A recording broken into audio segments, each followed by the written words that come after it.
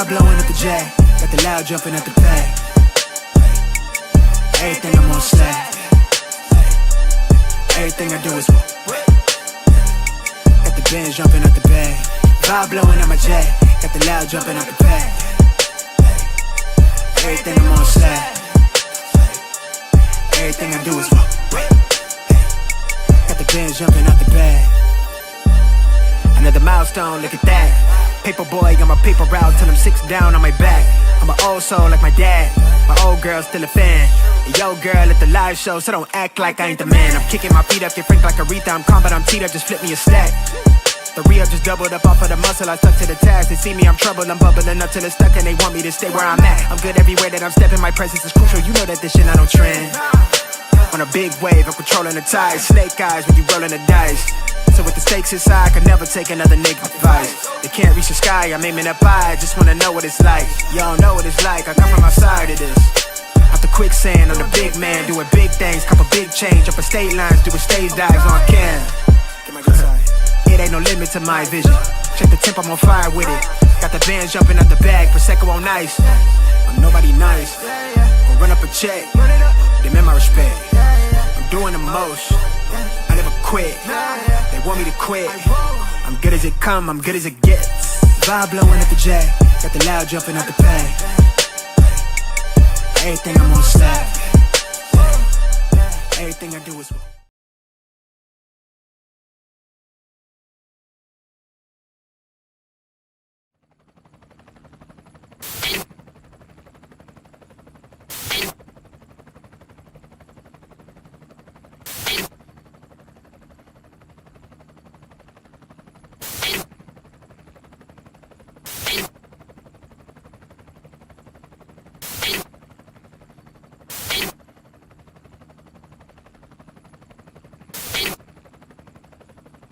and you're in the Desert Storm bunker with Hollywood CGA.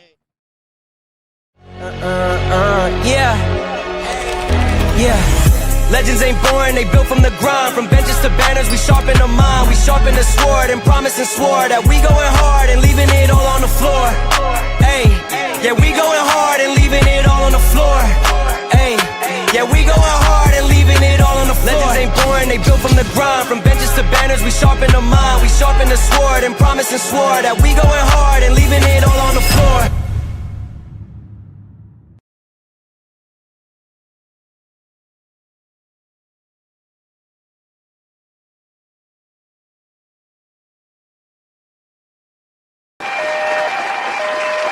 What's going on, everybody? It is Coach Greg Adams back in here with another YouTube live stream. Shout out to the Coach Gang. And that's you. For being in here, being involved, and being active on this YouTube channel. And welcome back to the internationally known and recognized symbol of YouTube and excellence and edutainment. It is the Boss Up Show, part of the Free Agent Lifestyle podcast here on the Free Agent Lifestyle channel. You in here with the Bruce Wayne of this ish, the King of Kings, the King of Content, and the Speaker of Truth, yours truly, the notorious one, aka Mr. Coach Alini, better known as the prognosticator, Coach Stradamus. And you're in the Desert Storm bunker with the villain, Hollywood CGA, also known as EWF. That is every woman's fantasy in the whole fucking show. I'm the CEO, Nigga of Fixes Binds LLC, the unbinder, the undebatable, the undisputed best entertainment here on YouTube. You can call me Senor Gregorio Graybeard. The ladies love to call me Mr. Your third leg was Third Leg phenomenal. Greg. Also the man with one trabajo. That is the ecclesiastical Mitch Slapper. You're looking at the anointed one. Acknowledge me. The founding father of the After Pill, the junior college sociologist, the Morpheus of the mating matrix, the chocolatey Confucius, the Black Moses, the deliverer, also known as the man that ecclesiastically walks in the spirit of Elijah. I'm the man with more nicknames than anyone in the game, but in case you forget those names, just call me Poppy Milo. Hentai CGA, the Lord of the Lings, Genghis CGA, Mr. James Bond, and how about Mr. Too Many Receipts? You're showing too many receipts, but in case you forget those names, you can call me CGA, see God Allah. And you're looking at the reigning, defending, the undisputed 14-time demonetized champion of YouTube. We got a great show for you lined up today.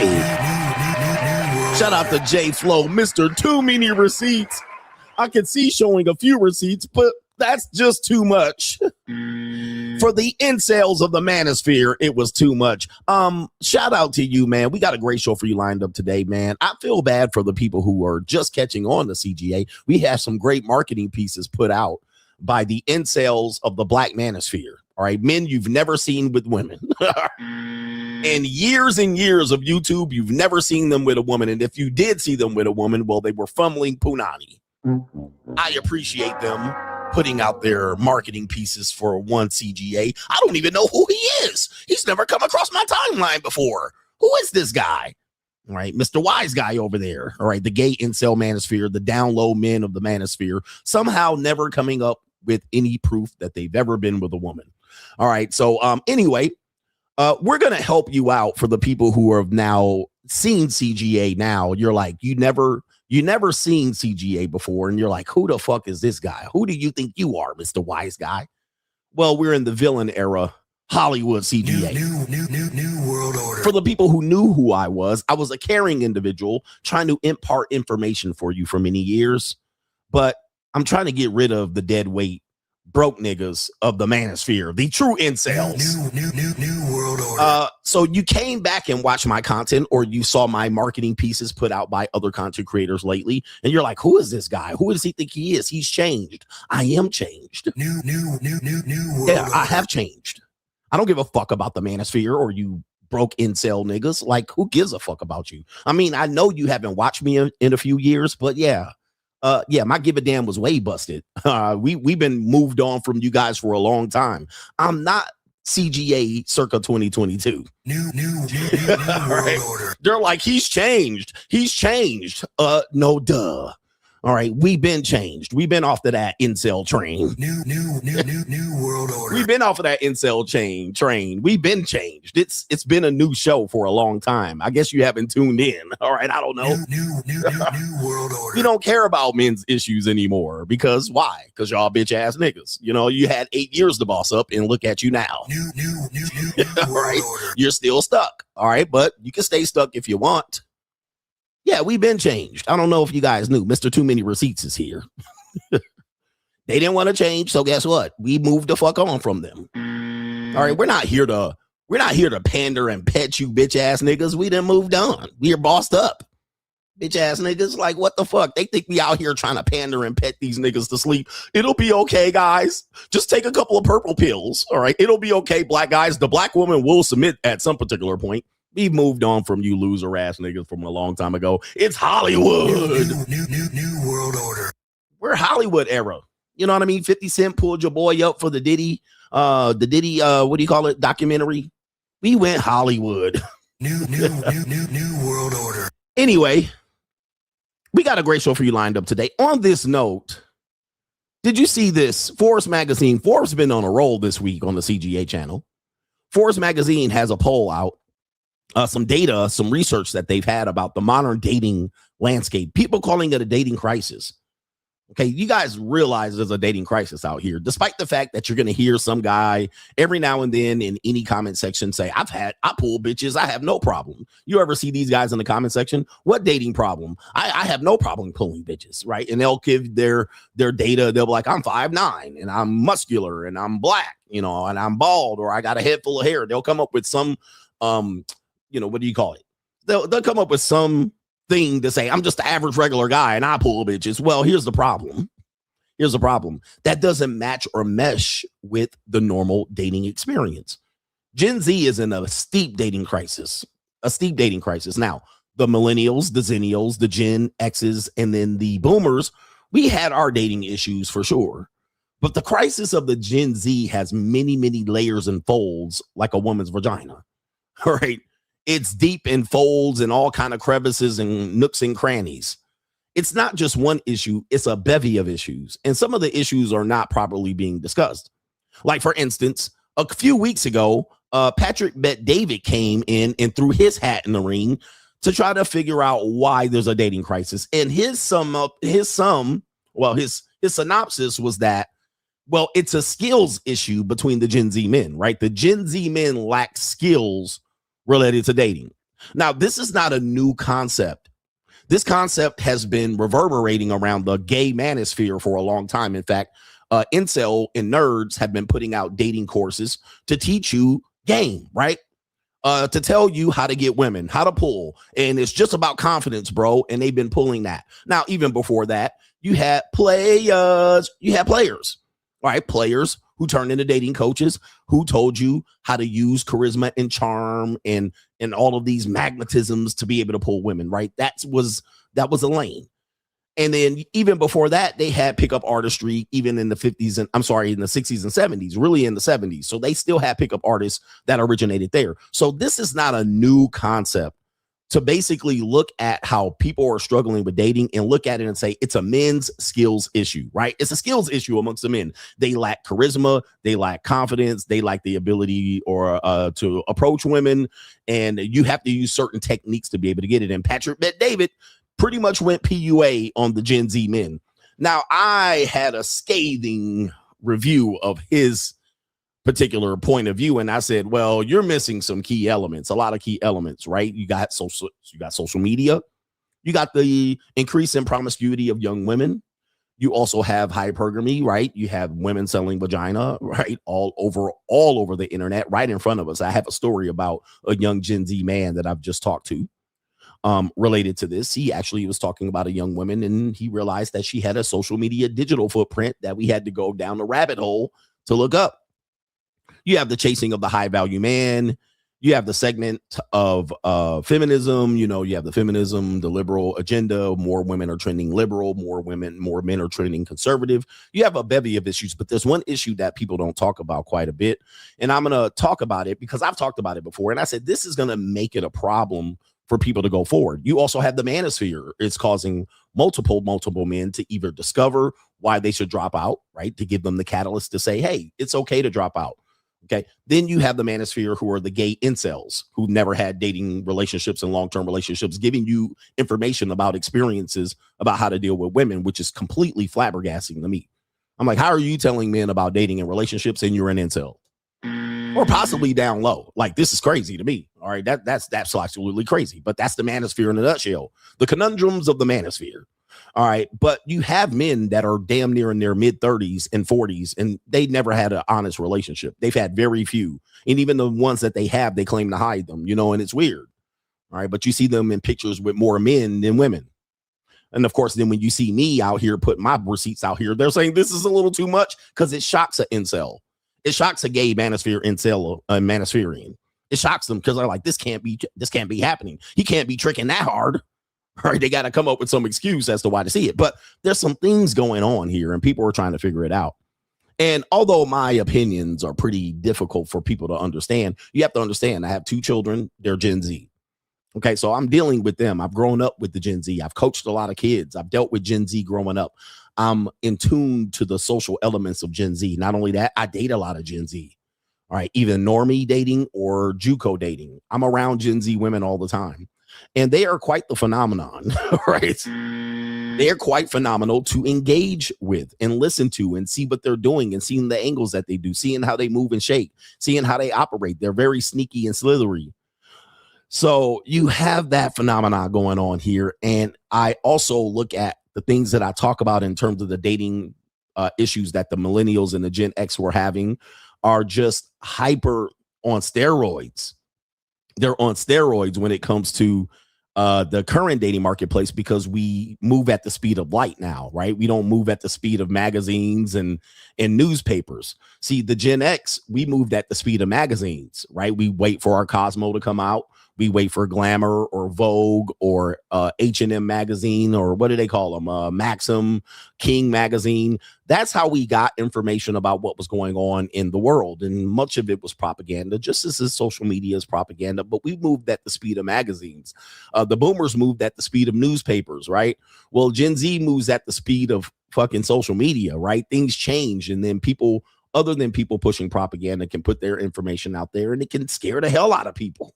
Right? It can scare the hell out of people. Like, whoa, is this what people are thinking out here? Well, I throw my towel in. I'm not getting involved at that. But of course, then people's ultimate solution to that is just go touch grass.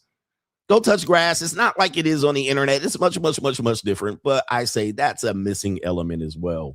But there's a key element as to why dating and relationships aren't taking off, and why, according to Forbes magazine's poll, we'll pull it up here just as a source of reference for the people who have short attention spans, because this is a long show. You have to actually be invested to watch this fucking show. All right, you can't be an incel clickbait. You know, we don't clickbait people over here and just watch for 5 minutes and see, the shit is going nowhere. Let me move on. You got to just sit back and relax, buckle your seatbelt, get a cup of coffee, man, get a spot of tea, and relax and be invested in this show, because you're going to learn something from a man with experience. One of the only men in the gay manosphere, that has anything. Well, I'm not a part of the manosphere, all right, but part of the men's issues that are going to tell you the real with experience. All right, this is just experience talking. We're telling you, I got feet to the street. I'm a foot soldier. I'm outside. I'm touching grass. I'm traveling the world. I've been around the world, and All right, I'm going to tell you what's going on, man. And it's not looking good, according to my predictions. It is not looking good. I'm going to connect the dots. I'm going to tell you, man, it ain't getting no better from here on out. There's no hope. Hope is the strategy at this point. You better buckle your Mickey Ficky seatbelt. You better buckle your seatbelt. There's one issue that is really throwing a monkey wrench in the ability of Gen Z to get together and dating. I wonder if you know what it is. If you've listened to me for a long time, consistently, you probably can guess what it is. If you haven't listened to me, well, you might not know. But I'm going to tell you right now, man, this issue, because we're not fixing it, this issue is really throwing a monkey wrench in the Gen Z's dating preparation here. Oh, by the way, I was showing you right here some evidence here, according to Forbes magazine.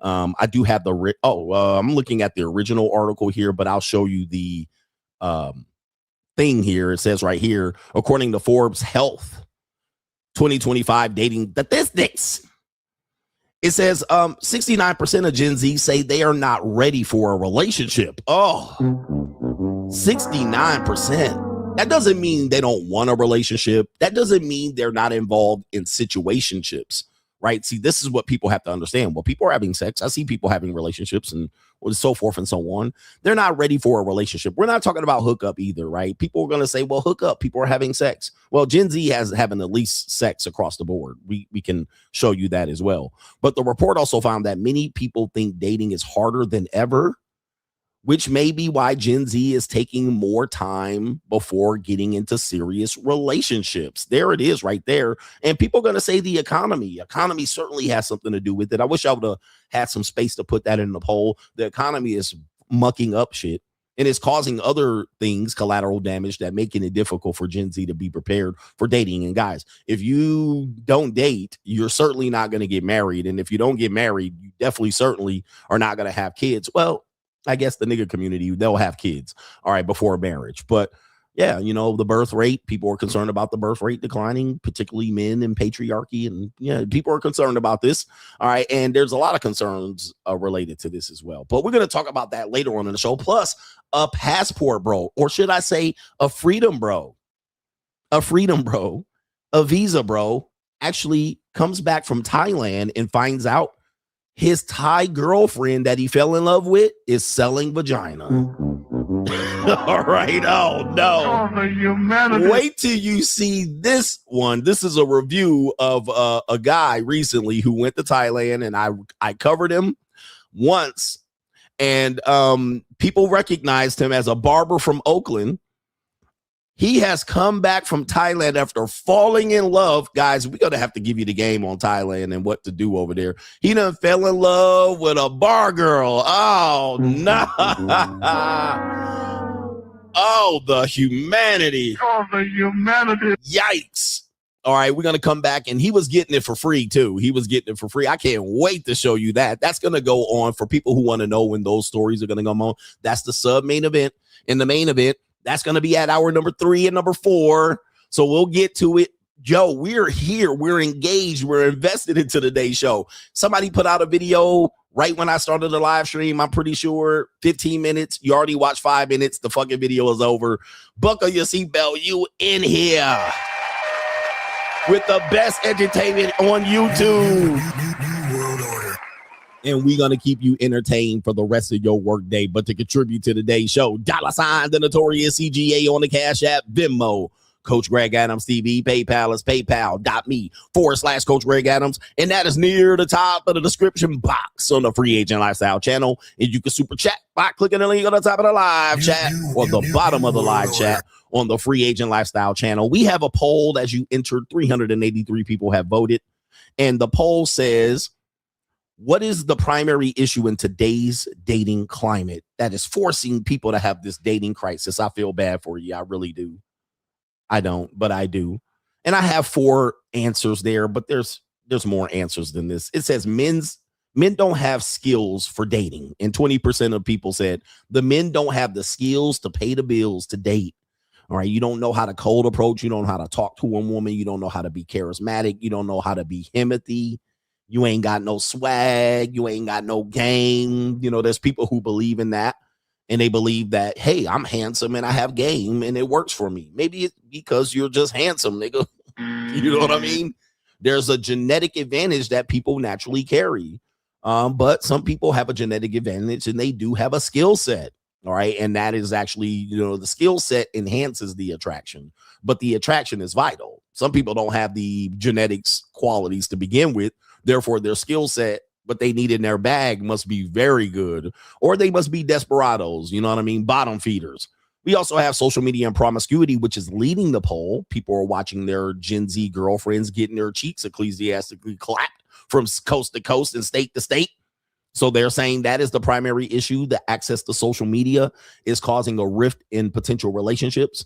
We have hypergamy, women selling vagina or targeting high value men, comes in 3rd. And feminism comes in 2nd. All right. It was trailing. It was last time I looked, but now it's number 2. Thank you for your votes right there. Interesting result. But I'm going to end the poll right now because we got to get to the earlier contributors to today's content and show. And also do me a favor. Just give me the likes or pass a scroll. Mugga. We got that, man. Do me a favor if you can't contribute financially to today's show and you just don't have it in your pocket. You're a Gen Z man. You're just trying to figure out how to make it to the next day.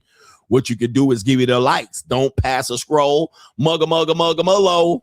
But I do want to acknowledge someone because he sent some support during the Kick stream on Monday night. And I have to acknowledge him because it took so long for me to acknowledge the brother through yesterday's show. So we got to give him some just due. And it is our brother Vaughn. All right, let's go ahead and give Vaughn another shout out because, my boy Vaughn dropped the bag. Apparently they were saying CGA don't get no super chats. Huh? What? Shout out to Vaughn for the 7.5 sponsorships. Let's ring the bell one more time for the people who missed it. Showing love, Vaughn. Let's ring him again. Acknowledge him. That's 2. He's going to get 8. Should be 8. Okay.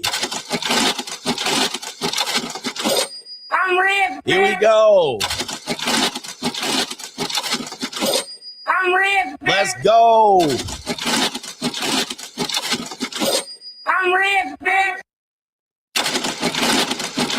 I lost count. Is that 6? Let's do more.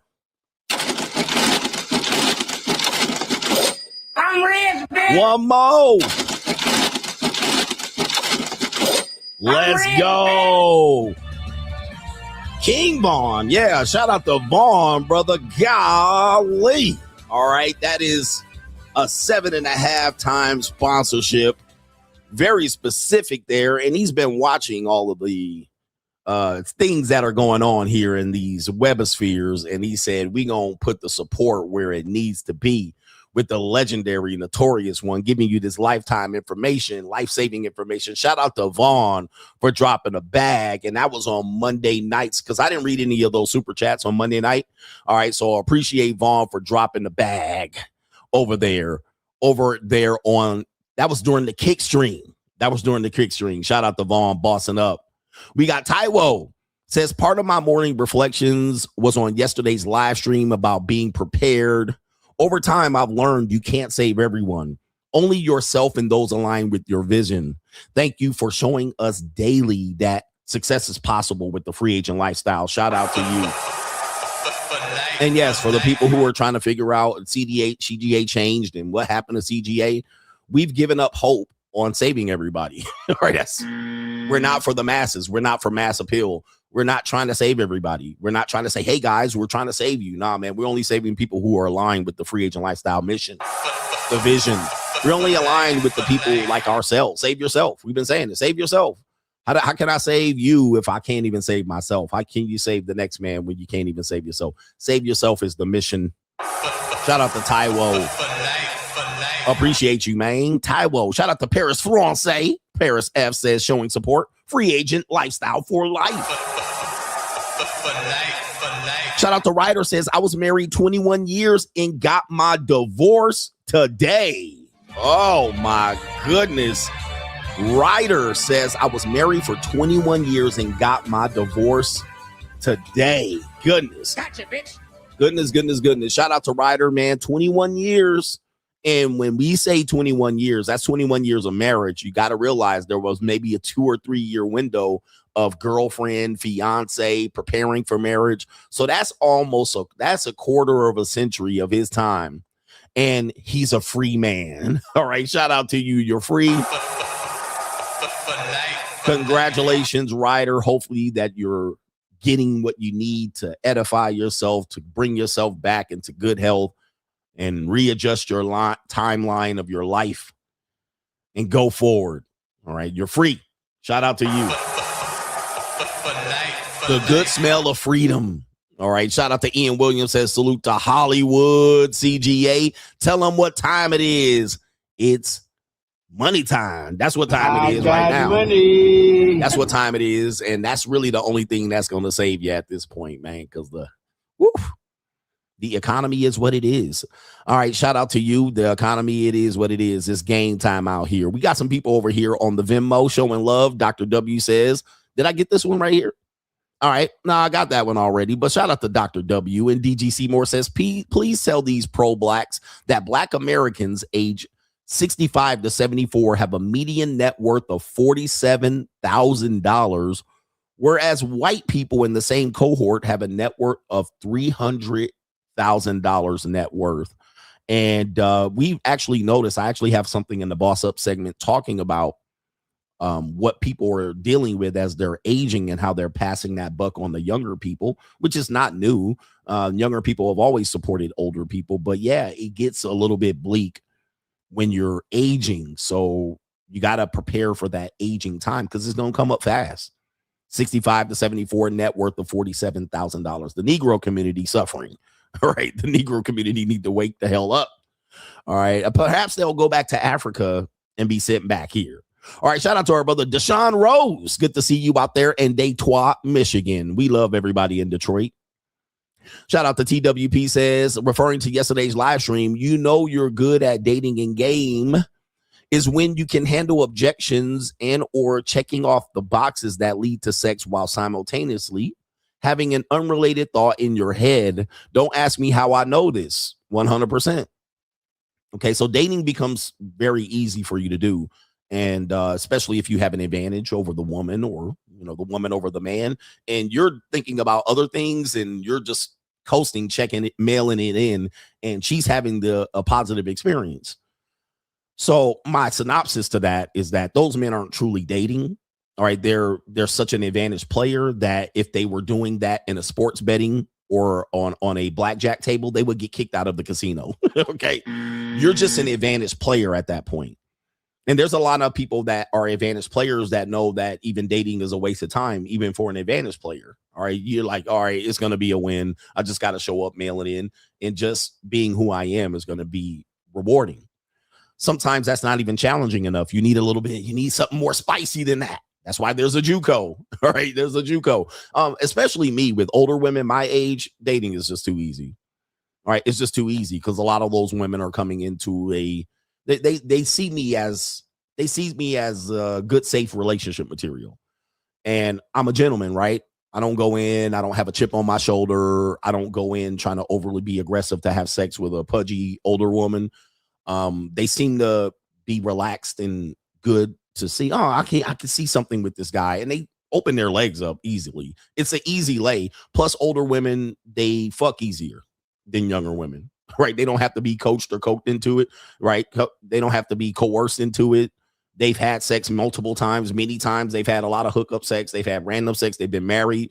They've been divorced twice. They already know how to fuck, right? So it's too easy. It's too easy. All you got to do is get them drunk and flirt with them just a little bit, and then they opening their legs. And all of a sudden, you're looking at cellulite and chunks and, chunks of globular fat and, tiger stripes on the belly and, soggy titties. It's just too easy. Like, dating women my age is a slam dunk. It's so easy that I don't even like to do it. It's like, this is just, I don't find it rewarding, I don't find it rewarding. Yep. All you see is roast beef, right? Roast beef hanging from the middle of their legs and, hanging labias and cesarean section scars. And yeah, I mean, gonna see their issues jump up. It's just too easy for me. So I don't look at it as a challenge. All I got to do is just, and by the way, for anybody that has ever gone over on my locals, because a lot of people are like, I'm not gonna go over there. I'm not paying for it. Okay, don't pay, nigga. I didn't ask you. All right, we got enough members over there. All right, but what'll happen is, and that's funny, the guy's telling me to apologize to another bitch ass nigga about a remark. But here I am talking about women and Arby's roast beef and cesarean section scars, and nobody's asking me to apologize. Proving my point about these manosphere guys. Y'all motherfuckers so sensitive. Look, I talk about women so much that, like, let me just say, I talk about so many women. I talk about women. I've been talking about women for years. You guys have been able to handle it. No women have jumped up here and made 8 fucking videos about the things that I've said about women. All right. No man have jumped up here and say, you need to apologize about them and their cesarean section scars. Not once. But guess what? Bitch ass niggas of the manosphere. As I said, men are the new women. As I said, men are the new women. Go fuck yourself, guys. Handle it, nigga. Handle it. Handle it. Fuck. Look at Ladyface. He says exactly, coach on point. All this shit I say about women, y'all laughing and sniggling. I say one thing about a man, y'all niggas, he need to apologize. That was too low. Got the what? No women, there's women watching me. They're not telling me you need to apologize about the cesarean section scar remarks. You guys are so gay. You men are so gay and sensitive. God damn. And that's why I don't fuck with these guys. Exactly why.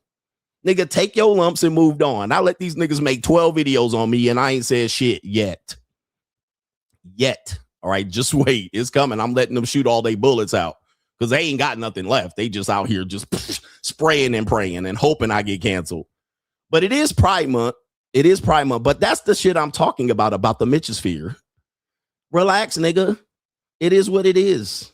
You don't hear me telling them they need to apologize about what they said about me. It is what it is. It comes with the territory. It's Hollywood CGA, nigga. New world order. These women been staying quiet about what I've been saying about them for years. They didn't go off and may go off on a tangent and he's doing this. Zesty ass manosphere. The zesty black manosphere. These down low, gay, zesty manosphere. These weak bitch ass niggas. Oh my Lord. You need to apologize. I ain't even apologizing for shit. I ain't apologizing for shit. Man up, be a man, crying ass nigga. And then they got me crying on the thumbnail. Proceed to cry all the whole fucking video. You should have you crying on the internet on the thumbnail. All right, anyway.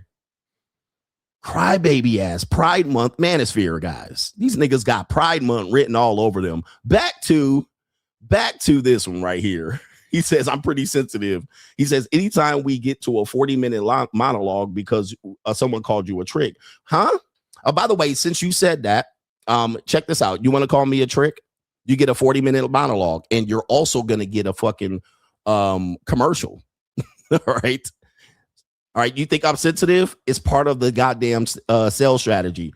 CoachGregAdams.locals.com. You can join at any time. We do a Sunday morning live stream about men calling me tricks. And we teach you how to operate at the JUCO. All right.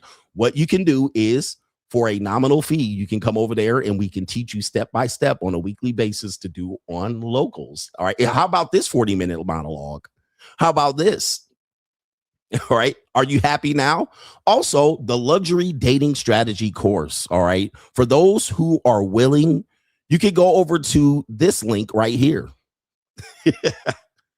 Okay. You could go to this link right here.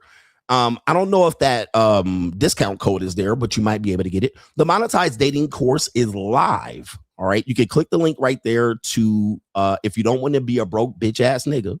All right. For the brokies, this is not for you. Brokies, this is not for you. All right. This is not for you guys. All right. This is for the winners in life. All right. This for the losers, don't bother clicking the link because you don't have the money to afford it. All right. You don't have the money to afford it. So this is not for you. This is not for broke niggas and niggas that still live at home. These are not for the gayosphere, manosphere guys. These are for the winners. The numbers are on my side, by the way. All right.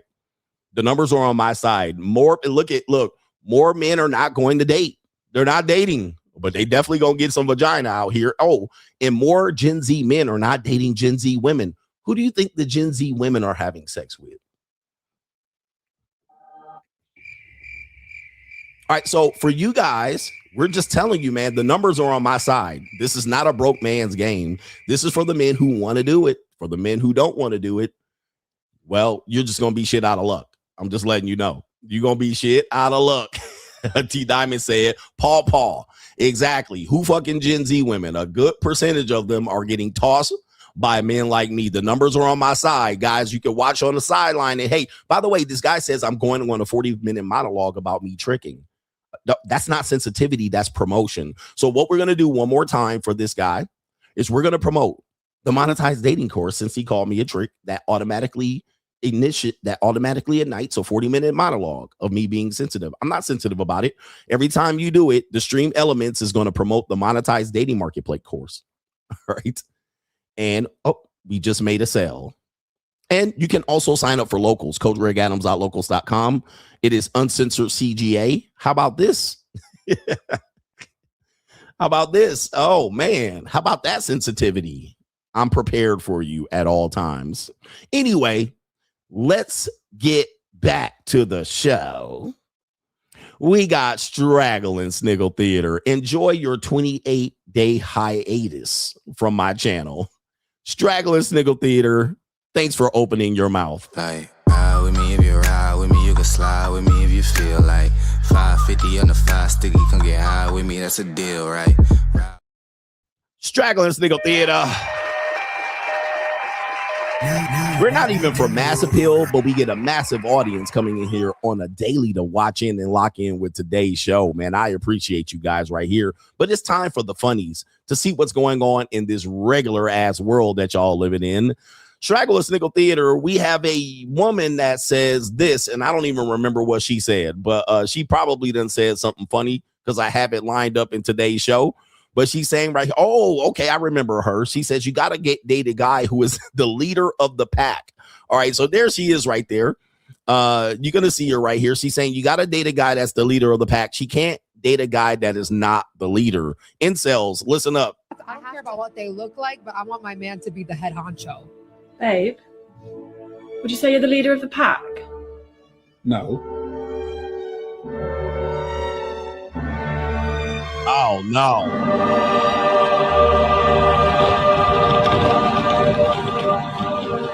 You're dating a guy, you meet as homeboys, and you realize, like, he ain't the leader of the pack. All right, so have you ever heard this one right here? This is one of the things that when you're dealing with women and dating, okay, you know, this is what you have to understand. They're going to say that only these qualities matter. Well, I don't care about that. I just care about these qualities, and they'll simplify it. They'll say like, oh, I only care about this, and this. It's easy. But once you get invested in the relationship or dating going further, then the other things they require are going to show up. In fact, I've actually done a show where they said women have a list of about 300 characters, qualities that they look for in a man. Now, you're not going to realize it because you're trying to get through quality 1, 2, and 3. She's like, all you got to do is pay for a date, pull out a chair, and be respectful. Okay, and you're like, okay, I'll do it, and you'll pass the test. Then the next date, there's 3 or 4 more characters. And then the next date, then there's more and more and more. And as you get further into the relationship, then you realize there's more hurdles that you have to jump. So it's never simple. And I know men try to simplify it and women try to simplify it, but there's never that simple. They just unlock a new goalpost. Okay, cool. You bet those metrics. Here's a new goalpost. Kick it. Right? You're like, wow. So here's a goalpost. He said, I don't care how I like attractive men, but in his friend circle, he got to be the leader of the pack. All right, so here we go. I can't. I don't care about what they look like, but I want my man to be the head honcho. I want him to be the head honcho. And so this is where the social element comes in. This is where the shit test, we call this a shit test back in the day, where in the relationship, she'll say, well, how come you haven't introduced me to all of your friends? Now, if you're not the leader of the pack of your friends, if you're like the underling or the underboss, or you're the one of the lemmings, you already know that if you bring your girl into your friend circle, well, somebody's going to take your girl, or somebody might son you in front of your girl, right? Somebody might put you in a headlock and give you a noogie, or they might give you the purple nurple, or they might tell you that, you stole their swag, or you ain't got no game, or you a bitch. You might get sunned in front of her. And part of that, her wanting to meet your social circle, is to see your hierarchy in your social circle. Are you the richest? Are you the poorest? Do you hang out with bums? Do you hang out with incel manosphereans? Is your homeboys look gay? Right? Are they thuggish, ruggish bone? Are they thuggish, ruggish bone? So that is one of the things that people don't realize. That's a massive obstacle shit test that is going to be in your dating. And if you just happen to get a woman that is highly attractive and you've outshot your league just a little bit, and you bring around your homeboys, gone. Damn, you the dude that they put the kick me sign on. Damn. She's like, I can't do it. I want the head honcho. I want the boss, El Primo, El Jefe. All right, I want the one, numero uno. All right. God dang, man. It's a cold, evil world out there, but good luck. All right. People are going to say that's not so. Not all women do that. Okay. We got Straggle, Snickle Theater. We got, what are your future wives doing when they go to the bathroom? What are your future wives going to the bathroom? Do you think they're just taking selfies and stuff like that? Maybe snorting lines of coca off the seal? Well, apparently we do have an idea. Okay. Oh my goodness. This is, what in the hell am I looking at right here? Where's my sound effect? What the hell? Oh my God, no way. This is somebody's daughter. There's your future wives, guys. There's your girlfriends. I don't know how. Oh my goodness. Yo. Hey, bro, come on now, dog.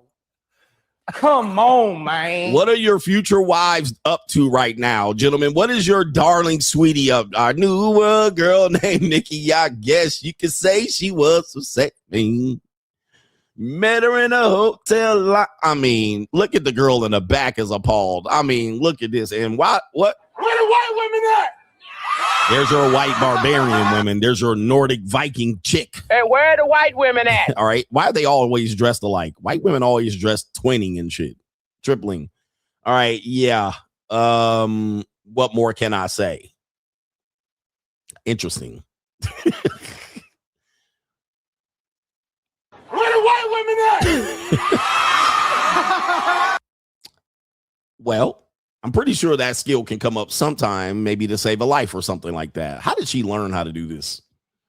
All right, we got Straggle, Snickle Theater. We got Caleb Hammer back on the show for the umpteenth time. We don't review Caleb Hammer's whole videos. By the way, I had a video taken down yesterday by. All right.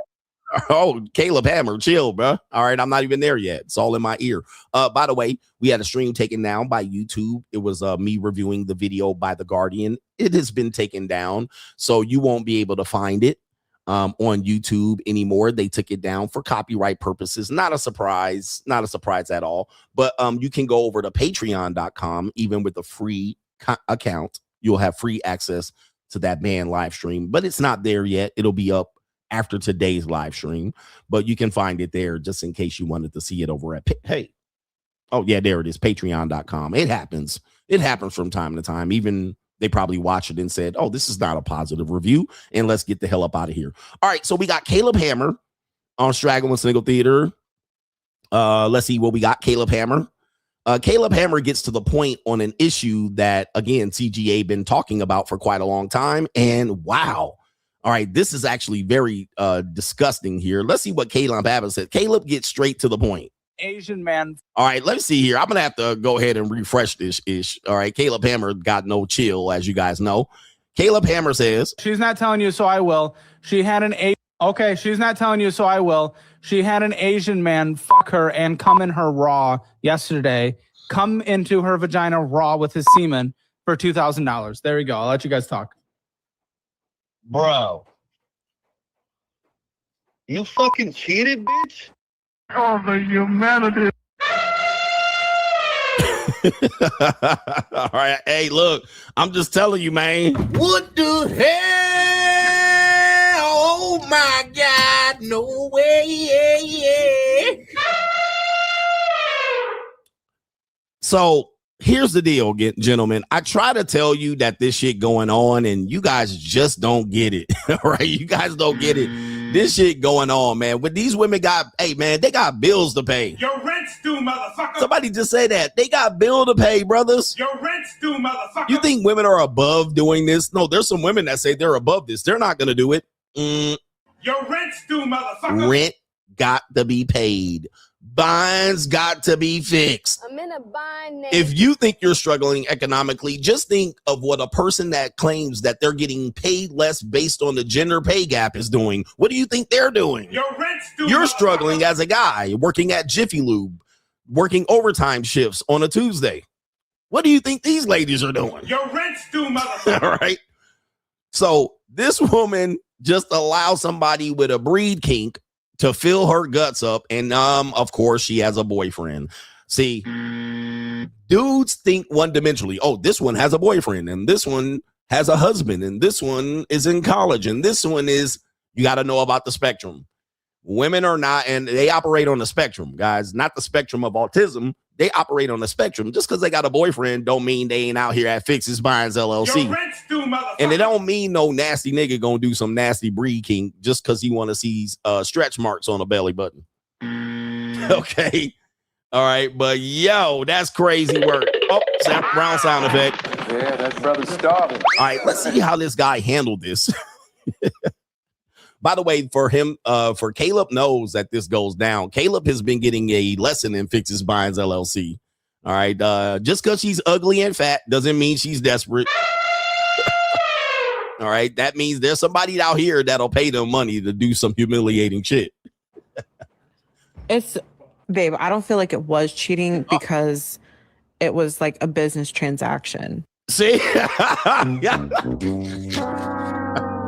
Brothers, y'all gonna be mad at me for a long time. Most of you guys know that I'm telling you the truth. A lot of guys just stuck in the past, and that's gonna be you. I told you that that's the excuse they're gonna use. It wasn't cheating. I had to pay rent. Your rent's due. It was transactional. It was monetized. It's not the same. Oh man, you guys gotta have the stomach. Do you have the stomach? Oh my goodness gracious. Ay. It was just a business transactional. You got to understand, I could not turn down the money. Get him, daddy. I could not turn down the money. Rent had to be paid, and I'm going 50-50. Whore, shame. Okay, she's not telling you, so I will. She had an Asian man fuck her and come in her raw yesterday. Come into her vagina raw with his semen for $2,000. There we go. I'll let you guys talk. Bro, you fucking cheated, bitch. Babe, I don't feel like it was cheating because it was like a business transaction. Shame. Yeah, man. It's now, if you're not on Fixes Binds LLC, you might think that this is a stretch. They're making this up. We have a problem in our world. And one of the problems that we have is that people no longer know what's real or fake. People no longer know what's real or fake. And I can see why you have that problem. I'm actually watching you guys suggest videos to me that are clearly AI. And I'm like, they're watching this in this AI. And I'm like, and then I look up and the AI account has 1 million followers. And I'm looking at it. I'm like, that's an AI video. That's not a real person, but the person is doing a real video or breakdown. And I'm like, hey, we're lost. Okay. So we're also living in a world where when you see something real, you think it's fake. In that instance, a lot of guys will be like, oh, that's not real. And I'm like, no, I actually experienced that quite a bit at Fixes Binds LLC. I actually see that all the time. Not only that, we've seen women, and I've dated women that do this, that work in prawn and OnlyFans. They actually say that and say, it's just a business thing. I don't like that. I'm actually don't like to be treated like that. I like intimacy. So I've seen it in real life.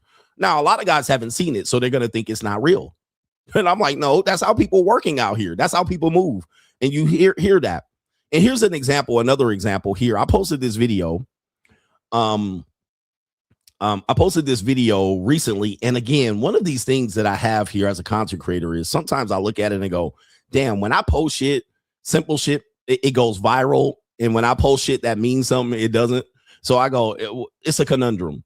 But I posted this video here on my Instagram. Now, anybody knows, and people were here, they saw this happen live. Now, there were people saying that I staged this. It's staged. Okay, what woman does this? All right. And I'm like, no, that's not staged. Why are people just recording you? It doesn't make sense. So they start going into this fight of it's not real. And I'm like, well, this was my birthday party. You know, then when you start explaining it, it doesn't make sense. Well, it was my birthday party. This was a portion of it. The whole birthday party was being recorded. All right. For people who were there, they saw it being recorded. The women knew they were recorded. They actually participated in the recording. I was recording myself. Multiple other people were recording me, but people they'll look at it and go, that gotta be fake. All right. You gotta have set that up. Hey girl, whisper in my ear. But that's the world we live in. So that now when you see something real, you can't see, you think it's fake. When you see something fake, you can't tell it's real. Okay. And that's the world we're living in right now. That is the world we're living in. And people like, I just don't see a woman doing that to you. And I'm like, well, that's your problem. It ain't mine, but that's Straggle and Snickle Theater. Let's get on with the rest of the show. We out. Like, ride with me if you ride with me, you can slide with me if you feel like 550 on the 5 sticky, come get high with me, that's a deal, right? And I'm going to tell you, nothing is going to get you rich overnight. Okay, you're going to have to build this particular well. So with that being said, I'm going to put this up here. Non-disclosure agreement. He says that has to be at least $5,000 in equipment, allegedly. Yes. Don't invest in your show. Your show will suffer. When I hit 300,000, of course, I was listening to you. If you train your mind and you apply and you actually study and level yourself up, oh yeah, you're going to get the money. But you have to be dedicated. You need multiple streams of income. This is a non-negotiable at this point. If you only have one income, if you lose that income, now where are you? Never had an emergency fund. Never. Because if you have the ability to save money in excess of your needs, then that money should be multiplying for you. What we do is we help with unified systems, your brand system, your web system, your data, and your operations. If you get into a situation where you were going to take a shortcut, this is when you're going to get scammed. Like you apply to a job and a day later, you got a rejection letter. Nobody read your resume. The AI rejected your resume. I have my cameras down here so that it's always behind everything else. One of the things that we definitely want to practice in picking these stocks, you definitely want to exercise patience. So if you're doing diligence on a stock and you don't have to buy it at that particular point in price.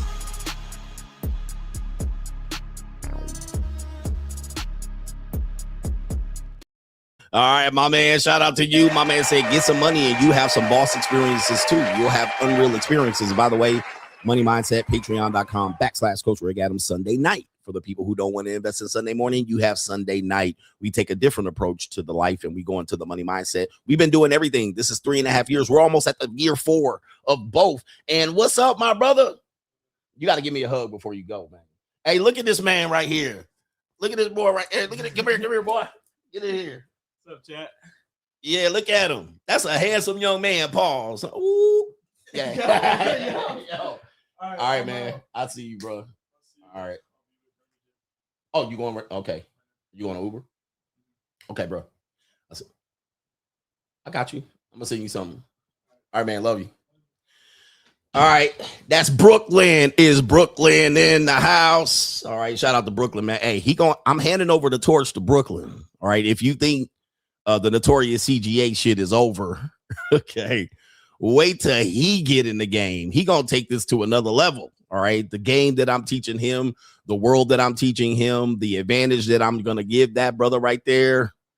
Okay, you think CGA is the monster? I'm gonna make him. He gonna make you forget about CGA. I'm unleashing the boy onto the world. Okay, shout out to him.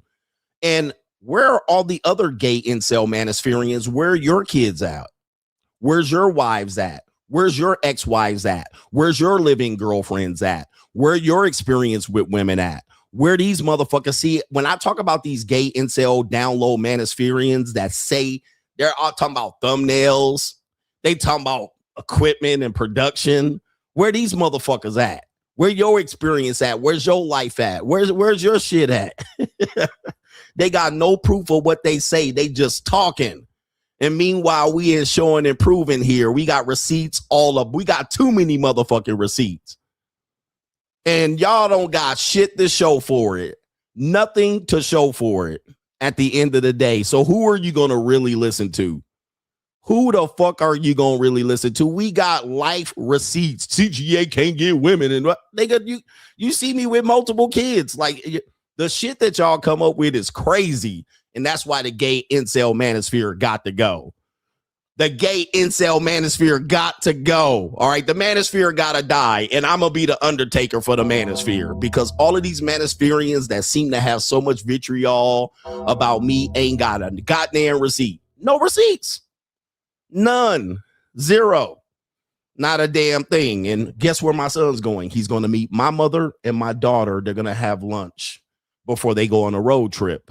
For those who want to know, y'all want to know too much, but you really don't want to know because y'all trying to find the holes in the story. But that's where it is. My boy's going to meet my daughter. They're going on a road trip. They're going on vacation together, and they're going to meet my mom beforehand because they're passing through town. If you really wanted to know, do you need to know all that information, nigga? Do y'all really need to know that information? Just say you winning. And somebody said even Andrew Wilson had to do a DNA test on his own kid. I tell y'all, man, the shit that y'all come up with, that some nigga got a better life than me and y'all measuring their life better than me. Andrew Wilson got a DNA test on his first child with Rachel Wilson. And he was married to another woman. Is this your fucking king? Is this your king? Huh? Is this your king? Is this your king? Oh my God. And by the way, both of my kids, not outside of marriage. My kids weren't had outside of marriage. My kids were had inside of marriage. My kids weren't the result of an affair. Woo! Is this your king? Huh? Sheesh. Is this your king? Damn, bro.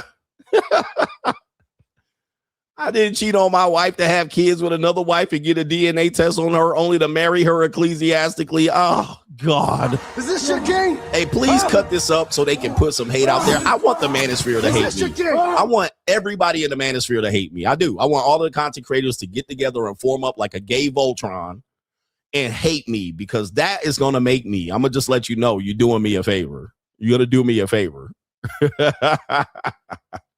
Is this your king? Huh? Is this your king? New world order. Let's go. New world order. New world order.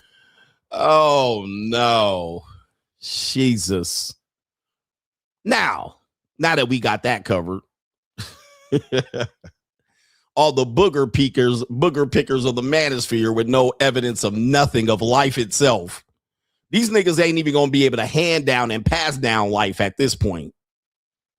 These niggas ain't gonna be able to hand down and pass down life at this point. Come on, man. New world order. He says, I'm wrong. I'm not wrong, but it's due to them being raised without fathers. I know, man. I know. New world order. Oh, this is Hollywood era of the CGA, man. We're not helping men no more. We're only helping the free agents. We don't give a fuck about the rest of the guys. New world order. The Hollywood era is here. Anyway. Dudes are like, God damn, what's wrong with this guy? All right, speaking of what's wrong with you, I was going to go to the super chats. That's what I was going to do. I owe some people some time here. All right, Wellesley says, it's been a long time. I should have left you. He says, shout out to you and for all that you do. Keep going strong and living life, coach. Shout out to you. Wellesley, man, a longtime Coach Gang member and supporter. Shout out to our brother Patrick says 99% of ODJ's published content is a black man putting out gossip slop like a woman. Any tangible life advice on how to succeed in life? Or is he just going to make a living making hit pieces? Well, that's what he's always done. So that's why I've never looked at his content. I'm like, I'm not into any gossip, but that's his lane. That's his lane. That's how he pays his rent. And I think I paid a portion of his rent in Poland. So, you know, you can't take them seriously. Those people are never to be taken seriously. And even the people who watch him don't take him seriously. Shout out to Daniel McGee says, shout out to my favorite African-American out here. Look at my African-American over here. Look at him. Are you the greatest? You know what I'm talking about? Yes, indeed. And we got some other supporters over here. Shout out to our brother Dennis says, fuck all the beef. He says, it's a beautiful thing to see a father and his son together, and you know the love and bond is real. Much love. Can you fake that? Oh, or did y'all think that was fake too? CGA staged that. All right. Shout out to Dennis as I staged my son showing fake love to me. Yeah, that's what it was. It wasn't that a beautiful thing, man. It's a beautiful thing to see that. And of course, you know, you gotta realize, man, that comes at a great cost. There was a lot of sacrifice that I made to be able to get to the era where my son considers his home with his father. He's on break here for summer from university, and this is his home. How many men can say in their adult life with their son that their son makes their home with the father? All right. How many men can say, oh yeah, the son lives with the father alone, all right, chooses to live with the father and is able to live with the father? Not many men can say that. In essence, CGA is winning in almost every fucking lane and category. It's too many receipts. Oh, I staged that. That's not my real son. Very few men have the ability to say, my child chooses to live with me. All right. Chooses even into, you know, his summer break with college. A lot of kids avoid their parent. I ain't going to live with my daddy. All right, man. Definitely says I am blessed. Yes, indeed. Shout out to him. And he's a good looking young man too. He's going to do well. It's going to be better than me. Oh, by the way, they always say your father is the only man in a son's life that wants the son to be better than him. And I do. All right. I wish every day that he is better than me in every category. All right. And Eddie Kirk, and I root for it. I want him to be better. All right. I want him to have a better life, a better outcome. I want to have a better life experience altogether. And your fathers are most of the time the only men on earth that want you to be better than them. You know, that's what you're seeing here in this gay manosphere spaces. There's a competition. You show a better life. They just don't want it. They're going to find, and they want to find the ways that you're not better instead of going, Shout out to our brother Mar B says, paying my dues for the daily listens. Keep it going. We're going to keep it going. And we got almost 1,500 people here in the first hour. So that means I'm going to keep it going. Shout out to Swarthy Wizard says, oh, that's Brooklyn. Thought it was RTM, my fault. Yeah, it wasn't him. All right, he is light-skinned, but looks better. All right, and we wish everybody good health and wealth and success in this life. Okay, let me check the PayPal and then the Venmo, and then we'll get on to the next segment, which is going to be the Boss Up segment with a little bit of funnies here. Some funny-ish that we need to report on this variety show. I can talk about a bunch of subjects, but people can't talk about, they talk about the same subject for 2 hours. It's crazy. But we got Kaylin in the building. Kaylin Ferguson says, for the few married couples today who will pay attention to the dating market, they better realize that they won't find another spouse if they choose to divorce their current mate. People aren't staying married decades anymore. This dating marketplace has to wake them up. And you're absolutely right, Kaylin.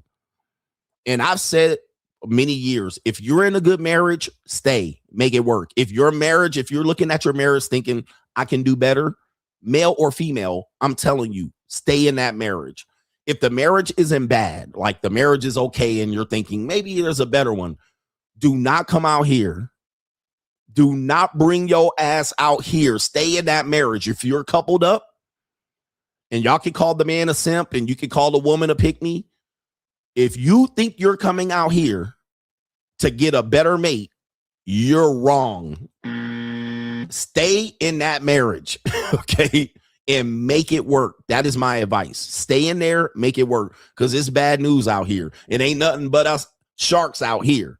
Don't think you're going to meet some dude in his 40s and late 30s and that he going to have his shit together, all right? Or he in his 50s and he looking to settle down out here. Do not bring your ass out here, and do not fall for the guy that you're fucking on the side, ladies. Or guys, the little chick that you fucking on the side, your little side chick, don't leave your wife for her. She a skeezer. All right. That skeezer is not going to be loyal to you. Stay in there with that soggy ass wife. Ladies, stay in there with that fat, pregnant looking ass nigga. Do not come out here. Do not come out here. Stay married. Make it work. You better fall in love or reignite the spark with your spouse. Kaylin has spoken. Kaylin has spoken.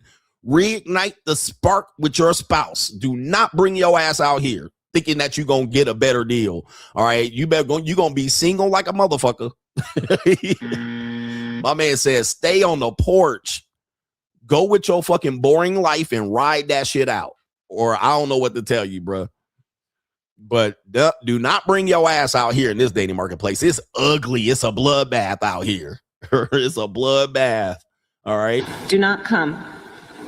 Do not come. I'm going to come. Yeah.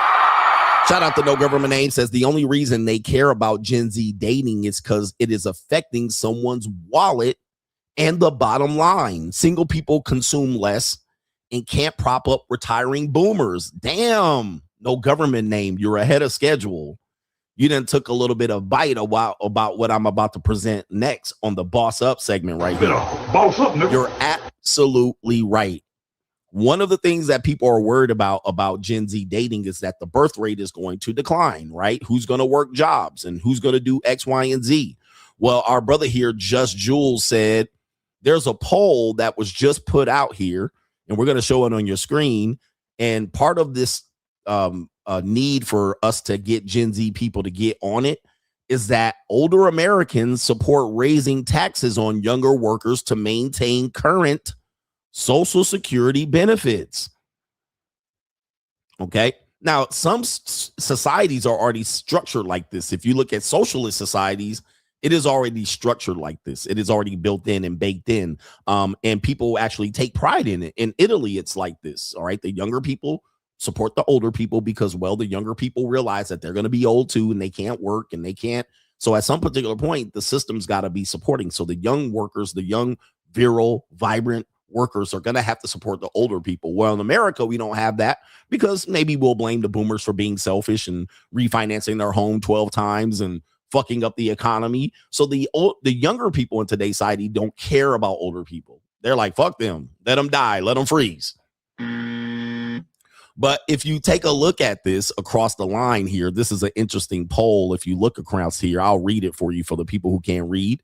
It says, which comes closer to your view? Social Security benefits should be protected for current retirees, even if that means higher taxes on younger workers, or younger workers should be protected from higher taxes, even if that means reducing benefits for current retirees. So on this, you see the lighter bar is going to be rather raise taxes to protect current retirees. All right, so they'll raise the taxes on younger people. That's going to be the lighter bar. Okay, and then cutting the benefits to protect the workers. So the younger people actually are split on this. Okay, and then as you get up into the, I would say the millennials, as you can see here, more of the millennials lean towards raising taxes on younger people to protect retirees.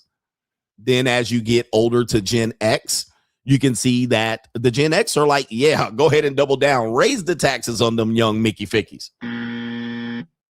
Raise the taxes on them. Fuck it, because we fixing to retire too. And then the next one is the lighter bar, is the older people. That will reflect more or less the boomers. I would say, well, that would be the older Gen Xers. I mean, it's kind of a mixed bag with the ages here. But the older Gen X's and the boomers are like, raise them taxes on the younger people. And of course, when you get to the boomers age and up, you definitely have a, yeah, raise the taxes on the young. What do you think about this? You know, as a person that is a Gen Z, or you're a millennial, or you're a zennial, you're just trying to survive. You're trying to survive out here. You already don't have enough money. How do you feel about the older Gen X and the boomers saying, raise the taxes to support the Social Security benefits? Like I said, in some cultures, this is already baked in. All right. I know this exists in Italy. Some people say Japan already this exists. We do have other cultures that pride themselves in taking care of the feeble and the weak, the older people and the kids. But our society is not like that. What do you think? What do you think about this one here? You know what? We'll put up a poll. All right. We'll put up a poll. All right. And we'll see where our audience is split. My demographic is typically high, peaking at 35 to 44. And then 45 to 54. And then last is going to be 18 to whatever that demographic is, 24. The gay incel manosphere high points. All right. Should we raise taxes of younger workers? Y'all don't have the money, bro, but it is what it is. Okay. Younger workers. And I say ways. I'm going to say yes or no. Pretty simple standard right there. We're going to see where you exist on the poll. Should we raise them taxes? I think the brother NGN made a point on that one, is that the older people are looking at it saying, well, if these people can't get off the ground, if they can't failure to launch, if they have a failure to launch, then who's going to support us? Who's going to support us? All right. Anyway, shout out to you. We got Fuck You Boss Up segment continuing. We got the Reverend Pastor Manning is here to impart some knowledge on us. You guys know about Pastor Manning. I believe he's out of New York City, somewhere around there. He's a black man. And he has this to say right here, saying, you cannot manage niggas. Okay. Let's see if we agree or disagree with this one. You cannot manage niggas. Let's let Pastor Manning go off. Niggas. You can't trust me. I've been working with them for 45 years. You can't manage niggas. You can't trust me. I've been working with them for 45 years. A nigga just ain't gonna do the right thing. He got an attitude about everything. Pastor Manning, he ain't for the black man. He against the black man. Then you got rap music. Damn.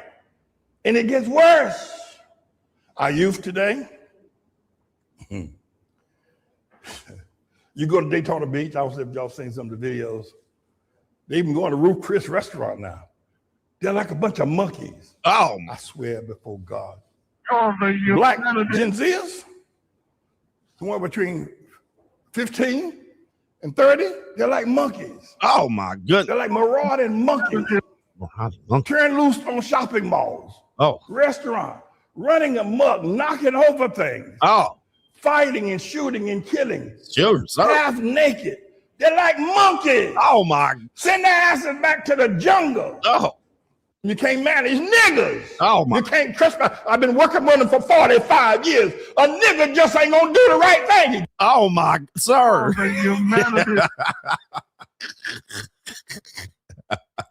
Sir, calm down here. What you're saying is true. I've realized this, and I said, yo, you can't manage these niggas. Niggas is gonna nig. All right, niggas is gonna nig. The real problem is niggerism. That's the real problem. All right.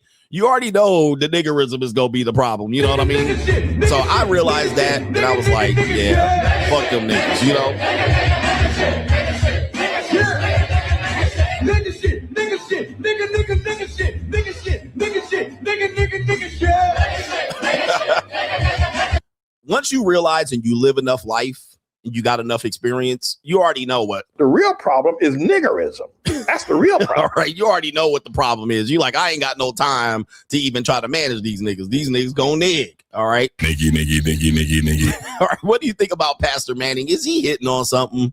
Or is he dead wrong? All right, let's take a look at the original poll that we just had. Should we raise taxes on younger workers? 78% says nope. All right, so there goes that. All right, the younger people ain't giving it up, older people. All right, they holding on to their money.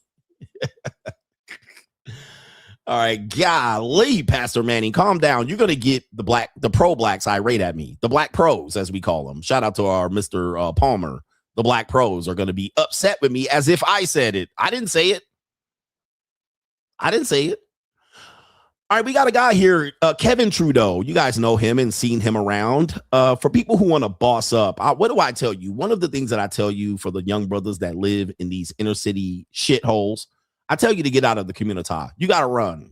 I mean, as early as you can. It ain't like you got to live today, but you got to put a plan together to get out of the community. The community has been abandoned. It has been left for dead. It's going to be gentrified. Get out. Like, don't stick around too long. Don't try to, build a community garden and do all that crazy shit about, sell potatoes on the weekend and sell hot plates and jerk chicken plates and shit like this. It ain't going to help. Okay, get out. You gotta leave. There's no other thing. And what we always tell you is your network is your network is your net worth. You have to be around people who are successful. Now, people will say, well, those are white people. And I'm gonna say that's not honestly true, although they make up the majority of people. And then if you want to move around successful people, yeah, the majority of them are going to be white. But there's also Middle Eastern people there. There's also Nigerians and Africans there. There's people from Egypt and Romania and Greece and Asia. There's successful people who move around successful people. And it's not a racial issue. It's a class issue at that point. Now, Kevin Trudeau is going to give you a piece of information that I've said it and you said I was wrong about it. But we're going to see what he says about associating with wealthy people. Here we go. Onassis, the richest man in the world at the time, back in the 60s, said that if he was flat broke, he would do one thing. And he said, and I learned this in the secret society. He goes, that one thing is I would go to physical locations, whether it was a restaurant or a club or something, where yacht club or something, where wealthy people are. And I would be in the same room with them. Don't have to meet anybody. Don't have to talk to anybody. He said, I would just be in the same physical space as wealthy people. And he said he learned this ritual from the secret societies when he was a part of them, because being in the same space of wealthy people means you are in the energy field of people who have big, expanded dreams. Aristotle Onassis. All right, so big, expanded dreams. All right, their dreams are not capped or limited. They don't have a chip on their shoulder or a level of insecurity. And what they're going to do is just being in the same room. This is like if you want to be a waiter, go be a waiter in an established community. Don't be a waiter at the IHOP. Okay.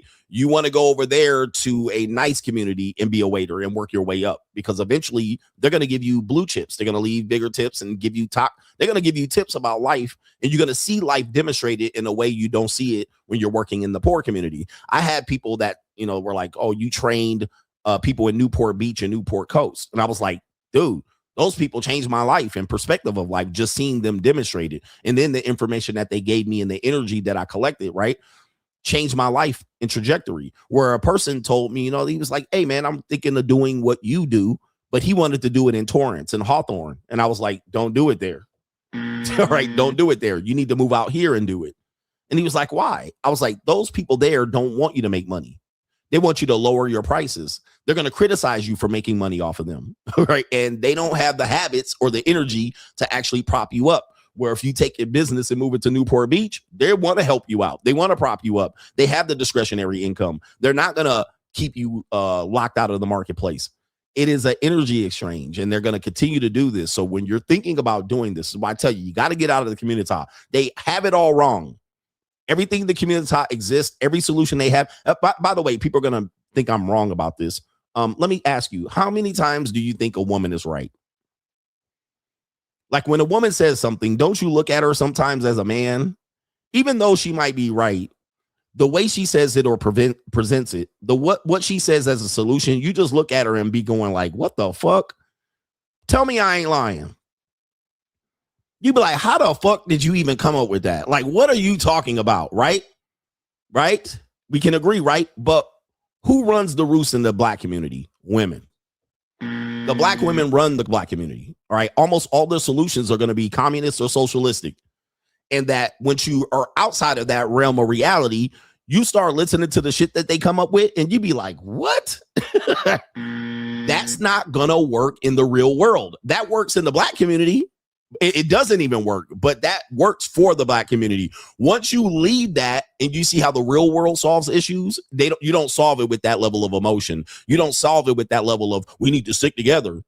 You have to literally leave that to realize that the solutions that they have in the black community are often going to be centered around matriarch or protection of the black woman or dead black men or deifying the black woman. All right, that's where the solution is going to be based. Right, deifying the black woman, meaning that the black woman who gets their son killed tragically doing some nigga shit, she's now a queen forever. Afeni Shakur. All right, Biggie's mom, King Vong's mom. All right, Carmelo Anthony's mama. All right, these are all things that you see in the socialistic, communistic black community. The deification of the dead Negro, and then how do they do that? They make money off the dead nigga. All right, so the black man is worth nothing until he's dead. You're nobody till somebody kills you. We only remember dead niggas. All right. Murals, Kevin Samuels, King Von, Tupac, Biggie, Carmelo Anthony. Well, Carmelo Anthony ain't dead. The nigga George Floyd, Martin Luther King, Malcolm X. Right. We only remember dead niggas. And that traces back. What's the other guy? He got killed in LA. Nipsey Hussle, Young Dolph. All right, we deified the dead nigga too. All right, so there's a lot of negative energy about that. And then we deified the black woman connected to the dead nigga. All right, you don't want this. You want to get away from this because the only way you can become somebody is when they kill you. All right, the only way the black woman can be deified is if her son gets killed. So these are very, very negative imageries. You know, you see these murals and paintings and shit like this, and you see this and you realize that this is a bad recipe for disaster. All right. So anyway, moving on with that, because a lot of people can't handle that level of truth. Although I just prevented multiple examples. They also hate on the successful people. So the people who are individualistic in their mindset, who want to set themselves apart, they hate them. But I'm just going to leave you with this. All right. They'll talk about dead Negroes forever. All right. They still talking about Tupac. They still talk about dead niggas. They'll talk about dead niggas till they blue in the face. All right, but when that guy was alive, they shit on him because successful people they're individualistic. So individualism does not exist in this particular community, which in the real world it does. Like Elon Musk is a trillionaire, but in the inside world, in that bubble, individualism is bad. So if you're not part of the community, then they ostracize you and they put hits on you and shit like this. But tell me I ain't lying. All right. Anyway, it's boss up time. I know that's too heavy for you. You guys want gossip and innuendo and you like drama. Y'all some bitch ass niggas like your mama that watch soap operas and shit like this. So maybe we'll get back to that. Just for you short attention energy span ass niggas. Right. Because, you know, y'all like drama. Y'all like beef. All right. And shit like that. All right, maybe we'll get back to that right now. We'll do a little bit of crime and law CGA. We'll go back to the gossip. That's why I put that at the part of the show. It lulls you to sleep a little bit. I get to drop some impart some knowledge on you niggas and then snap you out with some drama and gossip. You know, soap opera watching ass niggas. You know, Days of Our Lives, young and restless ass niggas. All right, so we'll get back to that. We'll add a motherfucker so that ignorant niggas hear me in the back. All right, we'll do that because I see y'all and left the stream a little bit. Y'all marched out of here. All right, so anyway, let's get into the crime and law.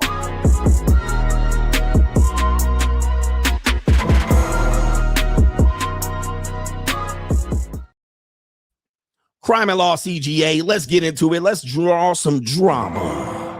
All right, Crime and Law CGA, we have allegedly a guy is claiming a strip club customer talks about a crazy scam. I don't know if this is real, but we'll report on it just in case any of you niggies get a blackmail attempt against you. For people who have your phone number, right? You order from an escort service or you go to a strip club or you have fun with a stripper and this happens to you. Let's listen to this FaceTime blackmail scam. Something that a husband and wife told me. A husband and wife customer that blew my mind because you need to be warned. Scammers are not fucking around out here. And I've heard some working in the strip club. I see a lot and I've seen a lot. But this guy comes in with his wife, right? And we're chopping it up. They're having a good time, enjoying the girls. They're throwing money. Everything's cool. Coolest couple in the world, right? But we start talking and I start talking about my content. He starts talking about something crazy and we're sharing crazy stories. And he's like, oh, yeah, we just came from the police station before we came here. You want to hear what happened? I'm like, yeah, I want to hear what happened. So him and his wife were watching a movie, right? Just chilling, watching a movie. And then he gets a FaceTime phone call. Okay. And he doesn't recognize the number. Okay. He's like, that's weird. And his wife's like, answer it as any wife would. Right. He answers the FaceTime call and it is somebody. Let's keep it G-rated. They're massaging themselves aggressively. And it's a woman. Right. And all right. So the woman was making macaroni and cheese. All right. That's what she was doing. She's just going to town making some cake batter. Right. And he gives the phone to his wife. He's like, babe, look at this. And then they're like, hello, what are you doing? Who are you? The video's not answering back. It's a pre-recorded video that somebody sent. They hang up the phone on him, right? Immediately, they start texting him, texting him weird messages. And then they send him a picture of a screenshot that the phone took. So it's a screenshot of this man's face when he just, opened the phone. And then a screenshot of that nasty, nasty video, right? Nasty. Now they send another screenshot. Wow. They had AI change this to a fucking picture that they had of a child. Oh. They had a child replace that screenshot so it looked like this man was looking at a bro. Like I was like, whoo? Imagine if his wife wasn't right next to him. Like what the They were threatening him in the messages, asking for money, of course, threatening to blackmail him, send it to all his family, his Facebook accounts. They somehow got his number, so they were threatening him by pretty much just sending it everywhere, right? Now, this happened to someone. This happened to a former NBA player, and he got extorted for this. Unfortunately, I don't know if that exact thing happened, but we do have to tell you guys and warn you if you get a FaceTime call and it is from someone you don't know, I don't even answer my phone, period. All right. I'm not a phone guy. All right. I only look at my Instagram and TikTok on my phone. All right. I don't do too much on my phone. So I text some 304s and some JUCOs. All right. But I don't be fucking around on my phone all the time. But, if I get a call that is an unknown, it doesn't get answered. Like there's a 0% chance. There's a 0% chance of me answering a call from an unknown phone number. Like if it's not saved in my phone, there's a 0% chance it's getting answered. That's number one. Number two, I'm barely going to answer it if you call me and I know you. So there's like a 50% chance if I know you when you call me. So that's that. That's even a text message. So, I don't even text and respond to people, only my kids. All right. That's the only people I respond fast to. Anybody else, nigga, I'll be like, it can wait. All right. It can wait. So there's that, number two. So just to impart some knowledge on you, never be curious. Never be that curious. Same as my doorbell. Nigga, you can ring the doorbell. That don't mean I got to answer it. All right. And then I can look. I look at my damn security screen and I'll be like, I ain't got to answer that shit. I go right back to sitting down. And you got to have this take in life because they're interrupting your flow. So just because they came to the door doesn't mean I have to answer it. Just because you call my phone doesn't mean I have to answer it or answer it immediately. Just because you text my phone doesn't mean I have to answer it immediately, if at all. That's you contacting me, nigga. I don't have to contact you. Right? I don't have to interrupt my day and open the fucking door. What? All right. I'll be like, I don't want to answer it right now. Come back another time.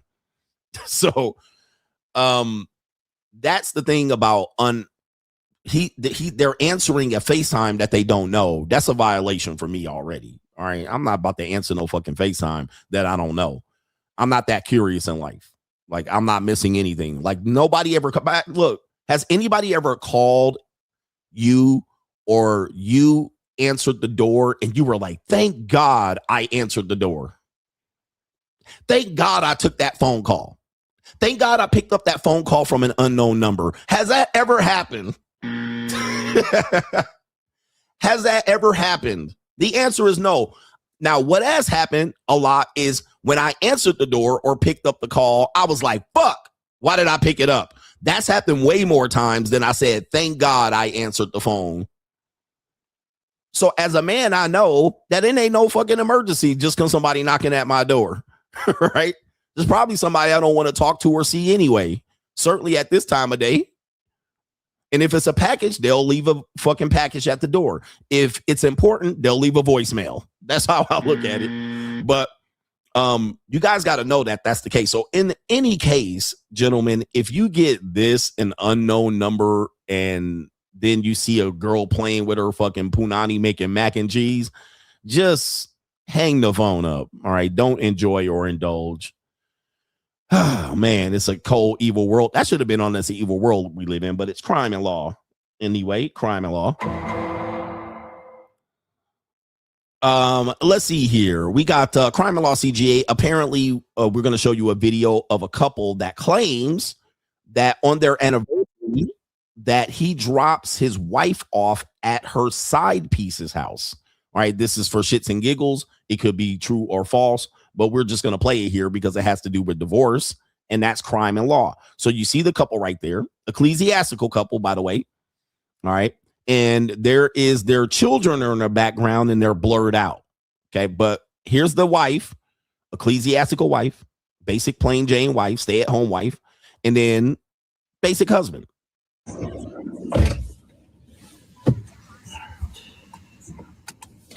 Dropping my wife off at her side piece's house, telling her I want a divorce for our anniversary. That is the conversation here. And anytime you see this cheat buster, there's an app that people are promoting saying that they catch people cheating. I don't know if it's real or authentic, but we'll play the video.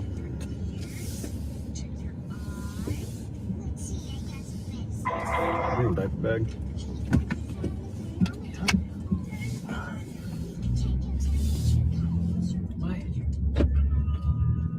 Guess we need it.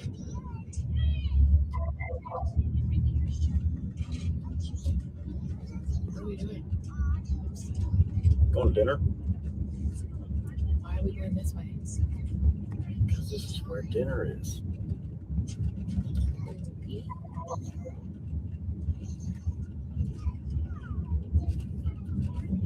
Where is dinner? Don't worry about it. I have a special dinner planned. Just let it be. Let go of control.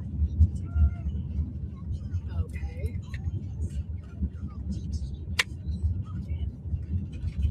All right.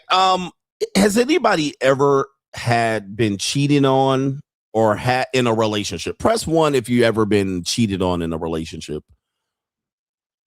Okay. Yeah, that little Tinder profile is fake. All right, cheat busters.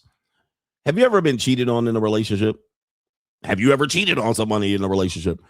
When you catch they ass cheating, you're going to think they're going to give up the ghost, right? You're going to think they're going to be like, yeah, you caught me. What you will find is much worse, no matter if you're a man or a woman in this situation, is the lies and the cover-ups of said cheating, right? They act like you just brand new and they play you like you boo-boo the fool and you done caught they ass red-handed. Now, that's what pisses you off the most. You ever been up this way? Really? Have you heard of that restaurant that's up here? No.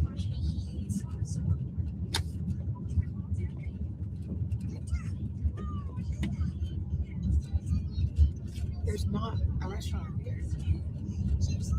It is. It's called Travis's. She know where that's going. All right. She know where she going. She know there's no restaurant up here, but you know, in this case, she knows that, yep, this is the way to my side dick's house. And there go the eyes right there. You know, it happens to the best of them. And she ain't gonna be gotcha, bitch. He pulling up in the driveway. He pull up in the driveway right there. And look, yeah. She's like, hey, wait a minute. How dare you? How dare you?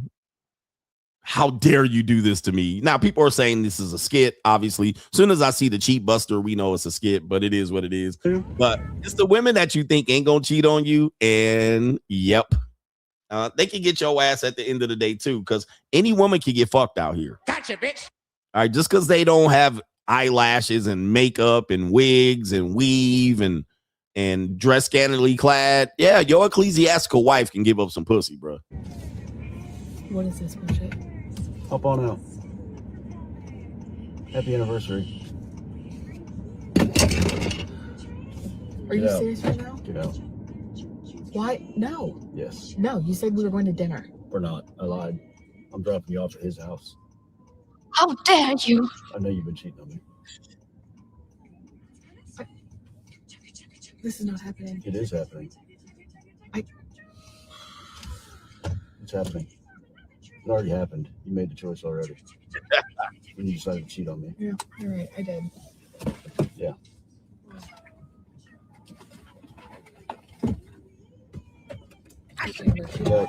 Last one.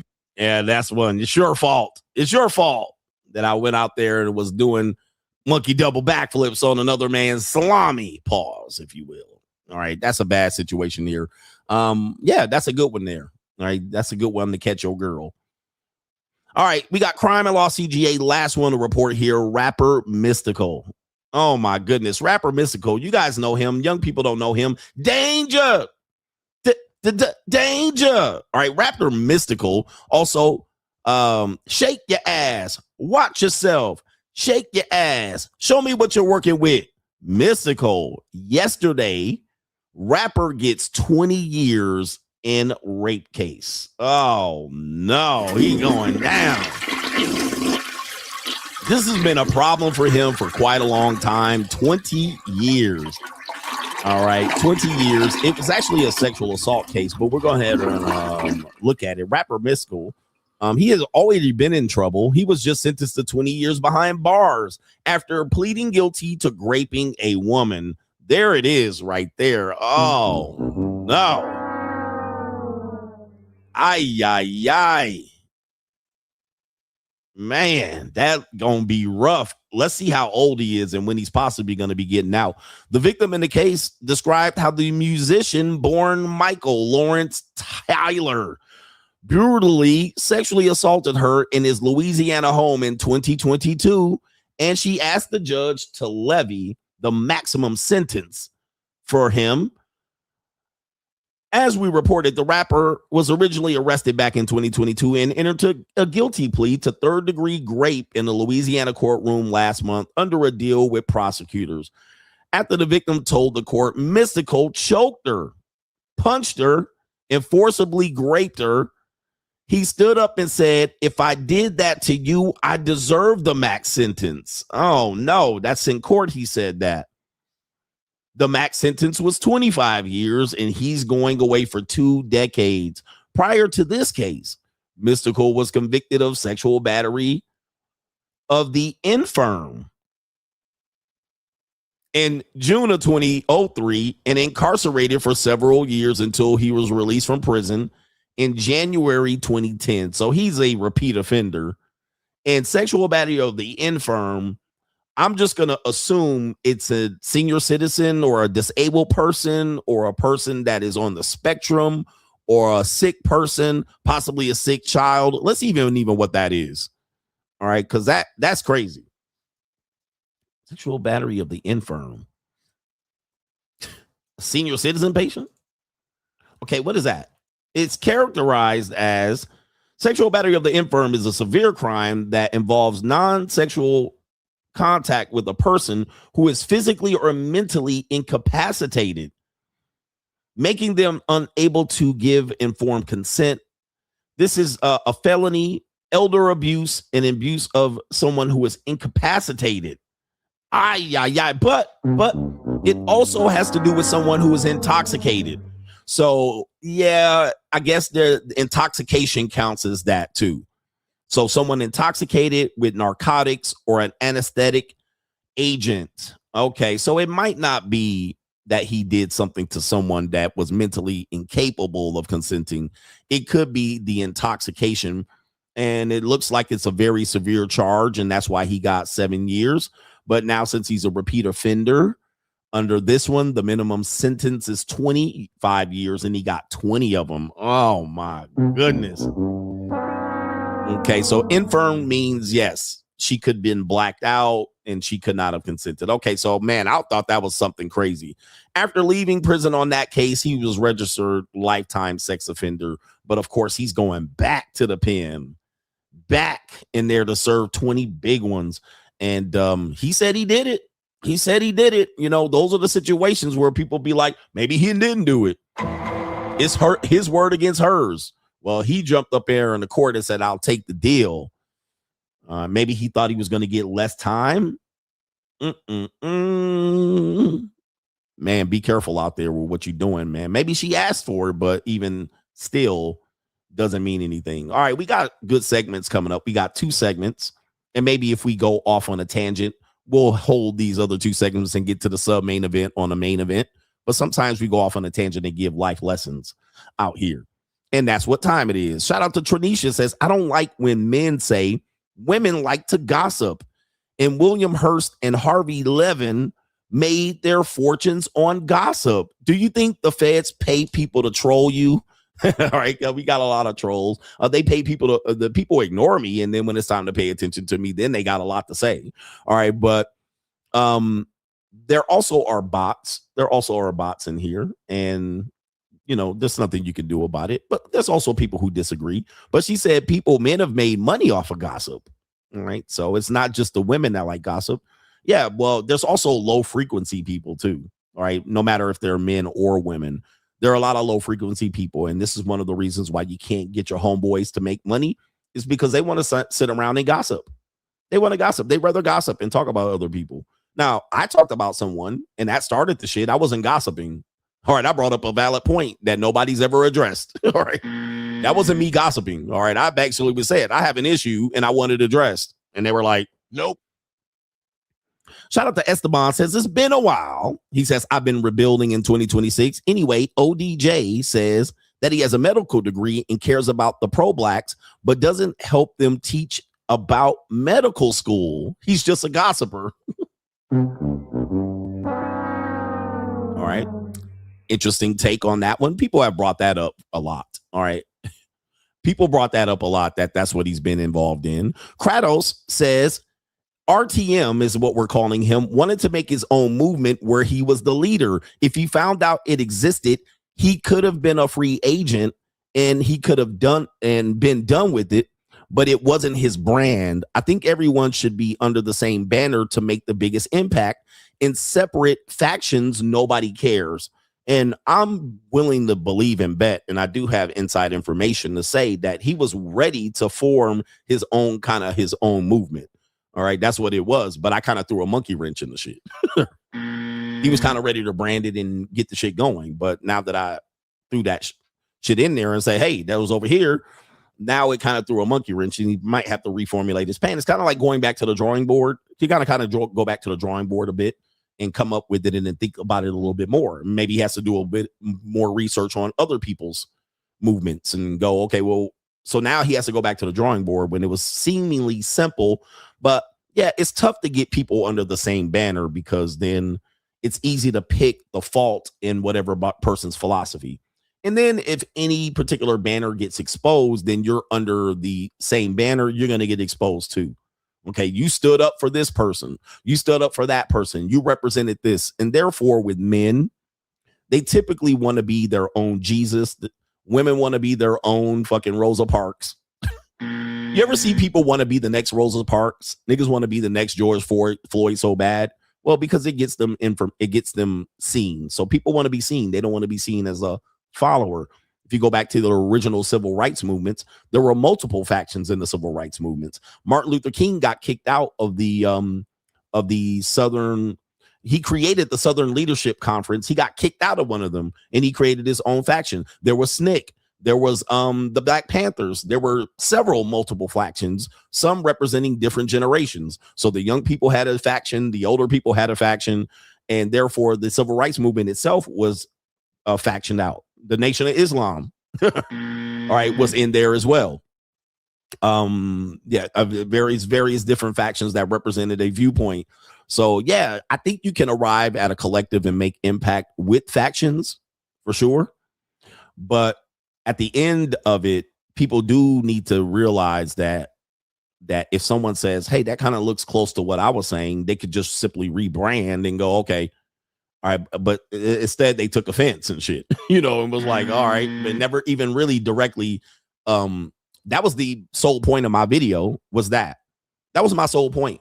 Now the video went on with me saying X, Y, and Z and this and that. Then the second video was a little bit more lethal, a little bit more ether.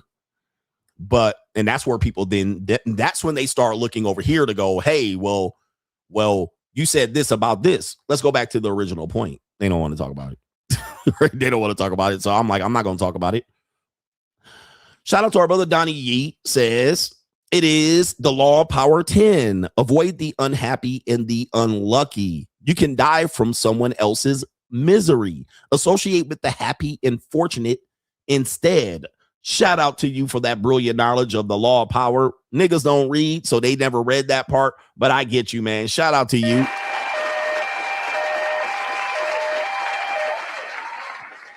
Also, if you look at it, I heard a brilliant video by a young lady talking about never let someone call you to your death.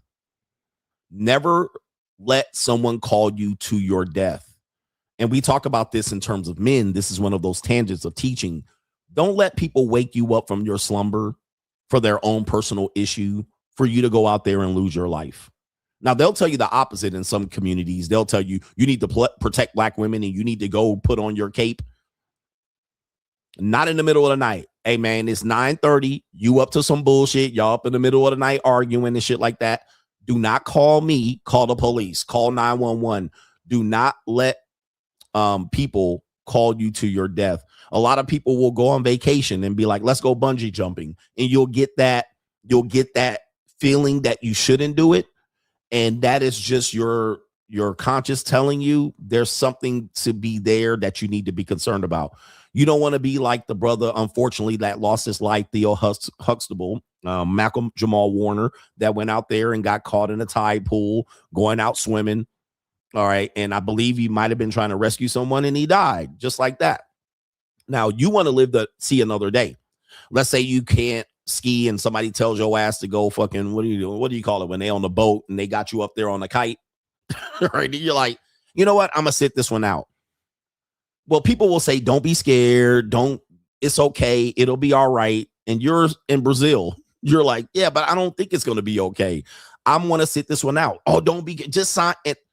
Then you go bungee jumping and they throw your ass off the side of the goddamn train tracks right to your death. Now, not to say that it will happen, but what did happen is you let people call you to your death. So you were saying that I don't want to die. I have a fear of dying. And then they tell you it'll be okay. And then you go ahead and do it. And then boom, you're in a helicopter crash and you dead. So you're like, damn. Now, when you halfway down about the guy going to the death spiral, you about to go into the death spiral, you can't call it back. You can't be like, oh shit. All right, let me just snap my fingers and then undo it. Now you're in the death. Now you're in the death spiral.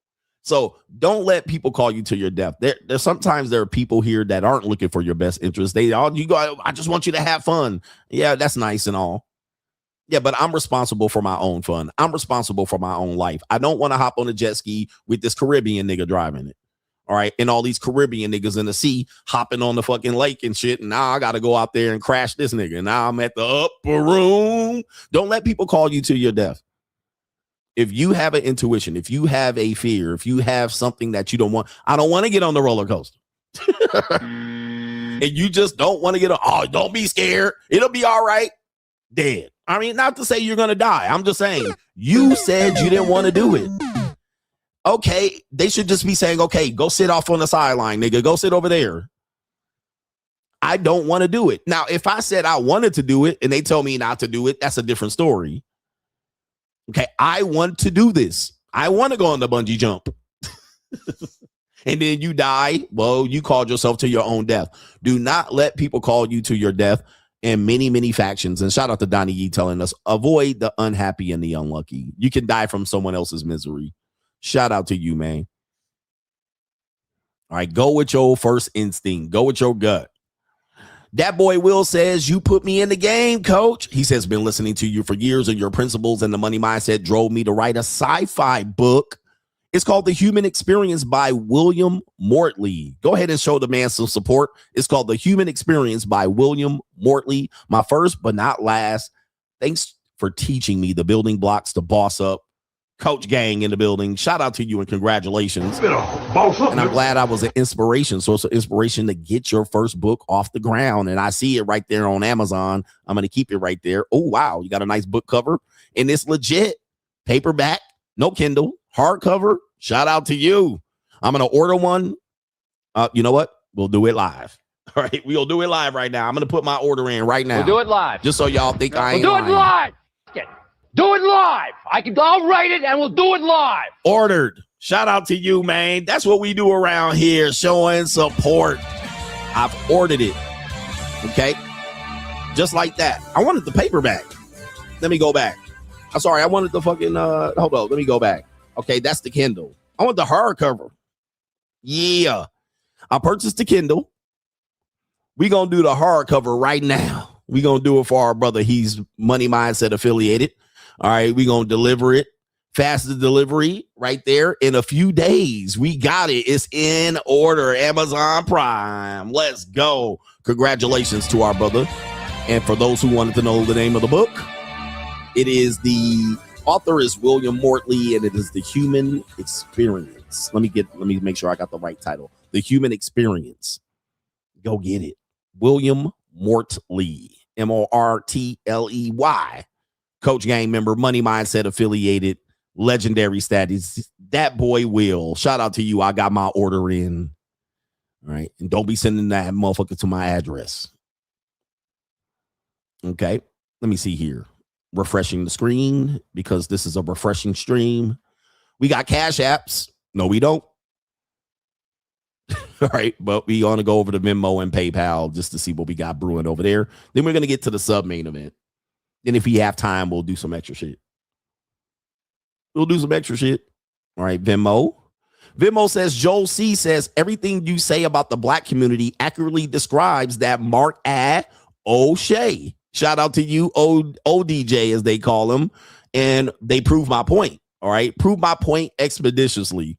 I was like, look how less they talked about me for 4 years. And now look at what they got to say now. All right. I'm like, proves my point. But it is what it is. You can't help everybody. You can't help every Negro. We don't need another Negro. Actually, Negroes are fine. All right. It's the niggas that has the problem here. We got some more part of the show. What should we do? What should we do next? All right. This segment, that segment I don't want to talk about. Maybe we'll move that over to the next show. Let's do this one here. We have a Freedom Bro, Visa Bro, who went to Thailand, by the way, 30 countries in, free agent lifestyle at 30 countries in. We might get to 45 maybe by the end of 2027. All right. But we got a passport bro or Freedom Bro. He ain't a free agent. Because if he was a free agent, he definitely wouldn't have got set up like this one right here. On It's an Evil World We Live In. This nigga got set up. It's an evil world we live in. This guy, I featured him previously on a post that he posted of him with a girlfriend in Thailand. Okay, who remembers this? All right. And this isn't the post because I can't find it. I went and looked at his channel or his Instagram and he just scrubbed it off just a little bit. But this is him in Thailand Shout out to the brothers that go over to Southeast Asia. It's a wonderful place over there, but what kind of fuck you give me? He went there and he was showing one of the women that he was with. Now, she was just woken up in bed. So, you know, her face was a little bit swollen. She didn't have her makeup or her eyelashes on, and her hair line was pushed back like Hulkamania. Who remembers this? It was funny as fuck. As a matter of fact, I might be able to bring up the video. My editor might have gone and clipped it for us. But it was funny as hell because I was like, these are the type of dudes that say they go to Thailand and they don't pay. I don't pay. I get it for free. And I'm like, these are the type of women that they get for free. Like, it's not the best quality of women. So let me see if I can quickly scan to see if I did a clip of it, because the shit was funny as hell. But we do have an update on him. And this is not to pick on him. This is us giving you some rules of how to survive when you become a passport bro or a free agent or a freedom bro. All right. We want you to have yourself in the best situation here so you don't get got. All right. Let me see. Did our brother clip this one? All right. Maybe he clipped it and I didn't put the video out, but the shit was funny as a motherfucker. All right. Let me see here.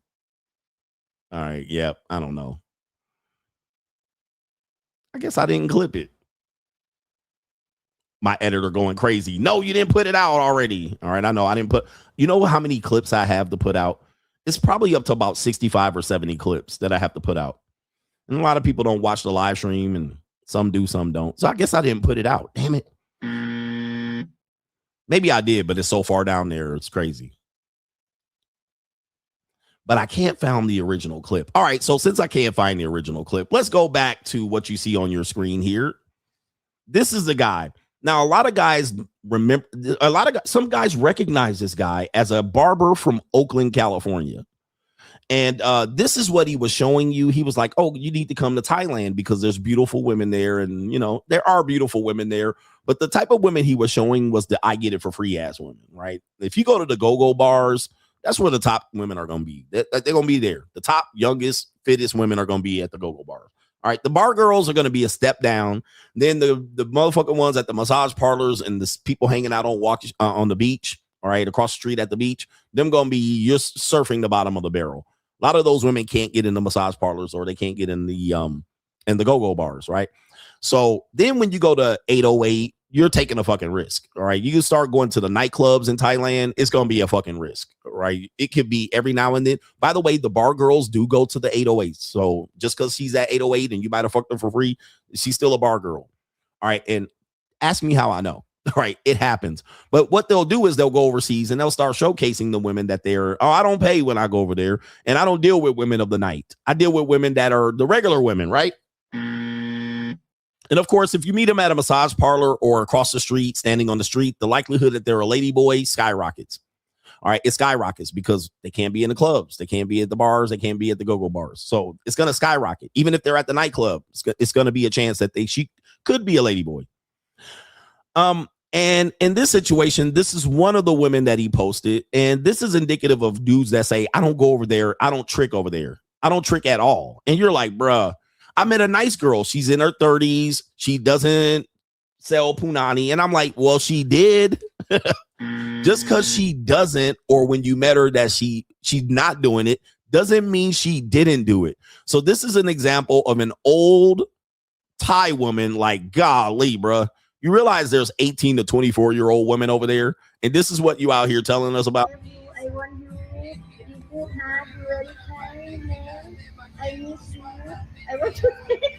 Right, you want the dick. Of course, she wants the dick. And these are some washed up. I mean, this is bottom of the barrel if you go to Thailand. Bottom of the barrel. I mean, this is bottom of the barrel if you're in Los Angeles.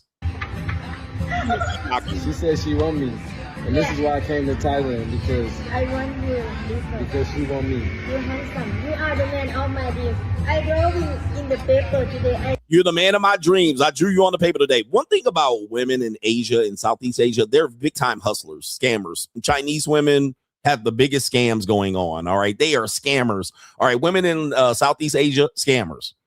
All right. They'll scam you. They'll be a man and won't even tell you. That is bad news out there. I draw the man of my dreams. If you Man of my dreams is you. All right. This is just the quick hustle, man. This is the quick, I need some money hustle. And that's you. Just the quick, send me that Western Union when you get back home. You the man of my dreams. Same note, beautiful, same operation note, same eyebrow, same. The same guy I drew today and dreamed of. It's you. Okay. And that's you. Yeah. So Andy has something to say. All right, so that was one of the women he featured, and I was like, ugh. All right, we want you to make sure that when you go over there as a passport bro, as a free agent, as a visa bro, to make sure that you put the skirts on that when you get there. What you need to do is you need to go ahead and get your meat fixed a lot. All right, do not go over there looking for a traditional woman or a traditional wife. You're going to get got in a variety of ways because these women know what to say. They're professionals.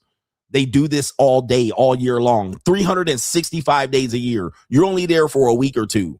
They do this every day, every boat load, every plane load, every bus load. They do this every day. And she's been doing it as a bar girl from when she came from Isan.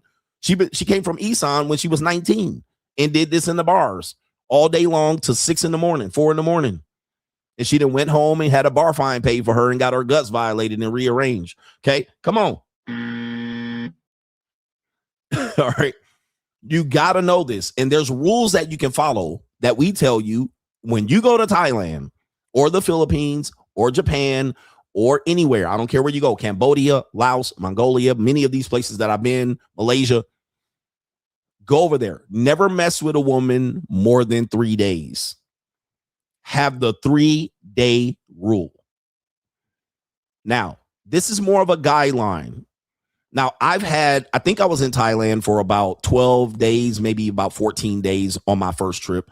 And I think I had one girl 3 days. All right. That was it. And then I knew 72-hour rule. All right. No mas. But it wasn't 3 consecutive days. It was 2 days. It was 1 day, then another day, then another day. They were spread out. But once you go past 3 days, even for her, it's a risk because emotions are emotions. We are human beings. No matter if she's a working girl, and that don't matter where you go, guys. This could be even at the JUCO in America. It doesn't matter. Once you go past 3 days, or we have the 6-week rule here. All right, it's just a guideline. Once you go past 6 months, I don't care what industry she was in. I don't care if she was a stripper. I don't care if she was a Mother Teresa. None. 6 weeks of sex and loving is going to throw you off balance and fool you. The nature will start to trick you. Same thing as you go to South America or Central America. Nature is going to trick you and words are going to start meaning something, especially if you're having raw sex and you're nutting in the woman and she's letting you lay in her and you laying in the wet spot. This is going to be a recipe for disaster. I don't care how much game you have. Not me, coach. I know she a working girl. I know she a church girl. I know she a Providence girl. I don't care what you say. It's going to start fucking with your brain. First sex you had was condom. Then she don't let you wear the condom. And then, damn, now you were not wearing the condom and coming inside her. You're thinking, I know the other guys don't nut in her. Okay, you're cuddling in bed. You're waking up in the morning. You're doing the ritual steps. Just to let you know, even the toughest man is going to get caught by this. Cleopatra had motherfucking Julius Caesar and to whoever the fuck you, Mark Antony, in a chokehold with that goddamn ecclesiastical Egyptian Punani. Okay, so you have to know this and protect yourself. Don't think that you're going to get to that point. It's kind of like when people get high. Oh, I could do a little bit of drugs. I'll be all right. I could drink 5 motherfucking hurricanes. I'll be all right. And then you get to the 5th hurricane and now you slurring your words. You done ordered too much K, 2C or Coca, and you done smoked up too much weed and took 20 milligrams of some edibles at the same time and you cook. There's no coming back. You can't get back to your rational brain. You got to come down off the high. You got to know that about yourself. Same thing as when you go over there. You got to know and follow the guidelines so you don't get got. Gotcha, bitch. Now, this is where we here teaching you here, because now let's take you to the next video. We have series of videos here of this guy here. Okay, let's go ahead and show you here the next video. This is a video says from him with the same girl. Actually, this is a different girl, but it's the same girl that we featured in the first one. So this is him with the other girl. Now, as you can see, she's a lot more dressed down. She doesn't have her makeup on, no lipstick, no lashes. Most Asian women in these working places, they wear lashes, right? There's no lashes. She got her hair slicked back. She's not working the bar today. She done took a 2-week break, and you covering her fucking expenses for it. And he says in this video, who said I love you first? Sheesh. Like, hey, you know, you used to be like, baby, do you love me? I'd be like, look, but now I be feeling like, baby, I love you. Hey, before when I asked, right? I said, hey, do you love me? He said, no, I don't. I like you. Hey. I say I like her because she said she'll be like, on the first day, you love me? I'd be like, look, love is a strong word. Baby, you do my bad later. What? You do me look bad later. No, you said you love me hella fast. He was like, I love you. Like, I'm just kidding. I was just kidding. So they're smart. She said that at some point he said that he said that he loved her. And then now he took it back. And she was like, you make me look bad. And he was like, no, you said it. And she was like, I was just kidding. So you see how this game is played. It's a tug of war. And we do this even in regular relationships here. So they both are in love with each other. They're in love with each other. He's in love with her, but he's trying to play pimping in the mackin'. And yeah, she asking like, wait a minute. She's asking this real quick. Let me see if I can get the sound effect. She said, American people ain't kind of fuck. All right. American people ain't kind of fuck. Love fuck, hate fuck, sex only fuck, break up fuck, make up fuck, drunk fuck, body fuck, pity fuck. you love me though. No, So you don't love me? I love you. My eyes first met. So he's a musician. She said, I love you. Okay, now, guys, if a woman over in the Southeast Asia says they love you, don't believe it. Now, that doesn't mean you can't go further with them. I'm just saying, don't believe it, bro. She done told a lot of motherfuckers that she love them. Okay, so now let's go to the next video here in relationship right here. It says right here, let me see here. We do have another video. Let's go to another video before we get to the main video here. Let me see what we got. Okay, we got where's the video at? Okay, who said the love first? We got that one. We have this one right here. It says help us keep the momentum. Help us keep the momentum. So let me go ahead and play this one right here.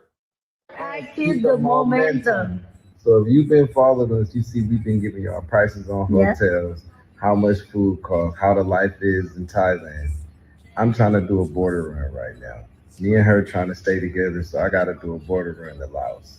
We got to keep up the momentum, keep promoting the music, and keep promoting the brand. If you want to help us, click the link in the bio. Click the link in the bio. Help I keep the momentum. Okay, so he's on extended vacation. It looks like he was there for 5 to 6 or 7 weeks, maybe more. All right. And he didn't fall in love because, guys, like we say, the guideline tells us no more than 3 days. This is why, a lot of people don't realize when you go over there, you got to fuck a lot of women. Like, let's say you're there for 2 weeks. That means 3-day guideline. That's 4 women minimum. Okay. That's 4 women. All right. Now, if you're just doing the everyday rotation or you're doing 2 or 3 a days, because sometimes I'm doing 2 or 3 a days over there.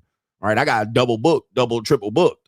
All right, so I'm busy with it. So my numbers are going skyrocketing. 12 times 12, nigga. All right, anyway.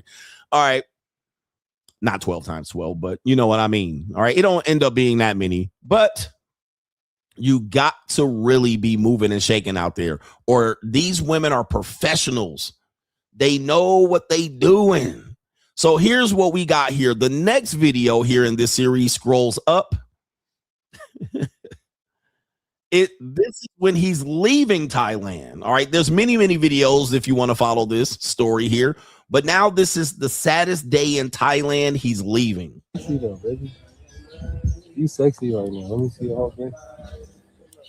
Let me get a kiss. This how sexy you is. Let me get a kiss. A real one. Can I get a real kiss? No, they looking. No, they looking. That was a real kiss, y'all. Look. Now, this woman is, look at her. She has done this about 50 times, man. And somebody's saying she's a 5, a 4, or a 3 compared to what you can get for $100. She definitely is a 5, 4, or a 3. I mean, it ain't even close. But she's been left like this. This woman is in her late 30s. She been left like this a lot. Train stations and motherfucking airports and hotel rooms and shit like this. She been there, done that. Been there, done that. You just the next nigga to hop back on the plane. Okay. And there's gonna be another dude somewhere else. Let's continue. Yeah, he like, bro, go over there and do that shit. He like, stop cleaning that motherfucking bike over here so much. It's too green. It's sexy though, baby. All right. So Dio, I'm sad you're leaving, dude. You know how many women in Asia were sad that I was leaving? All right. I've had a lot of women in Asia. When you come back, they texting me now. When you come back, same thing as Colombia, Costa Rica. When you come back. Now you got to realize Panama. Here's the thing with it. Now, people are going to say that these girls don't really like you. I kind of beg to differ. There is some connection there, but there's also a connection because there's a support system that's involved to it too. And their life is slow. Okay. So what we have to realize is when we leave them there, their life is slow. They don't have like 100 other guys. They have a guy here, a guy there. They got to be discretion. They get dogged out. A train ran on them. It gets boring. They get a sick buffalo. They go back and visit their parents. It gets slow for them. So it's not like it's all the time they're engaging with dudes.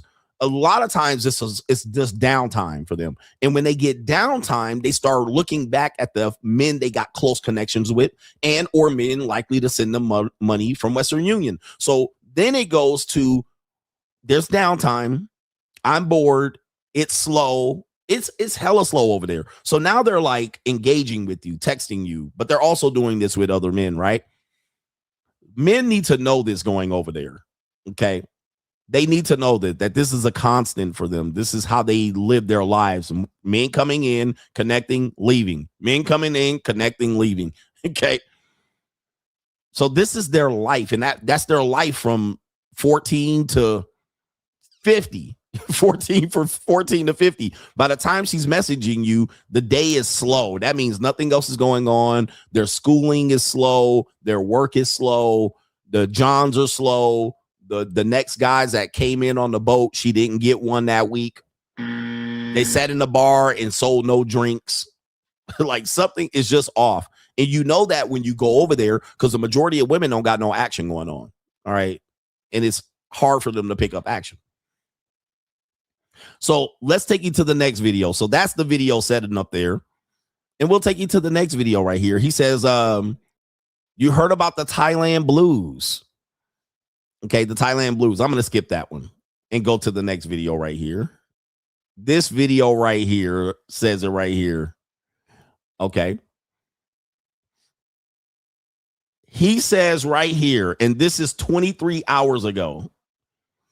23 hours ago. He says, I never meant to fall in love with a prostitute in Thailand. Let's play the video. So what's up, followers? Hey, look, if y'all wondering what happened with me and T-Dot, I love her. But the week I left, she started selling pussy. So it's like, and then it's not like she was like, babe, I sell pussy. This is what I do. This is what I got to do to survive. Or she didn't tell me nothing like that. Like, so what's up, followers? Hey, look, if y'all wondering what happened with me and T-Dot, I love her. But the week I left, she started selling pussy.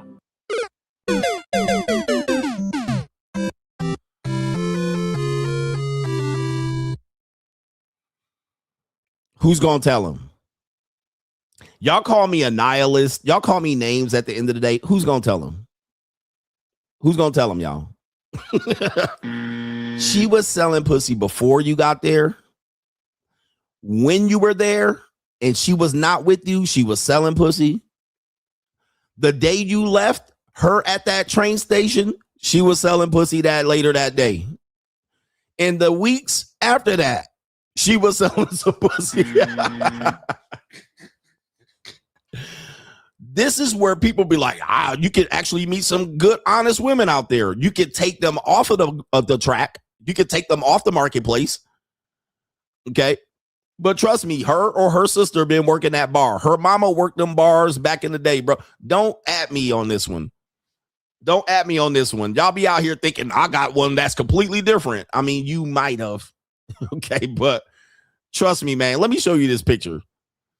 Let me show you this picture here. Let's see what we got here. Let's put this picture up because this picture will let you know real quick. Let me see if this picture pops up. It's on my saved on Instagram.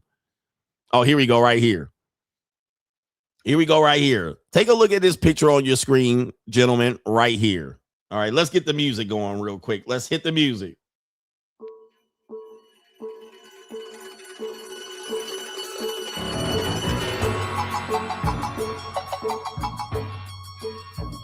Gentlemen, this is in Phuket, Thailand. And take a look at what you see on your screen. What kind of fuck you give me? Hey, it is. American people ain't kind of fuck. What kind of fuck you give me? Ain't nothing new. That's her mama. Her mama in there, bruh. Her cousin in there. Ain't nothing new under the sun. G, it is. What kind of fuck you give me? You so handsome. You my dream guy. I dreamed about you, bruh. What kind of fuck you give me? Come on, man. Come on. I cook, I suck, I shut the fuck up. Don't at me on this one. I met one different, coach. She a church God-fearing Christian and Buddhist at the same time. I cook, I suck, I shut the fuck up. Man, this has been going on since the Korean and the Vietnam War. It is what it is. Who getting some R&R right quick out here? Who wants some R&R? What kind of fuck you give me? It is what it is, bruh. And there's some nice little leans in that picture right there. Bro, if you ain't sitting next to their ass, if you returning back to the United States, man, them girls got to do what they got to do. They got to do what they got to do. Don't try to take food off their mouth. Don't try to take rice off their bowl. They got to do what they got to do. And if you're not supporting them, guess what? If you're not supporting them, they going. They going.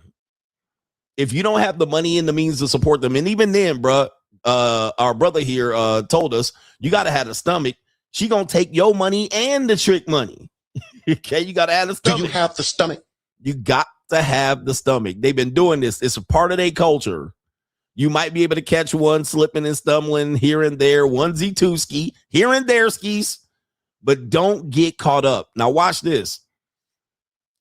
He says right here, he has more. He has more to this story, y'all. Here we go. I could accept it more if she came off the bat like, I like you, you know, I ain't charge you, but usually, you know, I charge for this. Okay.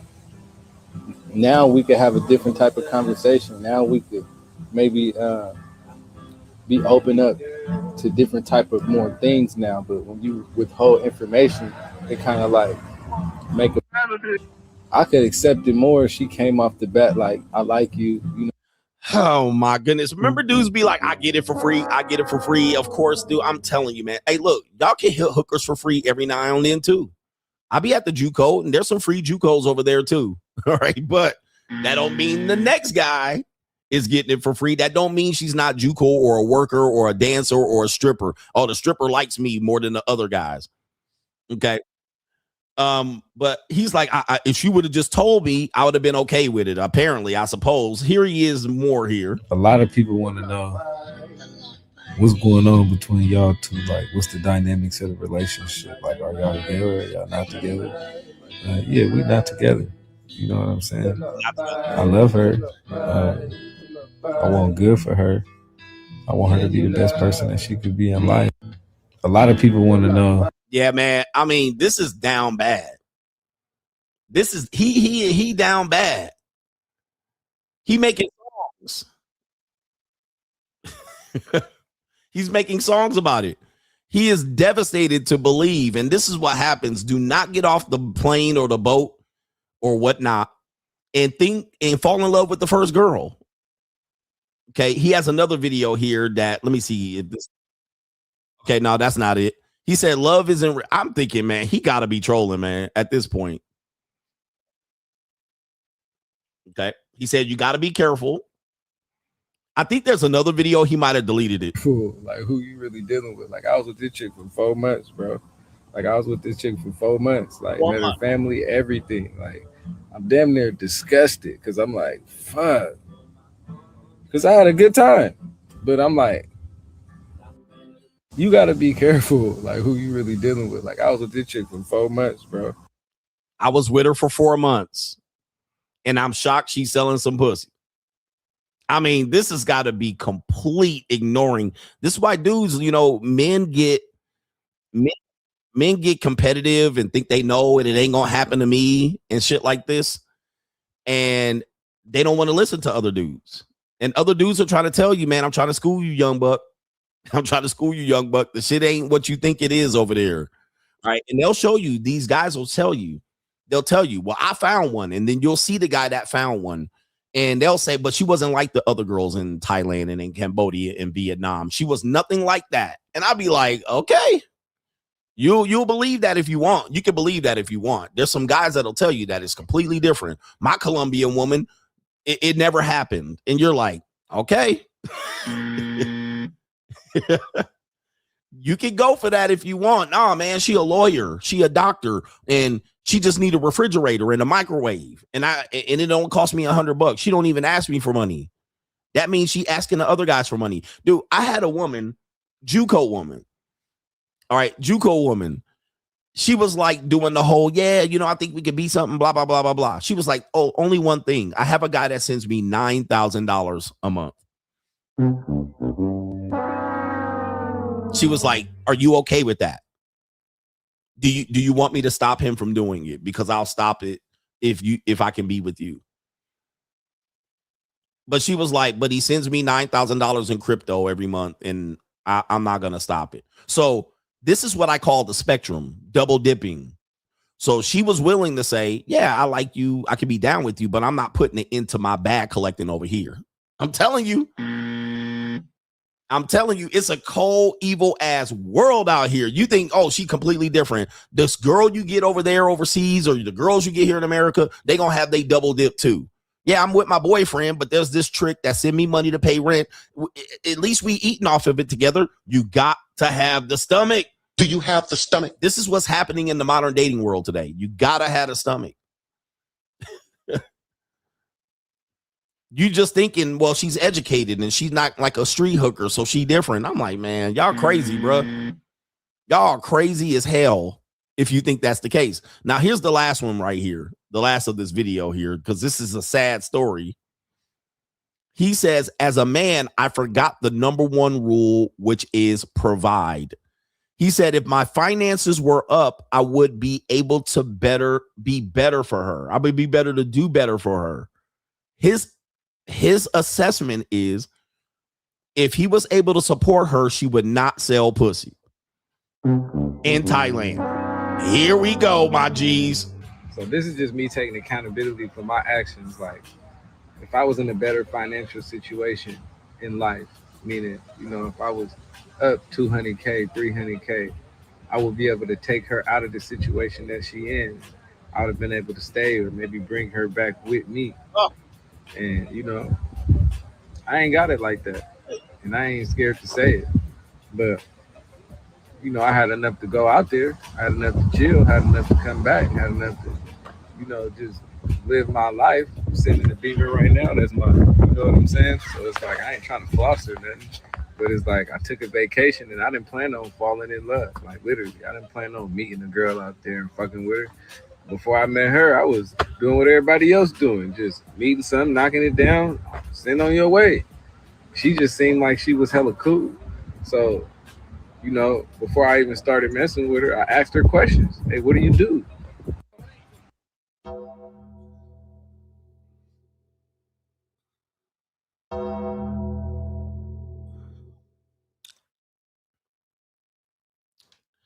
Gentlemen, It's an evil world we live in. he said if I was up 100, 200, 300K, I would be able to take her off these streets. He said, bro, ain't up 10K, talk about 200K. Man, I'm telling you, man, look, that's why I got into the hurt business. Shout out to, I like to take wrestling names and attribute it to myself. I got into the hurt business. I said, fuck these niggas, man. These men ain't shit. These men ain't about shit. They ain't got shit going. You can't save these dudes. And you don't have to agree with me, but go for it. I got a pretty much good record of being correct on these situations. If y'all want to take your ego is not your amigo. If y'all want to take y'all ego and go out here, man, you ain't gonna I'm not saving you, bro. I'm not saving y'all niggas. Niggas go out to Thailand one time and then come back. I felt seen as niggas. Oh my Lord. Like, look, this is what you do when you go to Thailand the first 5 times. Or Philippines, Japan, Korea, Cambodia, Laos, Malaysia, Singapore, Bali, Indonesia. I don't give a fuck where you go, nigga. You could go to Colombia, Costa Rica, Panama, Bogota, Medellin, Cali, Colombia. I don't give a fuck where it is, nigga. You could go to Atlanta, Las Vegas, New York, Houston, Dallas, Portland. I don't care where you go. Just put your heart in your pocket, and in your other pocket, definitely the Dominican Republic, and in your other pocket, have some money. Go over there and have some fun. Come back home, nigga. Come back home. You don't go to Puerto Rico. Well, Puerto Rico's American, whatever. I don't care where you go. Dominican, just put your heart in this pocket, put your money in this pocket, clap some cheeks, have some fun, learn the lay of the land. Don't listen to these niggas say they met their wife over there. You do that later. You can do that later when you move over there, or if you move over there. Until then, if your ass checking back over here after 2 weeks or 3 weeks, just go put some money in your pocket, go have some fun, nigga, throw it and make it rain bot and make it rain pesos, nigga, and bring your ass back home. Forget about these bitches. You can hit their ass up on WhatsApp. You can throw them a Western Union every now and then, if you feeling froggy. All right, if that's what you want to do, but leave your heart in your pocket, nigga. Get your dick in your pants and your money in the other pocket. That's it. Deal with that shit later, unless you plan on moving there permanently. Leave the shit alone, bro. Same thing, Germany, all that. Okay. Germany, all that. Just leave the love alone, bro, and go over there. And if you want to go, I don't know, man. Dudes will be like, I just don't want to go over there and pay. Nigga, that's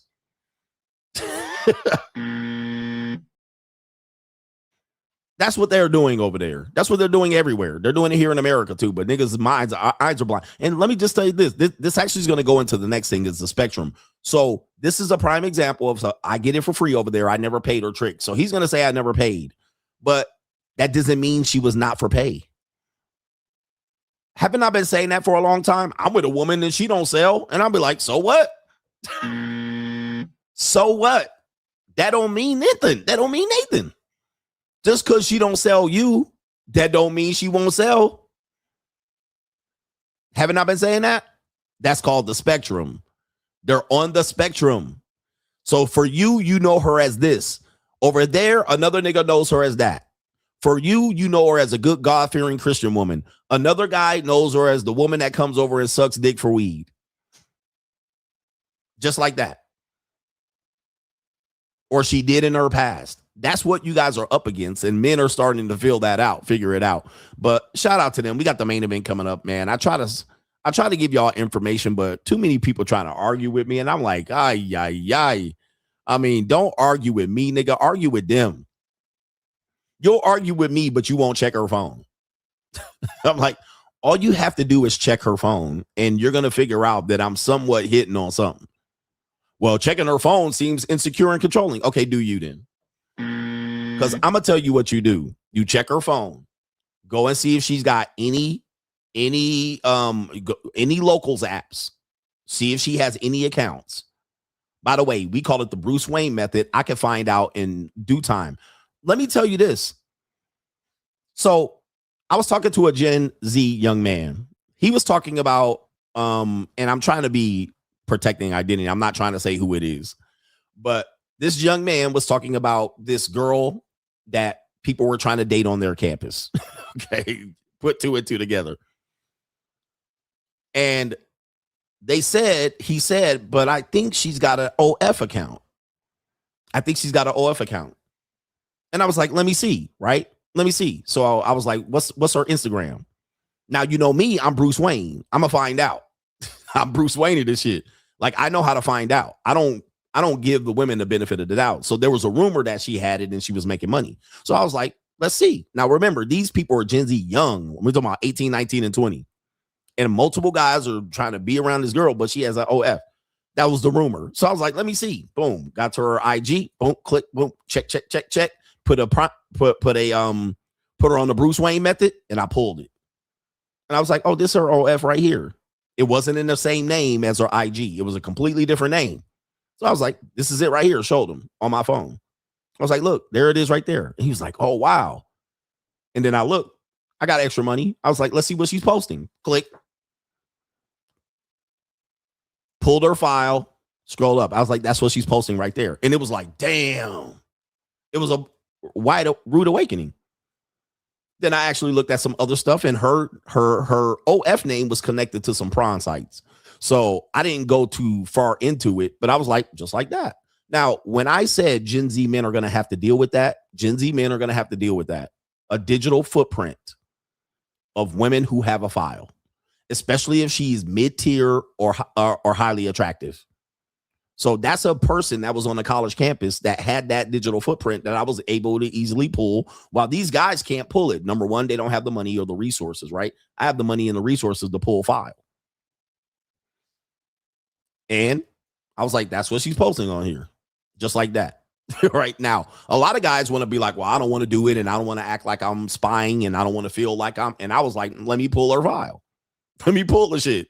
Went right to the immediate detective, screenshot her images, and went to the goddamn background check, pulled the file. There it is right there. What more do you want to need to know? He got more information with me in 5 minutes than they got the whole fucking entire year. Right? The whole year, they was just talking about it in rumor and innuendo. I pulled it in 5 minutes. I was like, that's her with a booty shot. That's her with a exposed cleavage. That's her with her nipple out. That's her with there she is.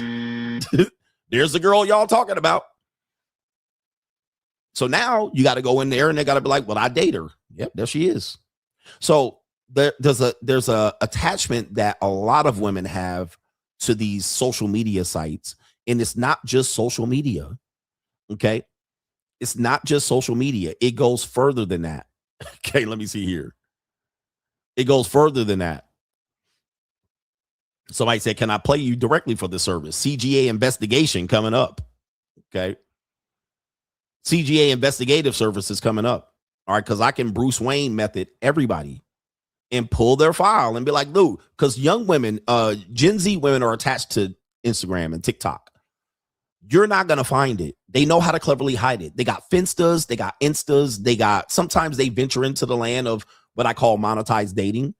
And people don't think that's the case. No, my girl would never. And I'd be like, you'll be surprised. You'll be surprised. And same thing with your nieces and your daughters. How many of you guys found your neighbor, a girl you went to college with, a girl you went to work with on a JUCO site? Since you've been over here listening to me tell you about the JUCO, how many people have found one? I mean, we have people reporting that over at the JUCO. They was like, damn, I went on, coach. I started an account. I found my coworker on there. Okay. So I've seen way too much. I'm like, so now I don't even give any women a benefit of the doubt. If they have a phone, they have the ability to actually explore this. And they got the time on their hands too. So I'm like, man, please always Bruce Wayne a woman. I'm the Bruce Wayne of this ish. Then Thailand, Philippines, Colombia. New world order. We had a Colombia. I went to Colombia and a brother on my JUCO website was like, hey. And she found out and we found out and she was like, hey, don't put my face on the internet. Okay. Why? Because it's about to fuck up all her shit. I got massive reach. So she knows. She knows my Instagram. I got mass reach. So she like, hey, you about to fuck up my whole game. She's a very attractive, young, good in shape young woman. I mean, she made me a great time for me. I mean, gave everybody a great time. But the way she presents herself, you would never think that. You would never think that other dudes. Somebody said, my sister says she knows me. Dude, tell me what her name is, bro. Hey, give me her initials at least, or at least ask her what name she told. Ask her what name she told me and put it in there. I told you I'm gonna fuck your sisters and your daughters. I'm gonna fuck your sisters and your daughters, man. It ain't that hard to figure out. But look, somebody said CGA is Batman, but I prefer Owlman. I'm the Bruce Wayne of this ish. New world order. All right, what's her race? He said my sister. I might know who I might know who this is because I know a guy that I used to mess with his sister, and he used to watch me.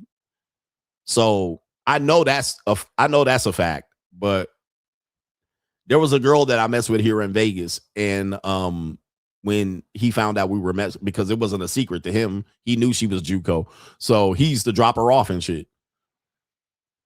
But he used to watch me, and I used to mess with his sister. She was like 23 when I started messing with her. All right, but anyway, and he used to watch me. He was like, "Hey, you're cool, bro." He was like, "I want to be like you when I grow up." He was like, he got the perfect life. Shout out to him, man. He's a cool dude. He was like, you got the perfect life. I want to be like you when I grow up. Where are we at here? Let's see here. I'm looking for this. People think I'm a despicable human being. And afterwards, dude, there's so much I can tell you about that one because it's so fucking funny, but I can't tell you over here. We got to tell you on CoachRegAdams.locals.com. I can't give up all the info. All right, but they had a good old time over there. All right, they had a good ass old time. Sorry, he said, go ahead. My sister ain't ish. Hey, man, all these women need to buy and fix out there. They need to come see old trick ass CGA. It is what it is. But we teach you the Bruce Wayne method. If you're meeting a woman today, you need to Bruce Wayne them. You need to use the Bruce Wayne method. Do not put anything past any of these women that have a pass. They all got a pass. Where's Tranisha at? She's like, not me, coach. Not me. I ain't did shit. They say that, brothers, but bro, Bruce Wayne investigate, pull they whole funky ass file. Rick from H-Town says, fellas, Thailand is where you go to get your balls back. All right. No pun intended. Thailand is where you go to get your balls back. You can go to Thailand for 2 weeks and just have fun and come back, and you'll be good for like 6 weeks. You won't need to get served. You won't need to chase no punani out here. You just go have some fun. Do not go over there to fall in love. At least not on your first couple of trips, man. God dang. These women are pros over there. They're pros at manipulation. Apex predators, bruh. Zach the God says, baby moms told me Sky Daddy told her to leave me. Sky Daddy told me no sexual immorality. So I'm praying, train, fishing, and trading. Free agent lifestyle for life. Yeah, man. No sexual immorality for you at this time of life. Maybe later. Shout out to you. For life. The guy says that his sister knows me. She's white. Is that the same guy? She's a white girl. Let her know I want to know. I'm curious. All right, that's a different guy. All right, anyway. I'm curious as to see who the sister is, because I might be, if you get the good name or initials, I might be like, maybe I didn't even do nothing with the girl. Her name is Kaylee. All right, it wasn't Kaylee. All right, we got some people over on the PayPal, and we're going to do the main event. People are like, but relationships are about trust. Okay, no. It's just not today, bro. Not today. Now, if she got an Instagram, and if she's posing the Instagram is the dead giveaway. But you got to find the Insta. But if she has an Instagram, gentlemen, and the Instagram is sexually seductive or suggestive or bikinis or bathing suits or lingerie draws, this is going to be a dead giveaway because they're not too far. And there's even some more stuff. I mean, there's ways that they do things where they just talk to guys and they make a couple of $100 a week. But they'll be like, I'm just talking to him. Like, I just talked to a couple of guys a couple hours a day. Ladies, I'm telling y'all to hustle too. So if y'all want to do it too. But they'll be like, yeah, but I don't do anything with them. But I just talk seductively. I just sit in lingerie and makeup and talk to guys. There's several websites that they have. And let me go back to this. If you wanted to find out, I could teach you how to find out the Bruce Wayne method. But, you know, you got to find them. You got to go on the Cash App, the Telegram, go into the WhatsApp. Don't just look at the text messages. That's just bottom of the barrel investigation. Go further into it and you're going to find out they're doing what's your price and going on dinner dates for pay. It's crazy, especially Gen Z. Now, if they're older than Gen Z, the likelihood decreases slightly. But if they're 35 years old, please understand that this has been going on since a long time, but these sites have been available for 10 or 15 years. So just because she's 35 doesn't mean she didn't do it. She didn't do it. She actually was doing it when she was 25 and 24 and 23. And now she's 35. And she's like, yeah, you know, no. I knew a woman that was like in her late 40s and she was doing it. But I met her as a normie. This isn't another example because guys think I have to pay for all the girls. This is a misnomer, but that makes them cope better. But I met this chick, normie, completely normie chick. Trying to figure out where I met her, but completely normie chick. You could tell she was very sexy. She had been married once or twice. She has kids. But by the time I got down to knowing her, she was at the JUCO. Right? But she never JUCO'd me. She never put me in that line. But once you start learning who she was, then she starts telling me what she was doing. I was like, oh, she monetized. But she wasn't monetized with me. So that's the spectrum.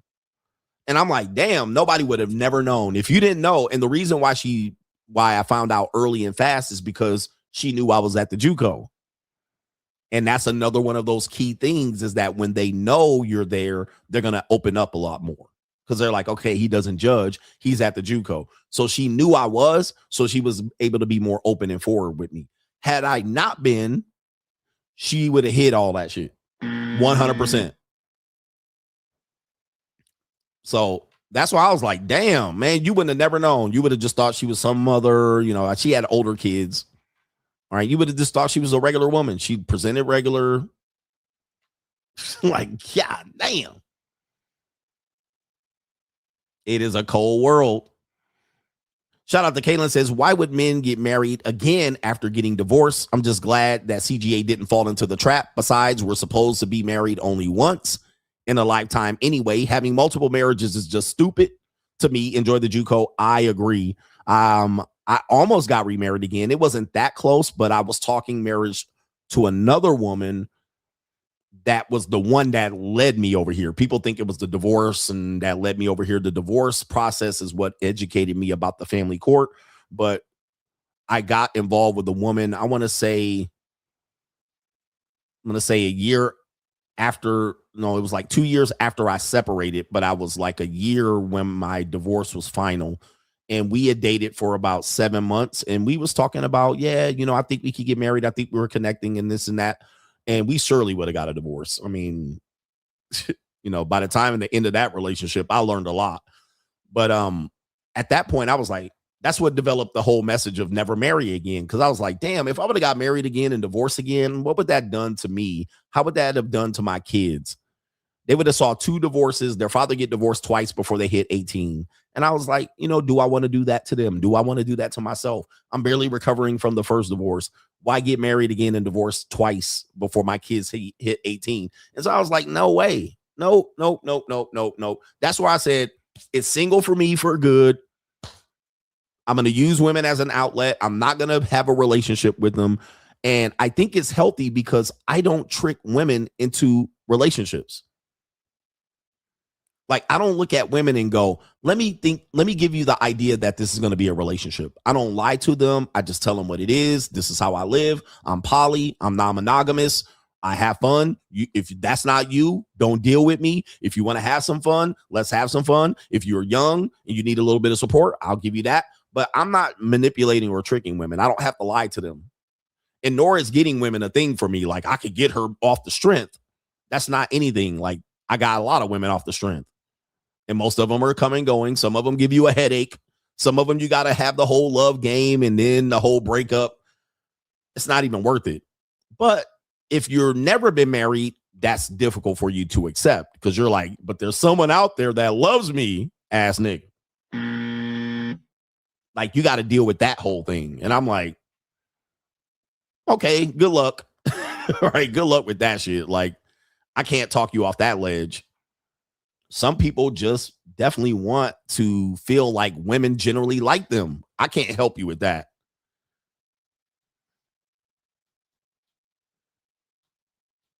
I can't help you with that. Not in today's climate, bro. Today's climate is much rougher than it is. Shout out to Hoes Every Day or Hustle Every Day says 304s equal liability, relationships equal probability, but free agent lifestyle is for life. He says, I worked at strip clubs. 304s talk on the dark side. The best thing you can do, this is what I would tell you, because as dudes are asking for advice about women and what should they do about marriage and relationships. You know what I'm going to tell you to do? And this is going to be, a lot of people are not going to agree with this. And it's going to be one of those things that that people are going to say, this is terrible information, but this is information that's going to save you.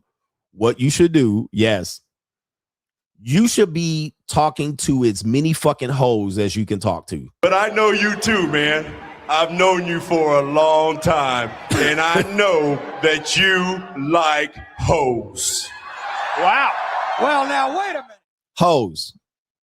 See, what happens is when you're early in your life, from 13 to about 35, y'all try to avoid hoes.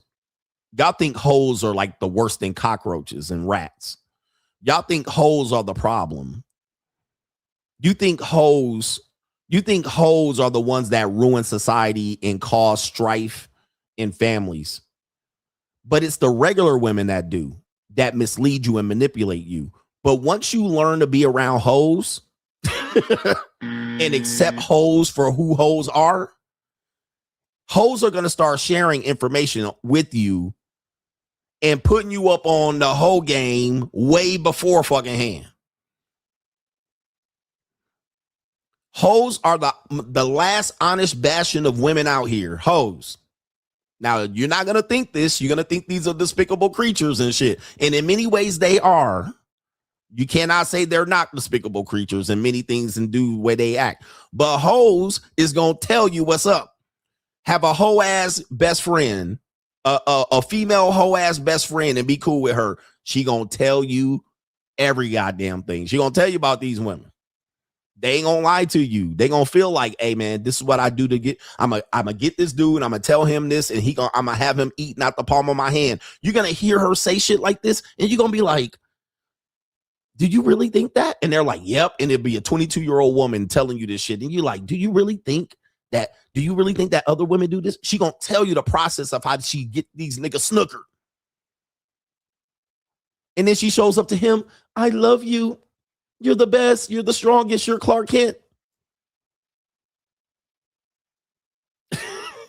And meanwhile, she back talking to her motherfucking friends and like, yeah, I got him. I got his nose wide open. I be doing this to the nigga. I be doing that to. I be telling them this and tickling his ball. I be doing this and put.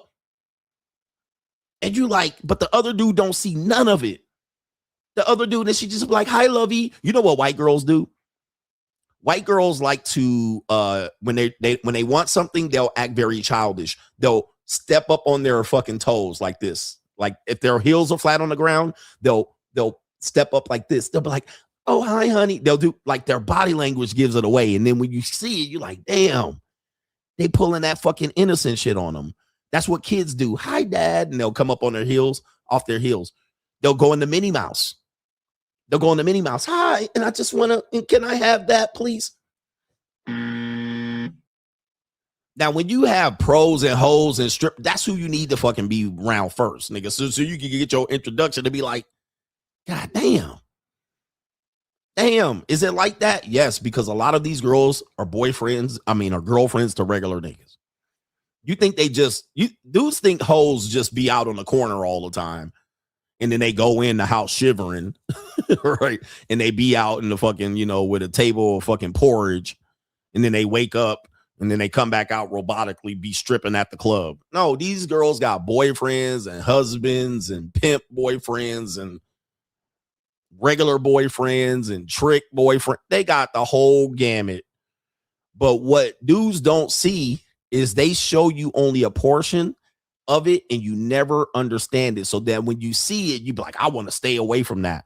You get a job that they call a red pill job, a DJ at a nightclub, a bouncer at a nightclub, a DJ at a stripper club, a personal trainer.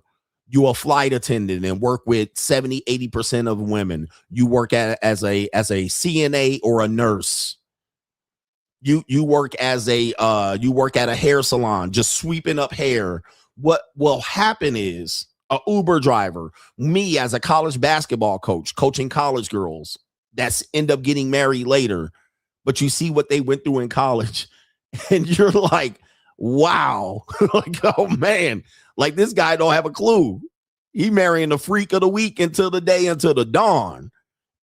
You hear how they talk. You become a fly on the wall when it comes to women because you're just a fly on the wall, right? You mix into the fucking the furniture. You mix into the wallpaper. You just sweeping up hair at the hair salon. All right. And they just start talking around you. Yep. A female roommate. I had 3 female roommates before I got married. All right. So you see how they do hookups. Now, I had 3 female roommates. Some were more hooking up more than others. All right. One didn't hook up that much, but she did. She never had a relationship. I had one that had relationships and was cheating on the nigga and living with me. I was like, damn. Or one had a relationship, broke up, next day was getting dicked down by a black dude. And it was a white girl. She had a white dude and then they broke up. The next day had a nigga showed up at the door. I was like, damn. Damn. They don't move how men think they move. Women are like, they're like rabbits and bunnies and mice. They move sneakily. They move sneakily. So hoes could tell you a lot. Jesus Christ hung out with a hoe. If that don't tell you anything, Jesus Christ hung out with a hoe for what? A couple of chapters in the Bible. He hung out cool with a hoe, washing the hoe's feet. All right. Jesus had to hang out with a hoe and shit and hang out with her and be like, what these bitches doing? God damn. Am I lying? I might be lying. I'm not lying. I might be flying, but I'm lying. Jesus Christ himself hung out with a hoe just to get on these motherfucking games so he can knew what type of sinning these hoes was doing. All right. So if Jesus can hang out with a hoe, surely you can to learn the game. Better get some hoe ass friends. You better get some JUCO friends to put you up on the game. All right. Jesus is like, these hoes doing that. Lord, take me now. Nail me to the cross and forgive these hoes' sins. These bitches crazy. Hey. Anyway, let me stop with the bull, man. Get in the game. We got the main event. Let's do it, brothers. Let's do it. Hit the like button on today's stream and let these people know we out here.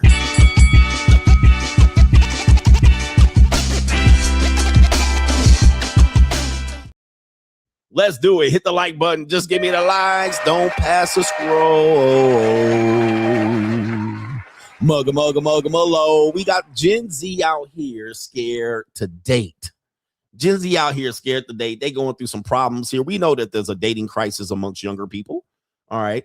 The dating crisis is pretty obvious, and people are trying to figure out some solutions on how to fix it. And one thing that they said, we have Patrick David say, well, it looks like there's a skills issue in men approaching women. People will simplify it and say, well, men maybe are scared to approach women, or they're not, and they don't feel like they have enough.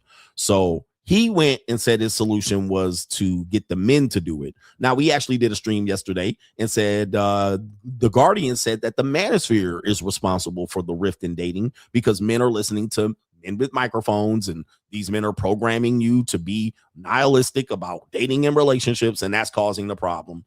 We also have people saying that social media, that was the winner of the poll early on in the show. Social media has caused a promiscuity, has caused men to see how women act, and therefore make the assumption that all the women are acting like that.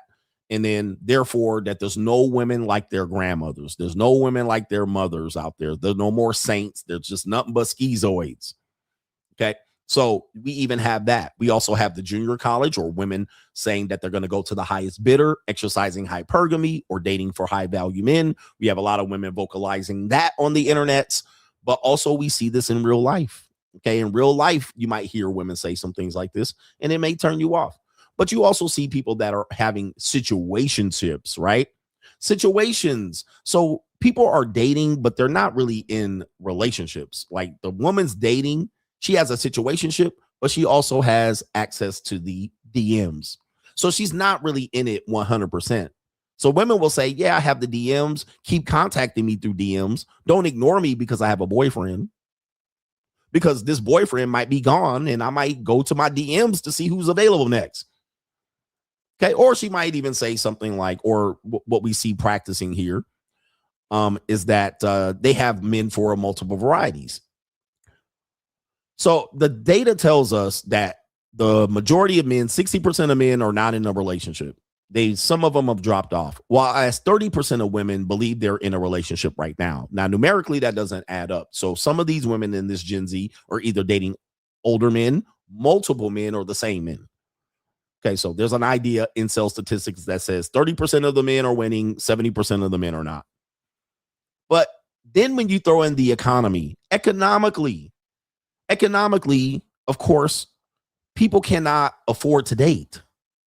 Then you'll have somebody in the comment section, well, I get it all for free. He's talking about hooking up, not dating in a relationship. He's talking about hooking up. Okay, not dating in a relationship. So men want relationships. They want a woman all to themselves. Well, because of feminism tells these women, well, no, it's not time to settle down yet.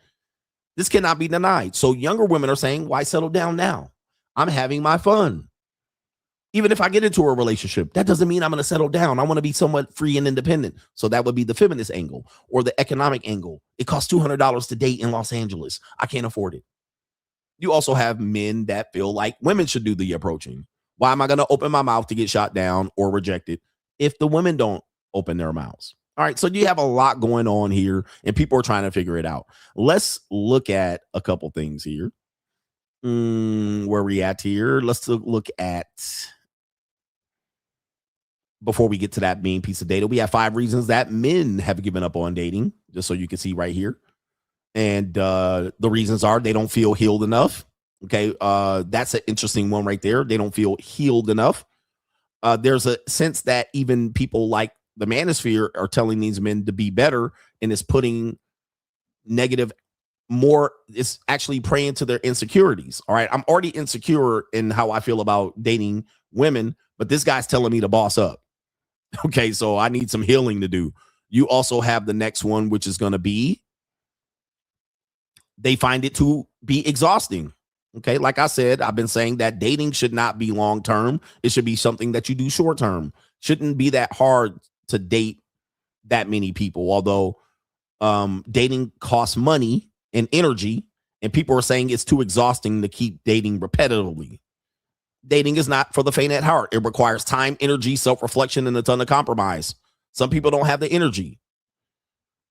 This one says they have difficulty trusting after heartbreak. So this is a big one where people get traumatized, and people say you need to unpack through therapy and you need to just go in and get into another relationship. But I disagree with that. Right? I disagree with the idea that you get traumatized and just trust someone else. Although people will say that makes the relationship successful, I think that's a recipe for disaster in today's dating world, because today's dating world is not very fair. The next one is they don't know where to look. Where do I look for a date? That's a very difficult thing. Do you go to bars, nightclubs? Well, then if you go there, some women will say, well, I don't date men at bars and nightclubs. Do you go to social events, social gatherings, rhythmic social gatherings like dances? Do you go to network events, social circle? Do you date women at your job? Do you date women that are at a job and you see her and you're attracted to her? Do you meet women through your hobbies? Where do you meet potential partners? I think the fact that we go further from social circle makes it harder for us to find people. Do I go on dating apps? Do I meet women overseas? Well, do you think that a lot of times if a guy uses a certain strategy to get women, he's often criticized of that strategy? Oh, you had to get a passport. You had to trick. You had to simp. You had to get her at the nightclub. You had to date a stripper. No matter how men figure out how to get women, there's also a group of men and some women telling you that you're doing it wrong. So that further confuses men as well. Even the women say men should just approach. Then they approach and get shot the fuck down and then put on the internet. All right. So dudes are like, well, what do I do it? And how do I do it? What do I do? So they're often continuing to look, and it gets difficult. And then here it is right here. They're looking for a needle in a haystack. This goes for men and women, but they're relating it to a men. I often use this as a point of criticizing. What men will say is, not my girl.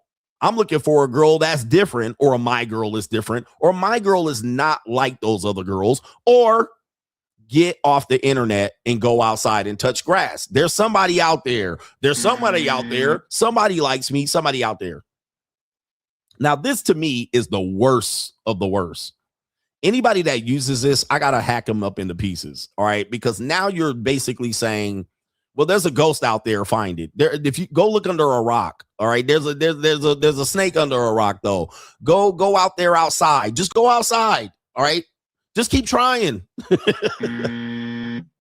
As if all these people in front of me and all this evidence is not enough. I just got to just wander out into Wonderland. She's somewhere out there. There's some good ones out there. Hold on for a second. Let me go full screen. There's some good ones out there. They out there, though. You just got to keep looking. You just got to keep looking. So that one to me is the most ridiculous one out there. People start looking for needles in a haystack. And it's like, what does that do? If it wastes time and energy, attention that you could be doing or applying things, and then realizing that as a result of doing that, you're going to get exactly what you're looking for. All right. But just tell somebody to touch grass. All right. It's like, okay, I'm touching the grass. I'm touching the grass right here.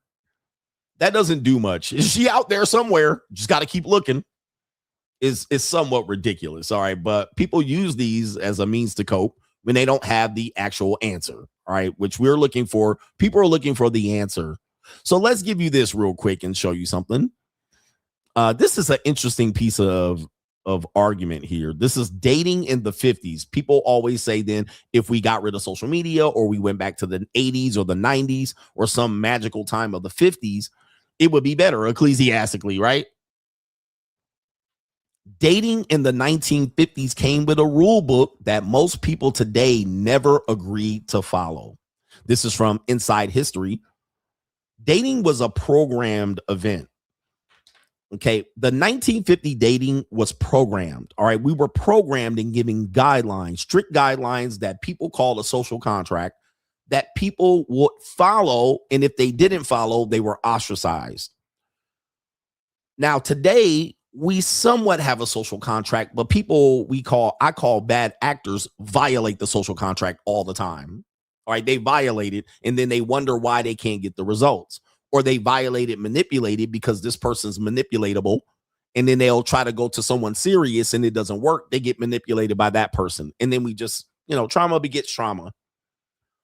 Now, the 1950s dating is not the same as the 1920s dating. 1920s dating came from prostitution. It was a new concept. Dating was undercutting prostitutes. That's all it was. And it was women putting dates on a calendar. That's where the term dating comes from. By the time you get to the 1950s, you have a new generation of young people, suburbanites or people that lived outside of urban cities, putting new rules to what we call dating. All right. But courting is completely different. This more is going to be closer to courting. We're going to look at some of these rules and we're going to see, do we follow these rules today? Okay, because people will say, let's go back to courting. Let's go back to the 50s. Let's go back to the 90s. Let's go back to this. Okay, what were the rules of dating? Let's hear it. Let me read this real quick. Okay, it says dating in the 50s was far from casual. It was not casual. Today, we participate in casual dating, casual sex. If you have casual dating and casual sex, or a woman or a man that say they can fuck this woman over here and then go date this person over here seriously, you have a problem, Houston. This violates the contract of dating. So a person, a male or a female, that has a fuck person over here, but a really serious person over here, that's a violation. That didn't exist in the 1950s dates. So you would get ostracized from the dating pool if you did that. It says, therefore, there were unwritten rules that teenagers were expected to follow without question. Boom. Going back to what I try to teach is that dating is not for 30 and 40-year-old people. It is not. Now, today it is, but I think it is not for 30 and 40-year-old people. But we do it because just the way we do society. Dating is for teenagers. You're really supposed to find your person as early as possible. That doesn't mean marry that person, but that means you're supposed to be with that person, track that person, vet that person, grow with that person, vet that person, and then at some point settle down, whether it's 10 years later, 5, 2, or 3. But the fact that older people are trying to make dating work and it's impossible is just an indication that dating is not for older people. What older people should do is go to the library, nigga. Go to the library, meet a nigga and be like, do you have all your teeth? But they out here looking for Prince Charming. They out here looking for the fucking total package.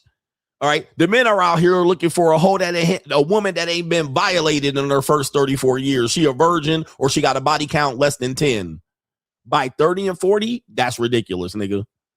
Ridiculous. So you guys are looking for a needle in a haystack, but it says the unwritten rule book of dating was for teenagers. And it was expected to follow them, without question. Boys were expected to make the first move, call ahead, meet the parents, organize the date, and cover every expense. Based on the boys' metric, we can say, nope. Men today are more reluctant to do any of these things. Number one, they don't want to do it for a schizoid. Number two, these niggas are unimaginable. Number three, they just want to fuck. But they won't hire a prostitute for some reason. They just want to fuck on good little Susie and Sally. Number four, calling ahead, making the first move. No. Nope. Okay, so the boys' metric is not being met. The girls, meanwhile, were judged on everything from their appearance and manners to how quickly they answered the phone and whether they were ready when he arrived at the door. So if we look at those metrics, the women aren't even meeting these today. Judged on appearance, these hoes don't want you to judge them. And if you tell them to don't wear a colorful Kool-Aid wig or throw on eyelashes, them bitches act like they got an attitude with you. What? You can't tell me what to do or what to wear? Okay. Then how quickly they answer the phone. These girls will leave you ghost you, leave you on red. Oh, I forgot you text me 2 days later. What about this? Ready when you leave the door? These women can't be ready when you meet them at the door. That's number one. They don't even want you to meet them at the door. Why? You could be a stalker, a deranged killer, or now you know where she lives when she's dating her other guys. So now, ready when you arrive? Nope. So we're already off on the metrics of the past of dating. So telling people to go back to the past, how they used to do it, no. We're not even meeting these metrics. It says dating was treated as preparation for adulthood. Schools, magazines, and parents all reinforce the idea that relationships were serious business. Today, it's just casual hookup. Okay, going steady meant commitment, and family approval could determine whether a romance survived or ended before it truly began. This requires a parent or two parents. Today, our parents are still trying to date. So think about this. Today's parents are still trying to find their fucking partner. They're going through divorce number 1, baby daddy number 4. They too busy trying to date and find their person and their partner, let alone see what their fucking teenage daughters and sons are doing. The teenage daughters and sons are running amok while you trying to find your partner at 35 and 40 and 45. You see what I'm saying? Dating is all fucked up now. It's not the same dating. They're trying to put the same rules on dating for 20 and 30 and 40 and 50-year-old people. And then you don't even have fathers involved in the dating. The women don't even let them know what they don't even let the father know what they're doing. They're hiding it. You don't even meet the parents, not even close. Sometimes there's no parents there. Mom's competing with the daughters. The mom trying to get fucked by the nigga picking up the daughter. So this is completely thrown off. I've been saying this for years. This is not the same dating environment. By modern standards, it feels like a completely different world. But for millions of teenagers in the 50s, this wasn't considered strict or unusual. It was simply the way dating worked. And they have a couple of slides right here. Double dating was encouraged. It kept things appropriately.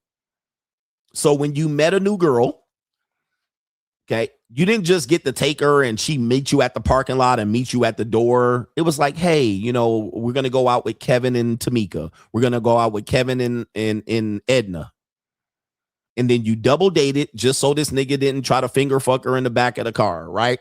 Social circle. Do you approve of Kevin? Do you approve of Marcus? Do you approve of Edna, or is Edna a hoe that got some stories, right? Oh man, that's Edna from Lincoln High School. Okay, Edna from Lincoln High School. Oh, she a floozy. You see that? That's how social circle work. That's how you can vet. Today we date strangers that we try to get relationships with, and then we find out what happens. You see what I mean? Like, that's why dating is completely different. Right? It's completely different. So you trying to meet a girl and let none of your friends know, finger fuck her in the back because she a BBW, run through her, get your nut, and then ghost her. We got the next slide that says, a girl was never supposed to keep a boy waiting. How many of you guys really, when you get a woman on a date, she never on time. She coming from the second date. I mean, she coming from the first date. She lazily, sloppily, rumbling, fumbling, trying to get her keys. You send her an Uber. The Uber got to wait 5 or 10 minutes. Dude, they don't even get outside waiting for the Uber. They go to the Uber and make the Uber wait 10 minutes. That just disgusts me. That's disgusting behavior. They ain't ready when you come pick them up, or they ain't late coming to the meetup. Okay. Here's the next one. A girl who dated around got a reputation. A boy who did it the same was just popular. Today, we kind of got that flipped. They successfully flipped that. All right. And they've done that through just chipping away. All right. And if men can do it, we can do it type shit. And then now they do it. And now you got men that get less sex and women getting more sex. But yeah, run around Sue. Nobody likes to run around Sue. And look at old Fonz over there. Fonz just knows how to knock them down. And then the next women line up for the Fonz. Whereas Runaround Sue, never getting married again. All right. She ain't never getting married. Whoever marries Runaround Sue, cooked. All right. You married Sue? Oh, my Lord. Sue's a schizoid. Right? Yeah, man. Because we didn't have social media. Women could just hop on social media and move from Atlanta to Kansas City and hide all that shit. All right. So that's what they could do. They could just put that shit behind them. Everybody has a past. Most of these guys don't have a past like that. Let's go to the next slide. By the end of high school, most girls were already expected to be thinking about marriage. This is a big change.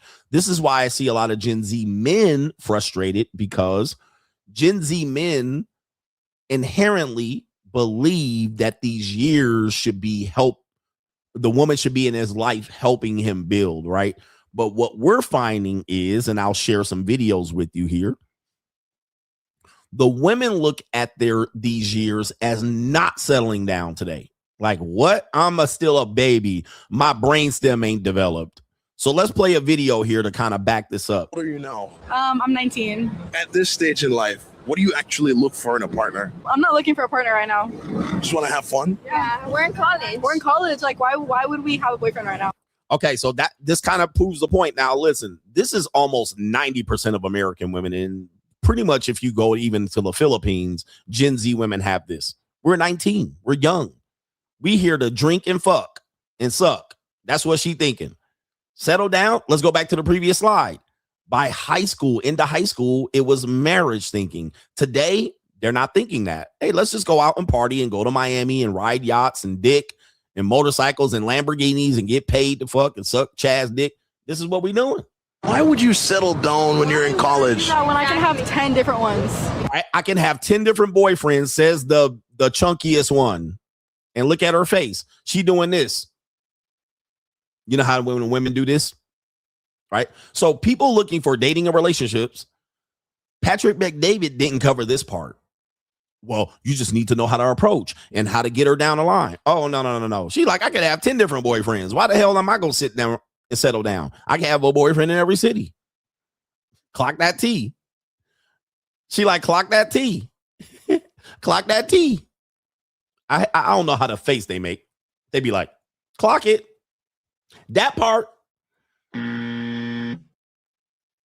But when I say it, bro, I'm imagining it. I'm a nihilistic guy. You think that's actually a good thing? Yeah, I do. I think women should be comfortable in their sexuality, and I don't think there's any shame in talking to multiple men at the same time. Okay, so is that different?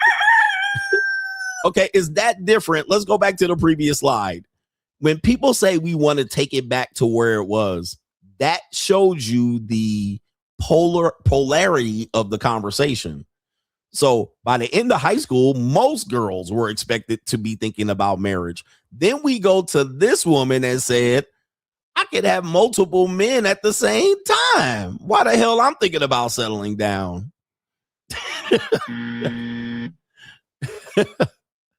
Why? We're young. We can explore our sexuality. What's the true benefit you feel in having multiple partners, though? The fun, the excitement. You don't think you'll regret this when you get to like 25, 26? Like I'm sleeping with every guy. I'm just going out with them. She looks over to the side. Hold on, glasses off. I'm just going out with them.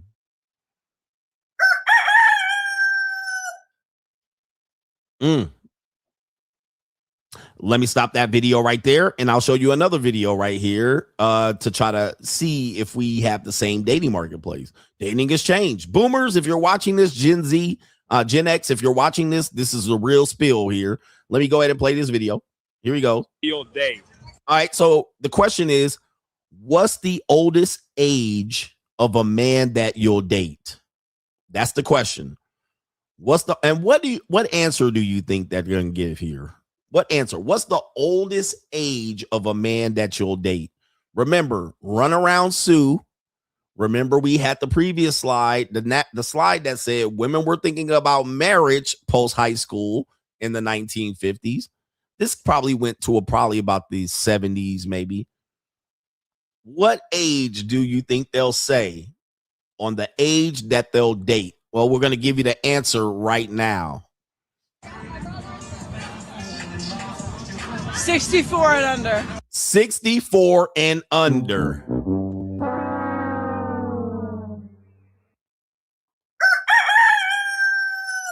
I got money. So this is just monetized dating. 64 and under. But coach, these girls ain't monetized dating. You just tricking. She coming to my house. Is this somebody's sister? Okay. 65 and under. Let's go to the next young lady here and look at the guy's face. Look at the guy's face. 65 and under. Let's see, because I'm definitely scoring this one. All right, that definitely is easy. That's an easy score. Let's see what the next young lady's doing. No way. 64. 64. How about you? It depends how much money they give me. Oh no! I got money. Oh no! If it depends on how much money they give me, gentlemen. I got money. There goes your daughters. There goes your future ecclesiastical wives. Hey, don't at me, guys. Get your cape on. So remember, we're reviewing the dating rules from the 1950s. We're also blaming the men, Patrick Bet-David and many men, dating coaches. They're blaming the men for a skills issue. It's men that don't have the skills to approach and maintain the relationships. But I'm looking at it going, there's a lot more to unpack. And I got the final answer coming up. But there she is. How much money they got? All right. I got money. All right. All right. I'm in a bind, Nate. The economy is driving what? The monetized dating marketplace. Your rent's due, motherfucker. How much money he got? He could be over 64. How much money he got? All right, so let's go back to the initial slide here. Who think I'm way off here? I'm just trying to show you the deal and the real. I know people are going to be like, well, there's someone out there, coach. So this one says by the end of high school, girls, it says most girls thinking about marriage. And this one says the guy always paid. Splitting the bill didn't exist. See, guys, you're not off the hook either. You're not off the hook either, I should say. Right there, the guy always pays. So now let's just process this and take a look at what's happening in today's current marketplace. We can clearly see that there's an agenda pushed forward on the male side that said, fuck that shit. We ain't paying for nothing. Halvesies, Dutch, 50-50. Then you have a series of guys say, well, if she really likes you, you don't have to pay. She only charges the guys she doesn't like. Okay. So even there, the guy's saying, well, she likes you. You don't have to pay. She'll pay for you. Now, whatever you think about any of these philosophies, it's none of my business, but I'm just telling you, it ain't coming back. Larry Bird's not going to Larry Bird's not walking through that door, fans. Kevin McHale's not walking through that door, and Robert Parrish is not walking through that door. And if you expect them to walk through the door, they're going to be gray So and now old. you will have men being called simps for paying for dates. And then a guy will say, well, I'm a P, I'm a player, I'm a PM. They pay for me. So you see where we've fallen so far down that if you're a guy that admits that he pays, well, you a simp or a trick. You didn't have to pay. Or the same woman he paid for, the other guy got for free. Or this woman is a former skeezer and you paid for a hoe. Why should I pay for a woman that got potato chips, Doritos, in a bag of weed? And why should I pay for the date? See, this is where we are. And then y'all say y'all want to go back to old dating or courting or what it used to be. And I'm saying you cannot, because it was a different time, a different set of rules, and a different thing that we are agreeing to. They agreed to these rules. And if you went outside of those rules, you were a bad player. You were ostracized. In this case, nobody would qualify for dating. Nobody's qualifying for real dating or courtship. All right, there's a couple of more slides here. Okay, I got a couple more. And by the way, I'm gonna just say this, man. The niggas messed this up. All right, just so you guys know, niggas are bad players. So if you take anybody with a nigga mindset, you're gonna find that whatever these rules are, they're gonna agree to none of them. And I'm not talking about just male niggas. I'm talking about female niggas. Like, they threw the monkey wrench into all of this, and their world revolves around violating all these rules. So that if you are a black person or a Negro and you do these rules, those niggas will call you a trick or a simp or a buster. You know what I mean? So they'll be like, man, I would never do that, niggas. All right. And you have to realize niggas are the bottom of the barrel society mindset. Like, they're never going to be right. But in their world, they're right. But they their world exists by violating the old social contract, the old status quo. Niggas come in and say, what's the status quo? I ain't doing it. All right, so this is the next one here. The boys always made the first move. A girl who initiated was considered forward. Okay. We can see we simply don't do this anymore. Men are reluctant to make the first move, but socially, contractually, men should always make the first move. Women should never make the first move, but socially, contractually, today, women choose who they want to fuck and then choose who they want to pay. Right? So the guys they want to fuck, she'll approach. The guys that she wants to have a relationship with, he's got to approach her. I ain't approaching that nigga, right? But the one rule was the woman should never be forward. And then she's a runaround Sue. Here's the next one. A girl asking a boy out first was simply not done. Not done. Okay. Not a possibility. Right. Or she was ostracized. Girls were expected to look neat and feminine all the time. Ring the bell. Ring the bell. That means whatever her face looks like when she's up, that's what her face should look like at all times. What do? Run around with a bonnet. They take their eyelashes and wipe their eyebrows off. They don't have their makeup when they're around you in a relationship. They in a goddamn booty shorts, titties all hanging down out they bra, right? When they're in a relationship with you, okay? But back then, she got to put on her face. She got to powder her nose. She got to look best for you when she's with you. Neat and feminine. Do we follow this today? Nope. No. This is not followed. We are far from this. We've tripped to the Roseanne bar. We're way past this. This is not done. Okay, at all. And people are wondering why it doesn't work. Let's continue. Kissing in the movie theater was forbidden. Of course, guys that want to hook up, you guys were the bad actors. All right. People did not typically do this because they said ushers patrolled the aisles. Of course, if the usher told you niggas to stop finger fucking in the movie theater or anywhere else, y'all niggas be liable to knock out the usher today. Niggas. All right. But people tried to follow this norm and rule to garner respect. But what did that force people to do? It forced people to marry faster. All right. Because he wanted to finger fuck her, right? He wanted to kiss her on the lips. He wanted to marry that. He wanted to get them guts. So he played the good boy. She played the good girl. And then in 7 months, they were married. Okay. We also have the father had to approve before things got serious. Ring the bell. Ring the bell. Most of these women don't got daddies. And if they got a daddy, damn sure the dude that she want to fuck ain't going to meet daddy. It's going to be the simp that want to marry her that meets daddy. By the way, these women, like I said, dating is for young people. Who wants to meet that old 68-year-old father? Okay. She had to take a man to take a woman seriously and go steady, had to go through the social circle. This is called courting, by the way.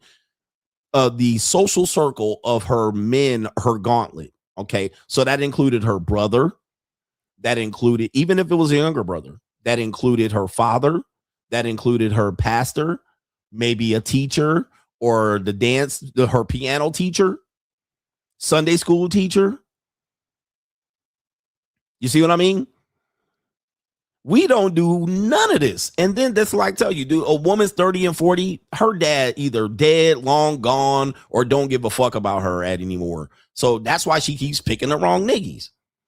All right. Picking the wrong niggies. So dad ain't even in the picture, even if she's a teen. The boy was expected to call and take her out several times a week. Uh-oh. Back to the men. So not only were you supposed to call her and hang out on the phone with her monkey ass. We used to do this on the 90s. We were sweet on the girl and we be on the phone to her, falling asleep to a bit. Remember that? You got the cordless phone or the corded phone. You done drag the shit all through the house. All right. And you out on the phone, just sweet talking and caking. All right. Just talking to her. Yeah, baby. And what you doing? What color panties you got on? And, you know, Let me touch your titty. Nowadays, you got cell phones and video phones. They showing each other playing with they pussy and shit. All right. He's sending dick pics and jerking off like Abba and Preach. We've literally jumped the shark way past this. All right. You just texting the bitch all night. Texting 3 girls, texting 4 girls. She texting 5 niggas, sending the same video from October 2024 to you in June 2026. Okay. And then take a girl out several times in a week. Oh, hell no. I got a rotation, bruh. I'm a player out here. True player for real. Ass puff daddy. I got to be out here taking a bitch out, man. I got, where's DMX? I got Tanisha, Letitia, Chandra, Talisha. Man, I got my date, bro. I ain't got time to be fucking around with the same bitch every day of the week. She got several niggas. She got a roster of 10 dudes that she got to figure out who she taking out. As a matter of fact, let me show you this skit here of a Gen Z male claiming. Now, I'm assuming this is the claim here. All right. Of him saying that a woman sent him an appointment app. All right. So here he goes right here. I just want to find a wife. No, really? What if you ask her on a second date and then she drops you a link to book a date with her? Yeah, it can't be that bad. She's busy. She built this whole website on Replit just to tell me, congrats, you made it to the second round. There's 6 other dudes in here, bro. And to book a date, obviously she has some times filled out. Humanity. And there's only 4 spots left. And it costs $75. And the price increases in 2 hours, bro. Oh my God. The worst. Now, look at the comments here. Watch the comments of the women. Let's go to the women's comments. What the fuck? I'ma do this. What does this woman say? We love a woman who knows her worth. Look at the ratios here. This one says, what are you talking about, bro? She clearly said yes. This woman says, how can I install that? That's genius. This woman says, do you think wives are cheap? This woman says, having the names of the other guys on there is wild. Diabolical. We love a girl who runs a strict program. Clock that T. Clock that T. Mad I didn't think of this first, says this woman. Oh, that's Kendra G. Mad I didn't think of this first. We love a calculated girly pop. It says, yeah, and y'all are competitive as F, so you're gonna book it and you're gonna pay. Especially with that essay of a text you sent her beforehand. Just tell us how the date went. Oh no. So when I say dating is monetized, people immediately go to tricking. But then when I try to defend it and say, listen, it's more than that. Dudes don't want to hear that part. But this is, I don't know if this is a real app, but we're seeing that the women clearly support it. They're on board with it if it was a real app. But this is an example of monetized dating. To book a date with her. Yeah, it can't be that bad. She's busy. She built this whole website on Replit just to tell me, congrats, you made it to the second round. There's 6 other dudes in here, bro. Now, how is this different than, by the way, dates? This is what dating is. A woman filling her calendar with dates. Look at this, full. Oh, no, damn. Look at this, bro. Full on these dates. Oh, no. But this is what dates are. But even the women are saying, yo, this is a great idea. We need to use this. And to book a date, obviously she has some times filled out. Look at the times, bruh. 9 a.m.? Oh, hell no. She got breakfast, lunch, and dinner, nigga. Oh, 10:30 a.m. Oh, no. And there's only... Put your credit card in. Only 4 spots left. And it costs $75. Monetized dating. Dating is monetized. And the price increases in... Price increases in an hour and a half. Why? Short notice? Now, there's some guys that say, I don't have to deal with this. I'm immune to this, and so forth and so on. We get that. Does that mean that all the rest of the guys are not going to be immune to that, right? The rest of the guys are going to have to deal with something around this. But what's the difference between that and the girl that does it that you don't know, right? Instagram, DMs, text messages, the woman that says she has 10 other guys. Why settle down now when I can do this? But of course, when she's 35, she's going to put all of that behind her, and you're going to think she's a good ecclesiastical woman, right? Let me give you this one here. A couple more of these slides, and we'll look at the statistics here. This one says at restaurants, the boy ordered her meal. He did the talking. Guys, I do this from time to time. Not only that, a lot of women that are at the JUCO would like me for doing this, because a lot of women at the JUCO, it's not just sex. They're wanting to deal with a leader, a dominant guy. That's their big kink. That's their kink. I want a guy that leads and plans and does all of that. That's why they deal with older guys from time to time. And then they want to play this role of you're the leader, right? And you're the guy. You tell me what to do. You order me around. Now, if you're not that guy and you don't have the leverage, she doesn't want you to order her around. But their big kink is to find a guy that does this. So sometimes the JUCOs will play that. She'll tell me what she wants to order so that if it's a female or a male waiter, that I do the talking. This still happens today, but this is because women have a kink fantasy about olden time dating and courting and leadership. All right. So that happens today, but a lot of guys never experience it at all. All right. I experience it from time to time. All right. They'll just tell me this is what I want to order. And then when the waiter comes, I'll tell her order, and then I'll tell my order, and she be just sitting up there, just be like pussy, just percolating, because that's her kink. That's a lot of women's kinks. Let me see here. A lot of women have that. So shout out to that website, Inside History. So getting down to the beans of it,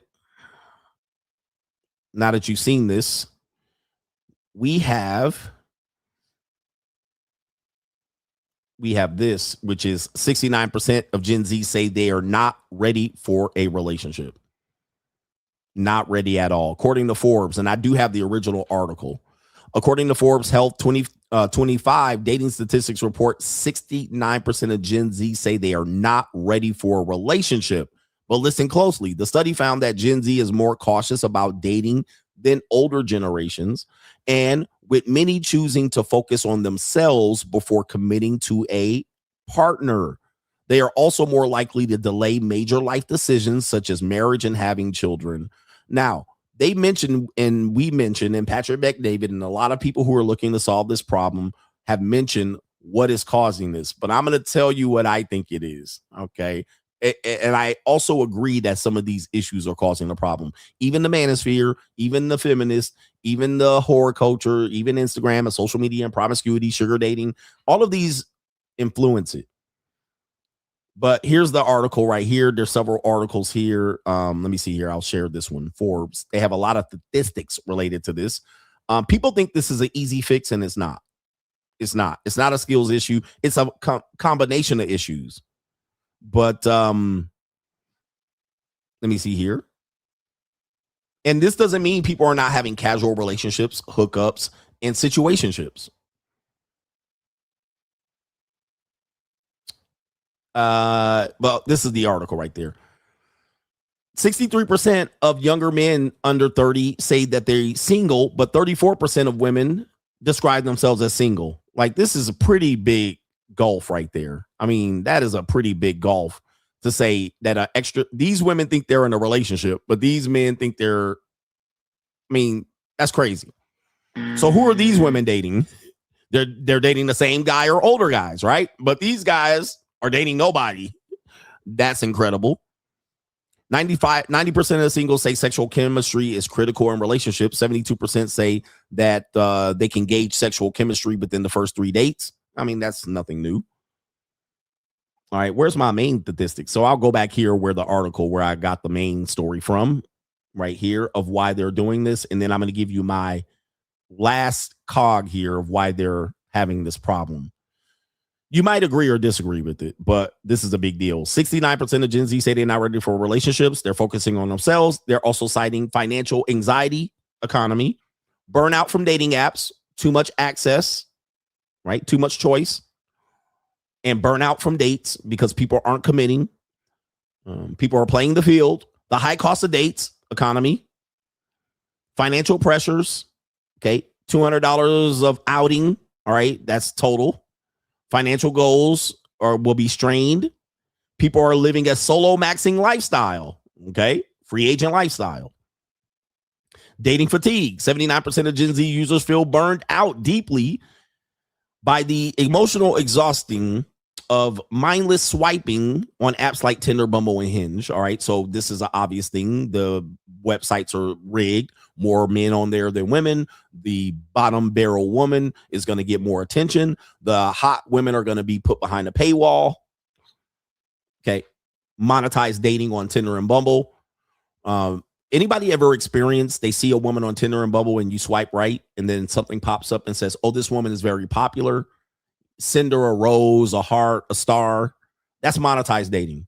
That's the app putting attractive women, whether the profile is real or fake, behind a paywall. All right. Now, there's only so many stars or hearts or lucky moons or fucking clovers that you have. So if you want more and you feel like you're gambling, and I'm a gamble, I'm just only send stars and moons. Okay, well, then you got to buy into that. That's called putting the attractive women behind paywall. Therefore, if you don't go after those women, you're stuck with obese women, fat single mothers, 40-year-old milfs. That's what you're stuck with. And that those women are not behind a paywall. That's called monetized dating. That's part of the monetized dating marketplace that I talk about. That happens on Hinge, Tinder, Bumble. It happens everywhere.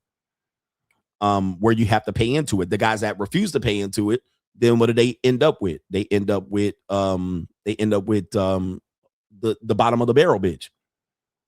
And then they'll limit your swipes. You want more swipes? Well, then it costs. That's monetized dating. So when I say dating is monetized, dudes go automatically to tricking. But I say it's more layers to that. But it's tough for men to hear that shit. All right, they just want to go right to the tricking. But dating is monetized across the board. Now, the only way to defeat that is if you just a genetic freak, right? You just got that much charisma. And even then it gets monetized. There's nothing free about that either. So the readiness paradox. While many desire connection, genuine burning desire, high performance expectations on social media, and fear of public digital relationship failures make them hesitant to commit. Where do we see that? Well, about a couple of months ago, there was a woman that came out with an article that said, posting your boyfriend is what? I can't remember what she said, but women are reluctant to post their mate. So probably 10 years ago, that was what men were reluctant to do. I'm not going to post my girlfriend and fuck up my game. When actually it does the opposite. When you post women, that's social proof, more women will step up. All right, they'll be like, I'll get in. And where do we see that? We saw that even in the 1950s dates. But most dudes, they don't want to put their shit out there or their receipts thinking that's going to mess up their game. But it actually does the opposite. You're still considered somebody that is willing to give women what they want, per se. So it actually helps you when you're demonstrating that you have ability to get women. Women actually are more attracted to you, unfortunately. Some women will run, but most women aren't. But yeah, having a boyfriend is embarrassing, was it? So now women won't post even their boyfriend. One of the reasons they'll say is because their female friends will try to take their boy or their man. So if they post their boyfriend, the female friends are going to go after their man. Now, this is true. It's not always true. I don't believe it's their primary reason for not posting their boyfriend. I think that's their best excuse, but I've seen that. I've seen a woman post me and women immediately follow me. Those her friends. Not only that, I've had a woman say she posted a partial image of me and she was younger. She was in her late 20s and her friends who are also in their late 20s was like, oh, you got a silver fox. She said, when you're done with him, toss him over to me. So there is a sense that if a woman posts their boyfriend, that the other women are going to go after him. All right. So that does exist. That does exist. But I think the primary reason why they don't post their man is because it's going to fuck up their game. Yes, they're out here with the rotation. So yes, they're not going to post their guy because the other guys, they're going to lose followers. The other guy's going to be like, hey, what's up? Somebody mentioned it, or they're gonna. Yep. So there's Crystal right there. So their male followers are gonna be like, "Hey, wait a minute." Shout out to Crystal. Crystal need to bring that ass over here, boy. Let me see. Crystal, you got a man? Crystal, you need a bind fixed? Bring your ass out to Las Vegas. But if she has a lot of men following her and she posts that man over there, it's a wrap. Right? It's a rap ski. That the other men are gonna be like, hey, wait a minute. Hold on for a second. Wait a minute. Who are you? Most women statistically got more business going on than men do. And what do they end up doing? They post a picture on the boat. They post a picture in the hotel resort on a vacation. They post a picture at a restaurant, but they're not going to post who is at the restaurant. Even if it's a young guy or a sugar daddy, the guys are hoping that they still have a chance. So, all right, yeah. Wait a minute. Who are you? All right, I know a woman who her primary following is female to about 70%. 30% of her followers are males, but many of them are celebrities. She has a lot of celebrity males that follow her. So she doesn't post. She ain't posting no dudes. All right. She ain't posting no dudes. But her excuse is going to be like, well, these other girls, my 70% of women that follow me are going to go after you. All right. But yeah. No, it ain't. It's some celebrity niggas going to be like, who this doing this to you right here? Who's this? It's the other sugar daddies. It's the other Tricks. It's the other Johns. It's the other Max. It's the other dudes that thought they was getting it for free. All right. So that is actually playing into it. But here's the final synopsis to this, and we'll go to the super chats. I think this issue about Gen Z cannot be debated. And the issue is this about not being prepared for dating. One of the key things that you need to be dating someone seriously is space.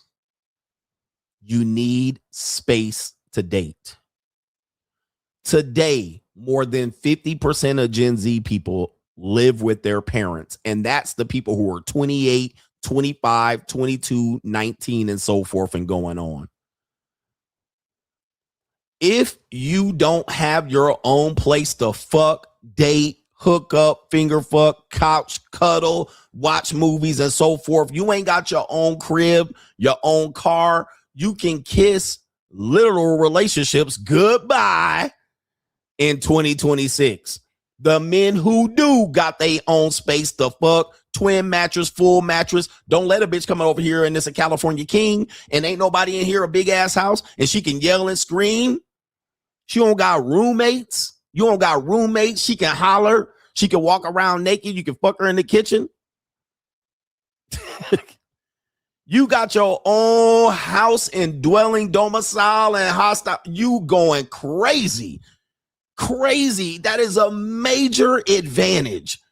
Major advantage. Even if you a guy that has all that game and mouthpiece. If a dude got his own crib and you don't, you are cooked in today's marketplace with younger women, Gen Z. You're cooked.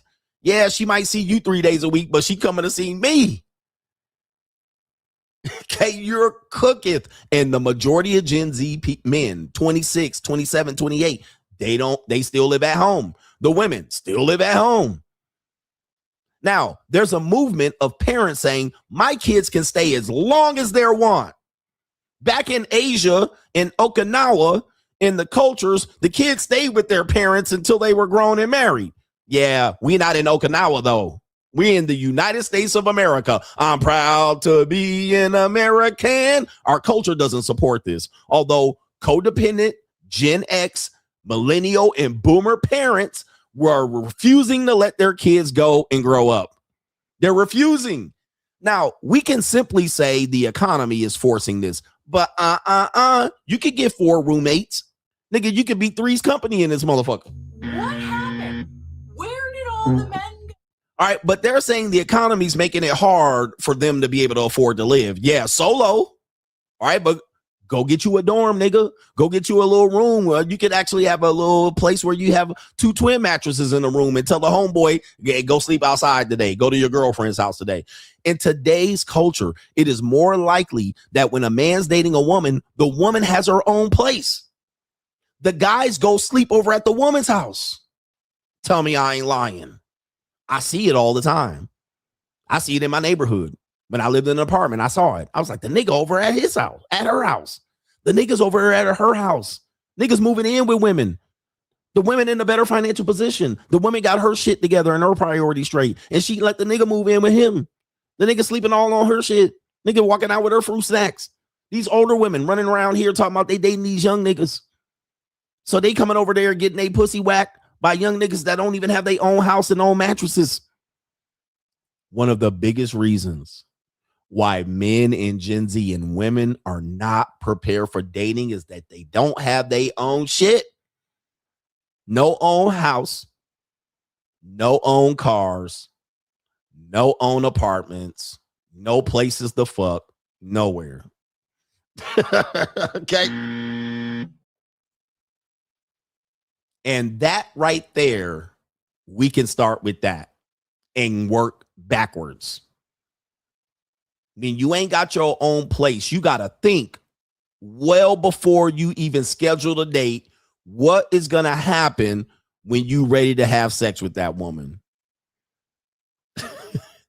You got to sit there and be like, all right, what if the date goes good? What if she wants to come back to my crib?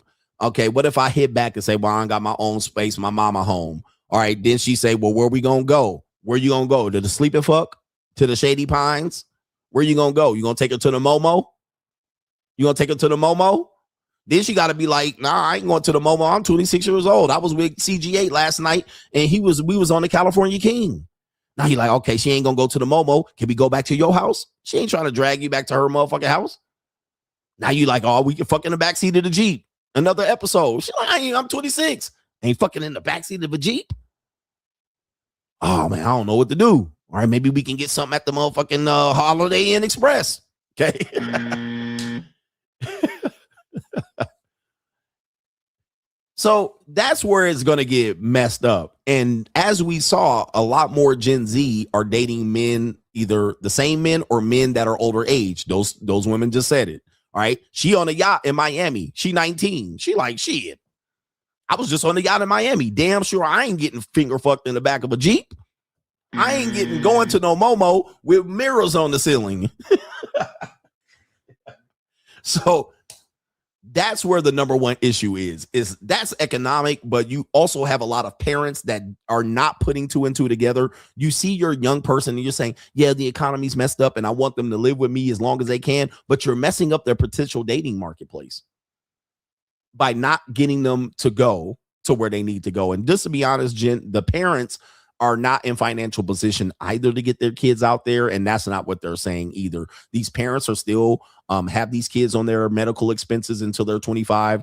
These parents still are writing their children off as dependents, so they're keeping them in the house longer. These parents are codependent, half of them divorced and ain't got no fucking social circle, so their kids are their goddamn son husbands, their kids, their daughters, their fucking best friend. And so you don't have the financial wherewithal to send your kid to college or the army. You don't have the financial wherewithal to get your kid an apartment and pay for a third of it and make them get a roommate. You don't got the financial wherewithal to buy a townhouse and charge the fucking other roommate rent. So what do? You just harbor your fucking kid as a fugitive and fuck up their relationship marketplace because you're a selfish piece of shit parent and you ain't got no shit going on for your own life. So now you got to keep your kid in the house longer, acting like you love them and you keeping them there because you love them. But that's not why you're keeping them there. You can't let them fucking go is why you're doing it. But now you're causing the major part of the dating marketplace collapsing because you're not getting your kids to launch.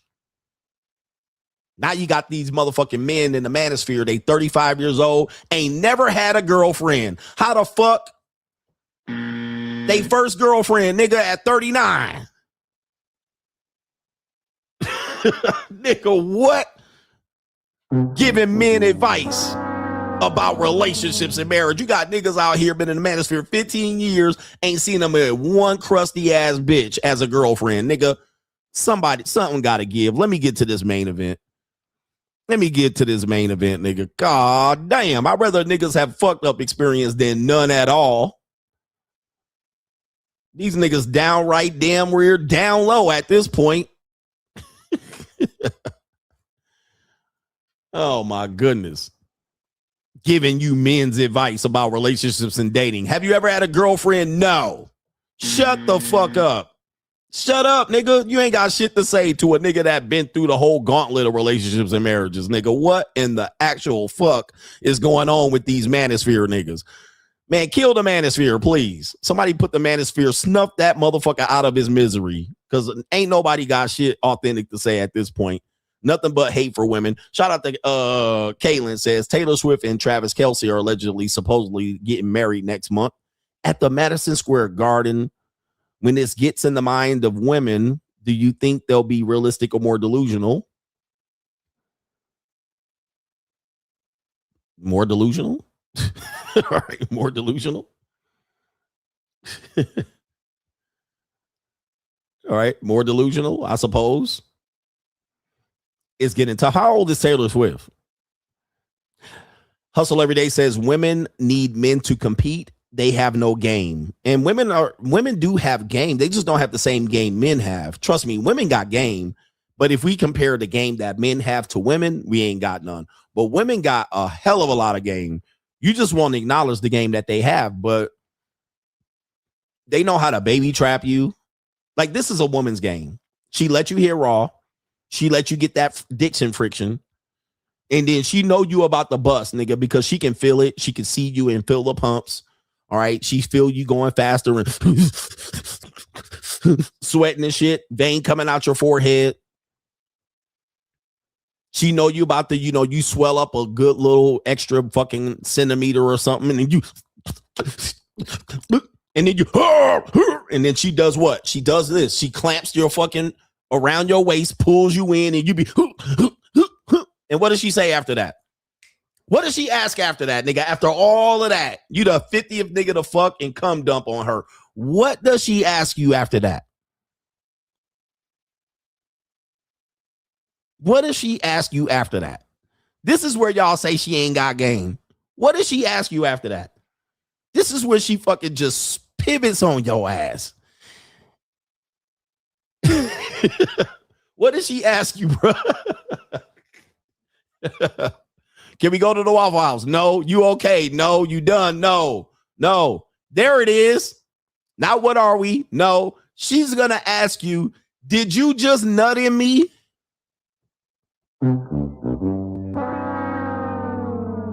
That's when you going to realize you done fucked up. You're going to be like, huh? Who, me? Yeah. What? I know you didn't just nut in me. You felt, I know you felt that. I know you saw that. I know you locked in and cinched in on me and shit. You had me cinched in. I couldn't even move. Now, what she just set you up for is to blame your motherfucking ass for the next 18 years should she get pregnant. Or she gonna make you cough up $55 for the plan B. She ain't gonna pay for it. Now she gonna be like, this plan B gonna ravage my system. Like, so now, oh, you didn't nut it in me? I guess we get a relationship. I normally don't let niggas nut in me. They normally tell me, but now that you done that now, because if you do that, that's technically a sexually assault if you didn't get consent to do so. So she like, well, you kind of just nutted in me and shit. So this is serious business. That's game. That's game. You telling the bitch to jump rope and do jumping jacks and take a piss and dookie it out and you trying to finger it out with your finger. That's game. She knew exactly what was going on. And she hit your ass with the old okey doke. Now she didn't okey doke your ass.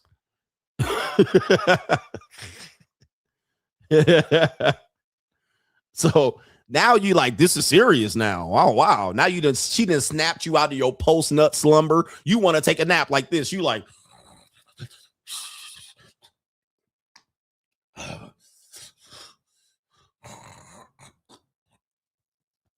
Mr. Negro. What? Mr. Negro, did you just nut in me? Huh? You done woke up, what? Sobered up? You like, wait, what? I'm sorry. Putting on your clothes. What's the conversation about? What we doing? Huh? That's called game, bruh. And that game is what? That can support her for the rest of her life. Well, if I get pregnant, it is what it is. You better hope I don't get pregnant. Huh? You not on birth control? You not on birth control? No, I'm not on birth control. Birth control make me sick. It make me gain weight. You should have asked me beforehand, but you didn't. So better hope I'm not pregnant. You saying women don't have game? Yes, they do. Now your ass on child support. And now you can't even enjoy the nuts no more. Now you didn't like, damn, what am I doing? You praying for the next 58 days. Lord Jesus, please don't let that bitch come up pregnant, that donkey face, looking like a big ass fat bull with the fucking hump back on the neck. You praying the bitch don't just give you that call. And you thought it was for free. So women don't got game? Yes, they do. Yes, they do. It's just a different set of games. They set your ass up for you to step in dog shit, and then they say, who gonna clean it up? Not me. So their game comes after the sex. Your game comes before the sex. They got plenty of game. All right. I always say a man loses leverage once he has sex with a woman. The woman has leverage before he has sex. You have leverage before the sex. All right. After the sex, she has the leverage every single time. So women have game. It just comes at a different point of the conversation. Okay. So they got game. You just got to be ready about it, boy. We call it the penis fly trap. As soon as you dip your fucking pen in the company ink, just like that, you have sex with a coworker, and she's gonna be like, you know, it's gonna be weird when we go back to work on Monday. That's game. What you mean by that? What you mean it's gonna be weird after we go back to work on Monday? Yeah, it's gonna be kind of weird to see you in the hallways and passing by, keeping the secret that we're fucking, and you're like, oh yeah, you don't have a problem with it. Now, guess what? She see your ass at the water cooler talking to Suzanne. She see your ass at the water cooler talking to Tamika and Tata and Alicia and them. And she's sitting over on the side watching you fucking, you know what I'm saying? You know, ha ha ha ha ha, and they keep keying and shit. Ha ha ha. And she just watching your ass over there at the water cooler like, yeah, nigga. She see you out there walking out here at the end of work, going out to your car to give another bitch a ride home. She over there like, yeah, okay, we doing this, huh? Okay. You get a message, an email. You have a meeting with human resources tomorrow 9 at 9 a.m. Women don't got game? All right. Now your ass in like, what? Oh, nigga, what?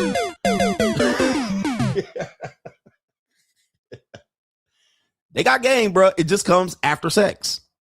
Our game is before sex. Their game is after sex. All right. They run a good game, man. All right. Look. We know this. You got a girl at your apartment building you fucking. She see you at the fucking pool, right? You done fucked her last 4th of July. Now this 4th of July, you out there at the goddamn community pool making hot dogs and grilling hot dogs and shit and hamburgers with another bitch at the community pool. She like, okay. Okay, that's what we doing? Oh, you at the pool? She gonna be down there in her bikini. She gonna be down there in bikini all lotioned up and shit, walking past you, hoping she don't say shit. You be like, you don't even know what to do. You nervous and shit. She walked by the other girl and shit. Hey, do you have some sunscreen that I can borrow? You looking like, oh shit, this bitch about to fuck. That's game. Who's your little friend? She texted you over there looking. I'm like, who's your little friend? Who's your little friend? You get the text message. You looking over there like, dude, I can tell you a story. I got to save it because it really outs me for being bad. But I had a situation where let's just say I had a girlfriend and I was with another girl. All right. We all had a small circle, let's just say.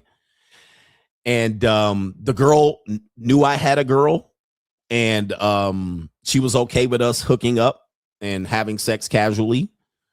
And she was a younger girl and this type of stuff, man, dude.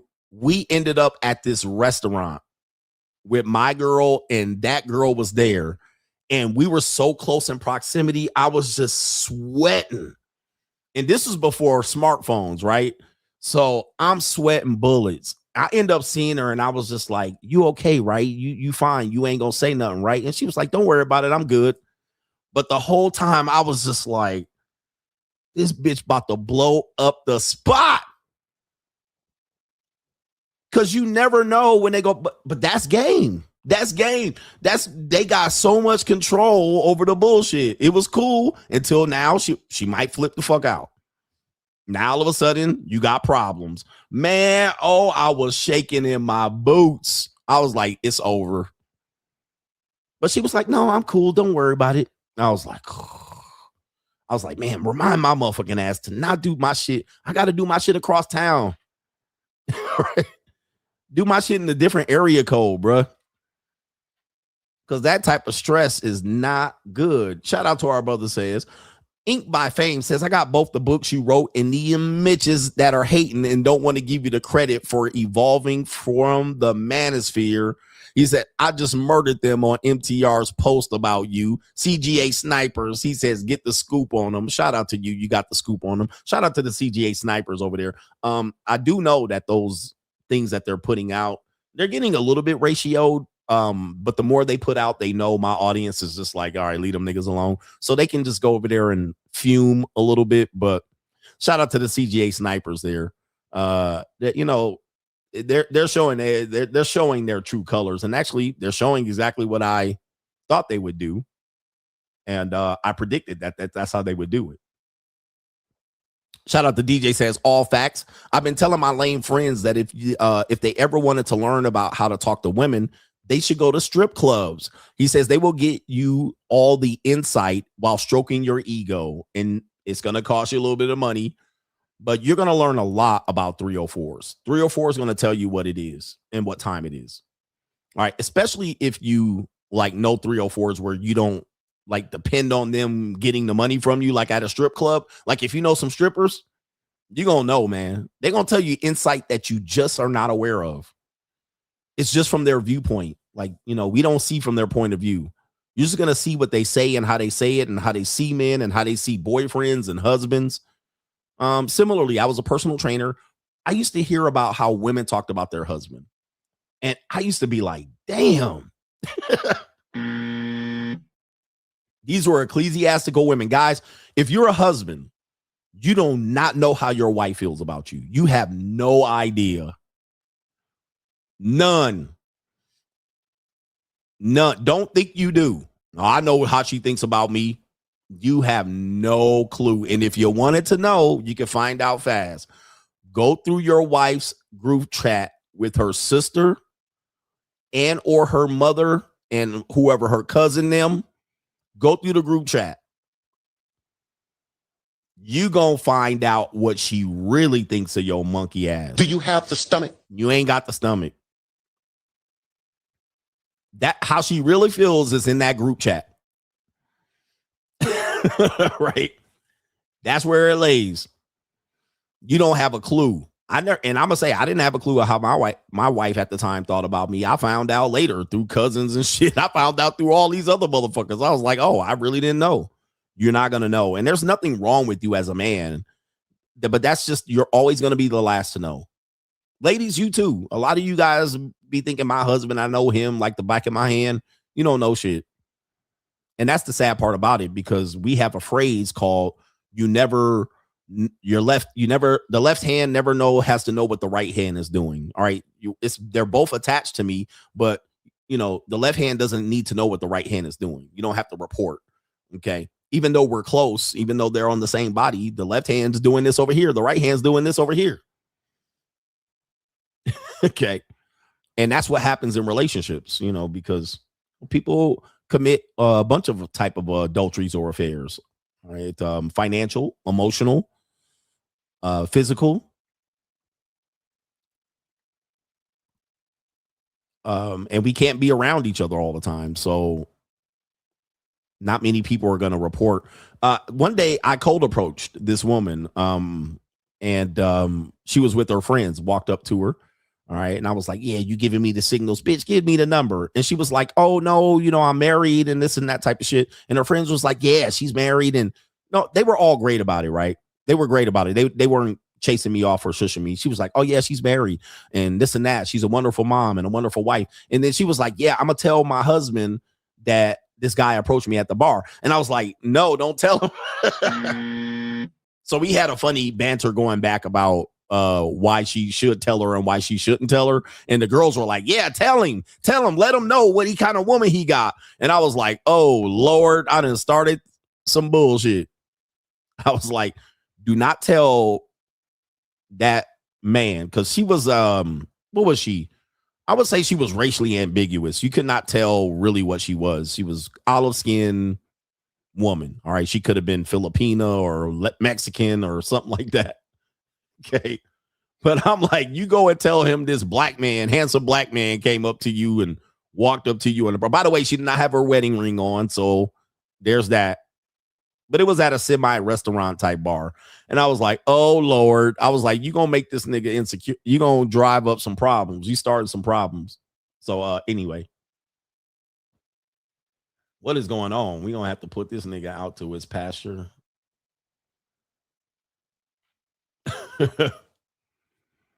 Shout out to Jay says, Coach, some Gen Z men say they fear being labeled a creep worse than rejection, so they fall back with dating and approaching. Your thoughts?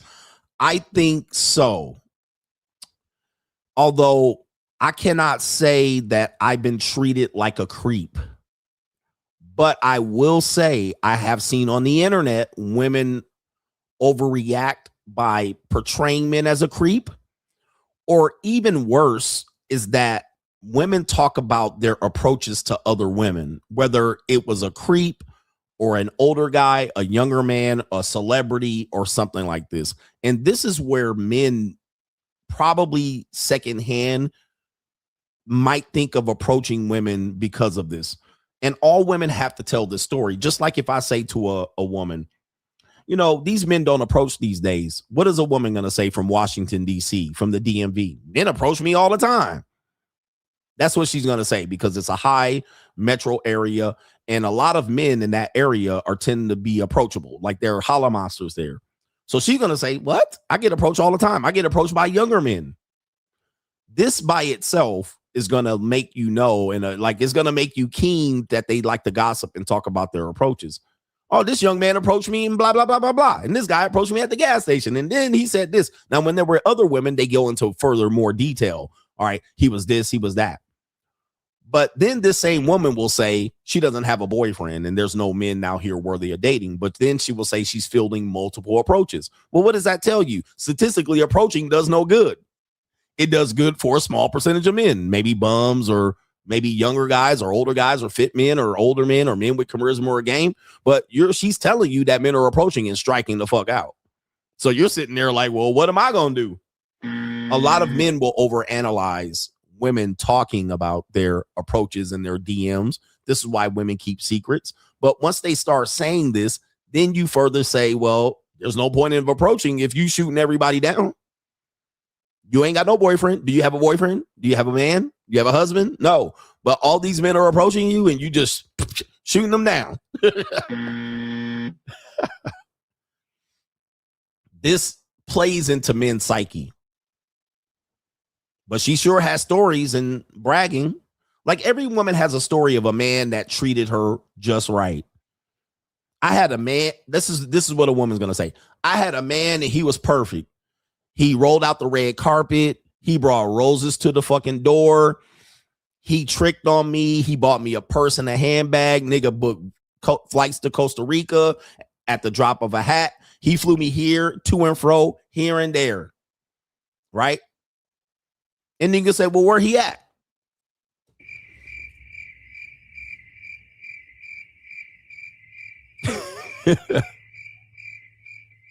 Where he at? No motherfucking where. He in no man's land. He didn't make it. And you sitting there going, okay, so let me get this straight.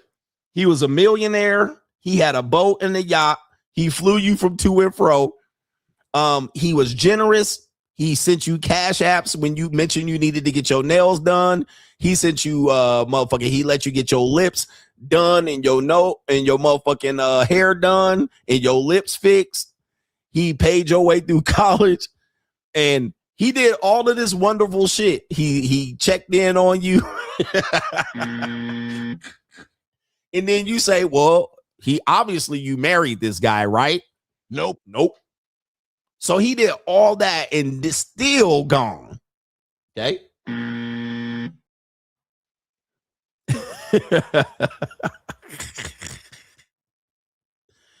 Apparently, even doing all of that doesn't work. They're going to say it works, but at the end of the day, they're going to tell you a story about some nigga that did exactly what it was supposed to take. This one time I had a super, and then guess what? Didn't work out. She wasn't able to keep him, or she kicked his ass to the curb because of whatever. All right, that one thing that she couldn't get over. What a nigga snored in the middle of the night. I couldn't take it no more. Shout out to Gen Z J for letting us know about that. Corey says, what's up, coach? The JUCO I lost by automatically smashing her friend came back last night. She need a bind, brother. Bind's easy to be fixed. How dare you? Wrong sound effect. He says right here, I knew she couldn't stay gone long. JUCOs are a dime a dozen in 2026, but it's not many young, fly, handsome men laying that pipe and spinning the bag. Check and mate. Free agent lifestyle for life. That's the truth. Right? A lot of people don't have that. So really, I'm gonna tell you, man, only people are gonna say it's wrong. They're gonna say if you go outside, there's a bunch of short, Barney Rubble shaped men with girlfriends. And I'm gonna say this is true. Okay, this is not false. Sometimes you just look and go, how did he get her? Well, those are relationships typically that are going to be young people, right? And they kind of grew up together, or they grew together. They have a relationship that's working now. Those are some relationships you'll see. You'll see them mostly in Latino communities. They tend to be more oriented to that. Sometimes you'll see Asian communities like that. You definitely don't see niggas like this. Black community don't have many stories like this. And then you will say in the white community, it's hit or miss. Okay. Now, when you go to older people and you say people over 35 and 40, you're going to see a lot of that too. What we're talking about is when it counts. Let's look at 28 to 30. What's happening in between there? Do you see that as the norm? No. It's going to be either before 22 or after 36. All right. That's where the effort's going to lie. All right. Where the women finally settles. This nigga finally is like, I got the best piece of slice of pussy I ever can get. Like, and it works out and they make it work and they just deal with each other and they get behind closed doors and they sleep in separate bedrooms and they don't fuck but 2 or 3 times a month or a week. All right. And they just make it work. They're a couple and they play the role. They get fat with each other and out of shape. But what's happening between 22 and 30, 22 and 29? We don't see that quite often. Greg Terrible says, Coach, I'm 45 now, but something you grew up in a poor single mother environment, and dating for me has always been about money and resources. And yes, there are guys that are naturally good with women, but mostly it's about money and resources. That's when I bossed up. Dating was easier. But guys, that's kryptonite to niggas when they hear that. They don't want it to be like that. They're gonna bark at you if you say that. But we know it's true. Ain't nothing going on but the rent. We know that there's men that can be successful with that. All right. They can get in the door with that. But for some reason, like I said, I showed you, niggas are they're counterproductive. Whatever their counterculture, whatever's the standard, they're going to do the opposite. So niggas are going to just go crazy on you for that. Which means in effect, well, you never take advice about relationship from the black community. Because they have the worst relationships on record since 1967. I mean, on record, the CIA done tore their whole fucking community up. All right, for the last 45 years, you never take advice about relationships from black people. Like maintaining relationships from black people, this is the worst people you could take advice from. Like they do the opposite. Tony Gaskins was running around here, said he pimped hoes, and now he has an ecclesiastical marriage. I mean, how much terrible can you get? I mean, how much horrible advice can you give? All right. And it always going to center around they all went back to church, to the nigga church. So that's where it's going to be centered by. These are the worst people, worst relationships on historical record, nigga. since Christopher Columbus hit the fucking Caribbean. There has been no worse relationships statistically than the nigga community. All right. On record, nigga, the Native Americans, the Cherokee, the Choctaw, nigga, had better relationships than these niggas. The Pilgrims, the Dutch, nigga, the San Francisco 49ers, nigga, and the Gold Rush had better relationships than niggas. All right, niggas got the worst relationships historically on record, nigga. You might be able to say across the world the worst relationships on record, the nigga community. And you're taking advice about relationships from this tragic group of people. All right, it's terrible. All right. They had a period where they had it rolling from like 1920 to 1950s. And historically, them niggas want to go back to zoot suits and flat Kango hats and shit like this. Nigga, the blues industry was literally what the rap industry is today. The blues industry was, he ain't nothing but a hound dog ass nigga. All right. I don't trust that bitch. The bitch gave me the blues. All right. I'm telling you, bro. I done came home. Dun dun dun dun dun. Bitch was cheating on me. Dun dun dun dun dun. She didn't ruin my heart. Dun dun dun dun dun.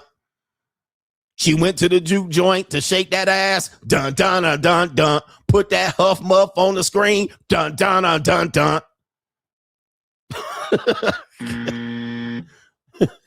Now the bitch left me out here in Mississippi with a harmonica. Dun dun dun dun dun. And nothing but a hound dog. Dun dun dun dun dun. Nigga, the whole blues industry was about the shitty relationships between niggas. All right, come on. Bitch was out there with her back getting tossed out. Dun dun dun dun dun. Left me all out here, Poe. Dun dun dun dun dun. It ain't nothing but the Migos, nigga. It's just the Migos.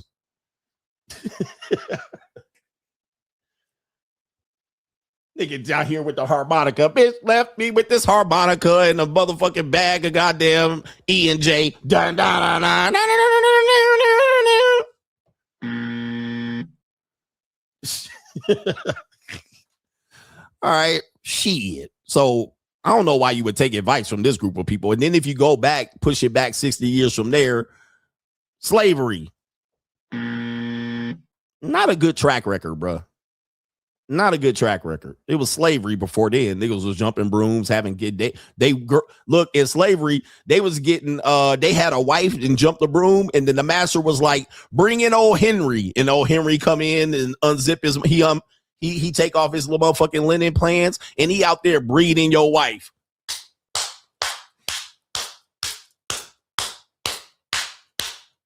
Your wife come in shaky with the stanky leg. All right, you like, how did it go, honey? Was it okay? I still love you. She crying in your arms. I didn't like it at all, one bit.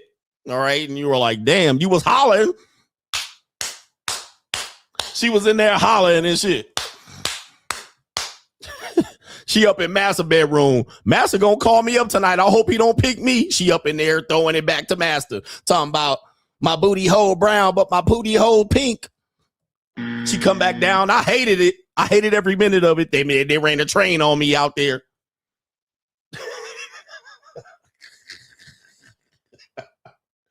All right. Where is the historical successful track record of the so-called black community's relationships? This is what's going on, bro.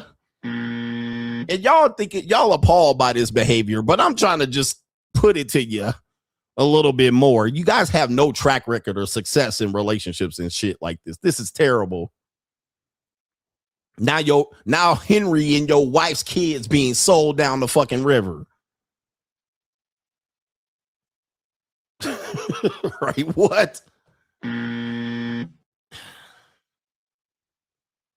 Anyway, if you're offended by this, go fuck yourself. I don't know what to tell you, man. I'm not here to make history look nice for you to feel good. Henrietta getting sold down the river.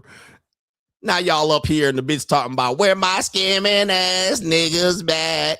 Where my hustling ass booster bitches at. This is the same shit, different day.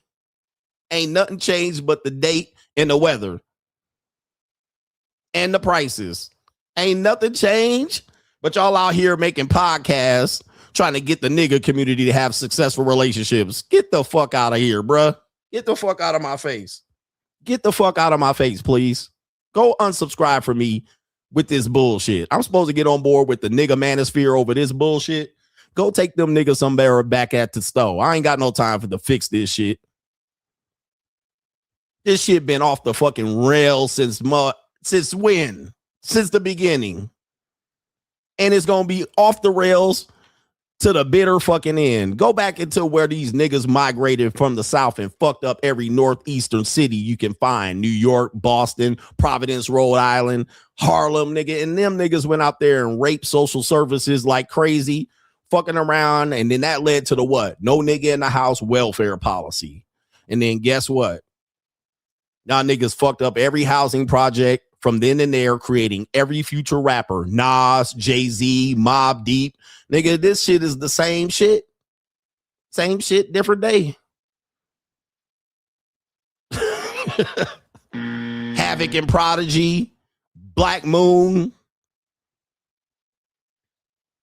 Everybody you celebrate to this day was created by the fucked up nature and relationships of niggas.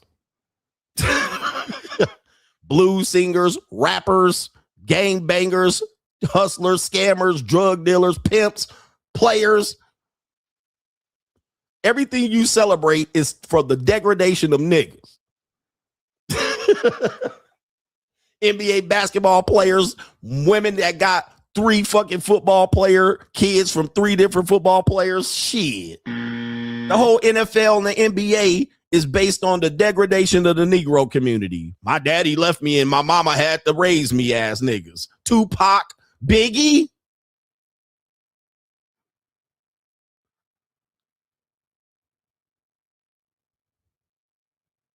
And y'all podcasters think you're going to fix shit? Like tomorrow? You think you're going to get a microphone and some lights and some clickbait thumbnails and have a conversation to fix this shit? You think you got that much fucking power? You're delusional. You men are delusional. Think you're gonna fucking put some clickbait titles and thumbnails and you're gonna fix the shit. You ain't fixing shit. Every city a nigga celebrates is from degradation of the black relationships. Cleveland, Washington, D.C., Miami Gardens, Los Angeles, California, Compton, Inglewood, Oakland, Milwaukee, Chicago. Every city that y'all celebrate, I'm from Detroit, is the degradation of the ridiculous nature of niggas getting together to mate. Every city you brag about, I'm from here, you can point back to just shitty relationships between black men and black women created that you brag about. Tell me I ain't lying. Houston, 5th Ward. But I'm tripping. Atlanta.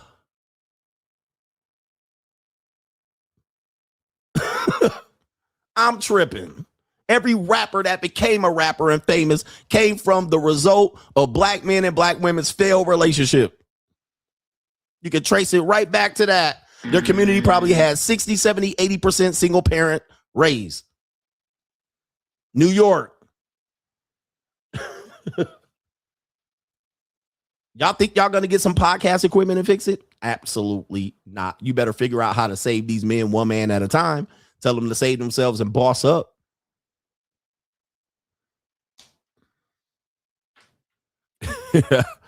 Snaptech Fix has been getting deeper into the dark side lately, and JUCOs have exhausted me. Once they find out that you have a lot of birdseed, they become relentless. I find myself ignoring them just to get a break, and I've come to the realization I run out of desire way before money. Sheesh, free agent lifestyle for life. For real. They're going to wear you out, guys. If anybody finds out you have access to income in this economy, they're going to become dependopotamuses. Women will become dependopotamuses. So you got to make sure that you are very ruthless when you cut their ass off. The best part of JUCO is you can cut them off. All right. Relationships, typically they get a little bit more emotional about, but the best part about JUCOs is if you could just cut their ass off. All right. Just stop answering the fucking phone. All right. You can flush your whole rotation down the toilet. You could just be out here for 4 or 5 months going crazy and then just be like, all right, everybody's ride is over.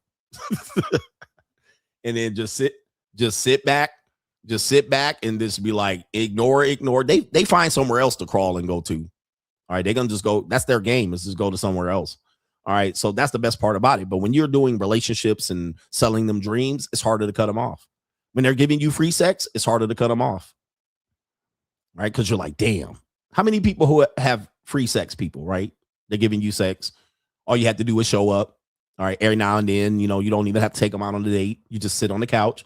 She'll make you some chicken fettuccine and some Texas toast, and it's easy peasy. Right. And you're like, damn, guess what? When she cuts that off or goes ghost, or you feel like you got to cut it off because you want to focus on somewhere else, that's the hardest thing to do.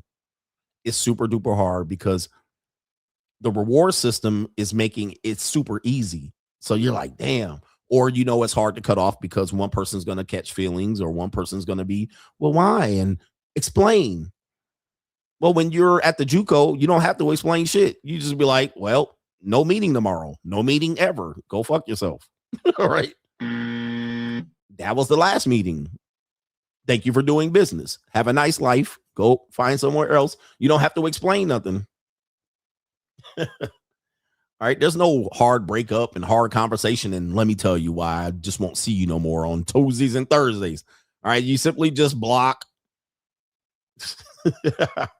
Just block. All right. You already did what you needed to do. All right. It's not like you ghosting them. Block. Shout out to Sean Christopher too for the support over there over on the Ko-Fi. We got a couple more and then we're going to get out of Dodge. Easy says, thank you, coach, for everything you do for us. Giving you the real. Thank you, Easy. And Hustle Every Day says, smashed at the W or the W tree. 304s get whatever. 35 no girlfriend. Keep a 3 and a 4 up your sleeve. Oh man, I had a 3 and a 4 and she ghosted me. I was like, damn. I don't know what happened. I was like, damn. She was an easy one too. I was like, damn, she was easy, dependable. She used to come through at the drop of the dime. And then all of a sudden she done went over there. I was like, shit. Because she was my filler. Right. And yeah, she was a normie girl. She wasn't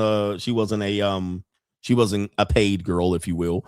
She was a normie girl. I used her as a filler. All right. So she would fill in when I would just be like, all right, let me go over here. I didn't have nothing going, or I didn't want to just, I was budgeting. I had my budget. Yeah, she was a Mexican too. So she might have got deported. All right. She was Mexican. ICE might have got her ass. All right. She was a Mexican girl. Slow Tuesday chick, little nerdy girl. She had a Dora haircut, big ass titties. I was just like, man. And she used to have her come through. She's my filler girl. 2 times a week, 3 times a week. I used to have her come through in between. And just easy. Come through, no problems. And she would leave. All right. There was no money. She didn't even ask for gas money. She drove 30 minutes away and went 30 minutes back. All right. I think ICE got her. I was literally sad to see her go. I was like, damn. She was like 26. She didn't want no relationship. She was just kind of like, just jump in the bed, hop in. All right, let's have fun, leave. Damn. I was like, where's she at? I was mad as hell. I was like, so I'll see you Tuesday. And then it was like crickets. I'm looking at my phone like, she the only one I looked at my phone like, where'd she go?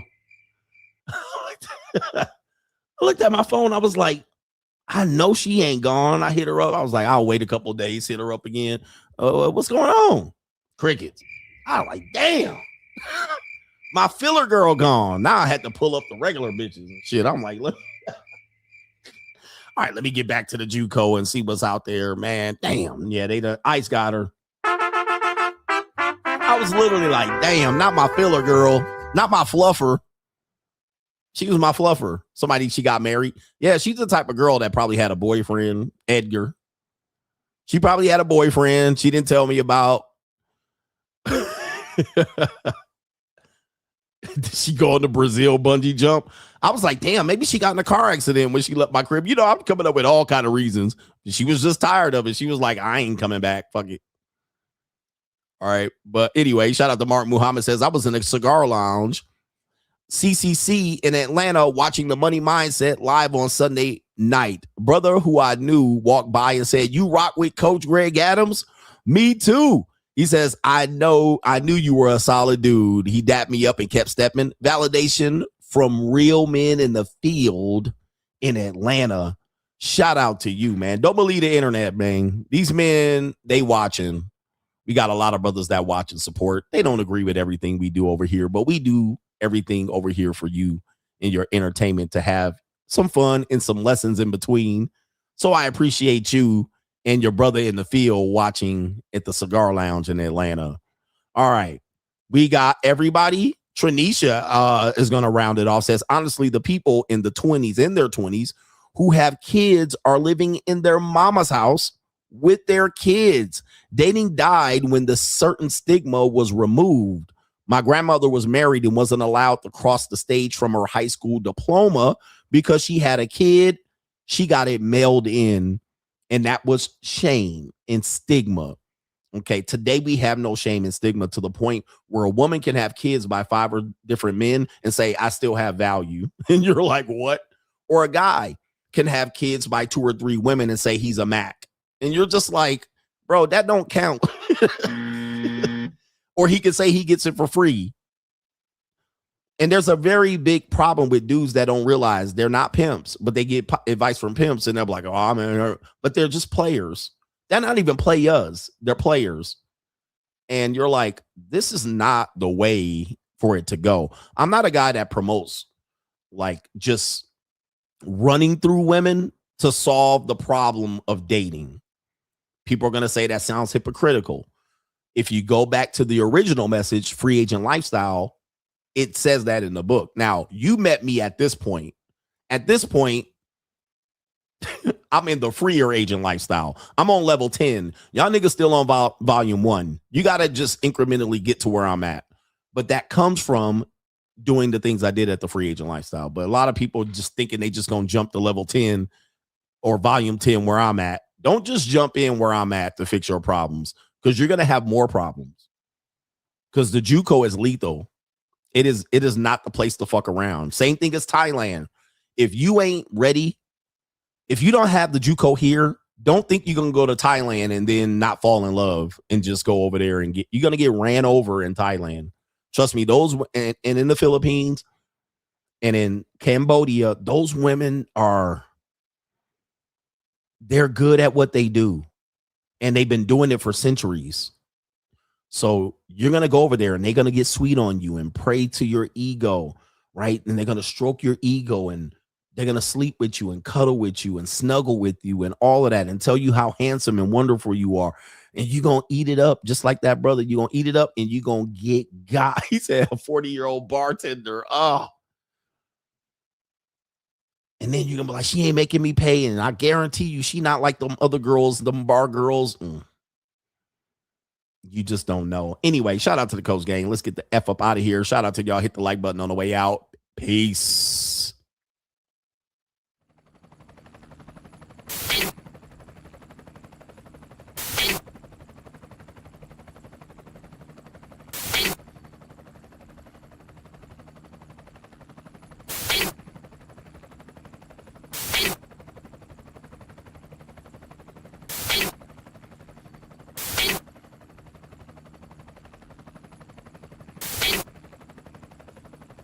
And you're in the Desert Storm bunker with Hollywood CGA.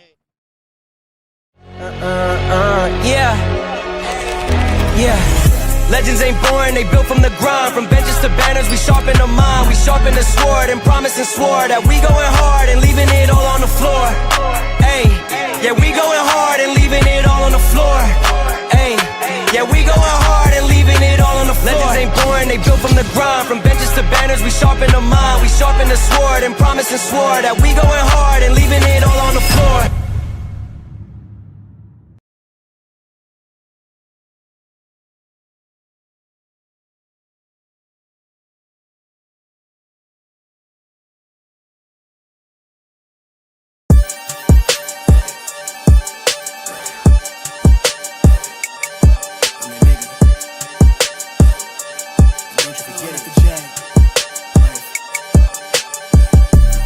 Vibe blowing up the J, got the loud jumping up the bag. Everything I'm on slack. Everything I do is got the Benz jumping up the bag. Vibe blowing up my J, got the loud jumping up the bag. Everything I'm on slack. Everything I do is got the Benz jumping up the bag. Another milestone, look at that. Paper boy on my paper route till I'm 6 down on my back. I'm an old soul like my dad. My old girl's still a fan. And yo girl at the live show, so don't act like I ain't the man. I'm kicking my feet up, get frank like Aretha. I'm calm, but I'm teed up, just flip me a stack.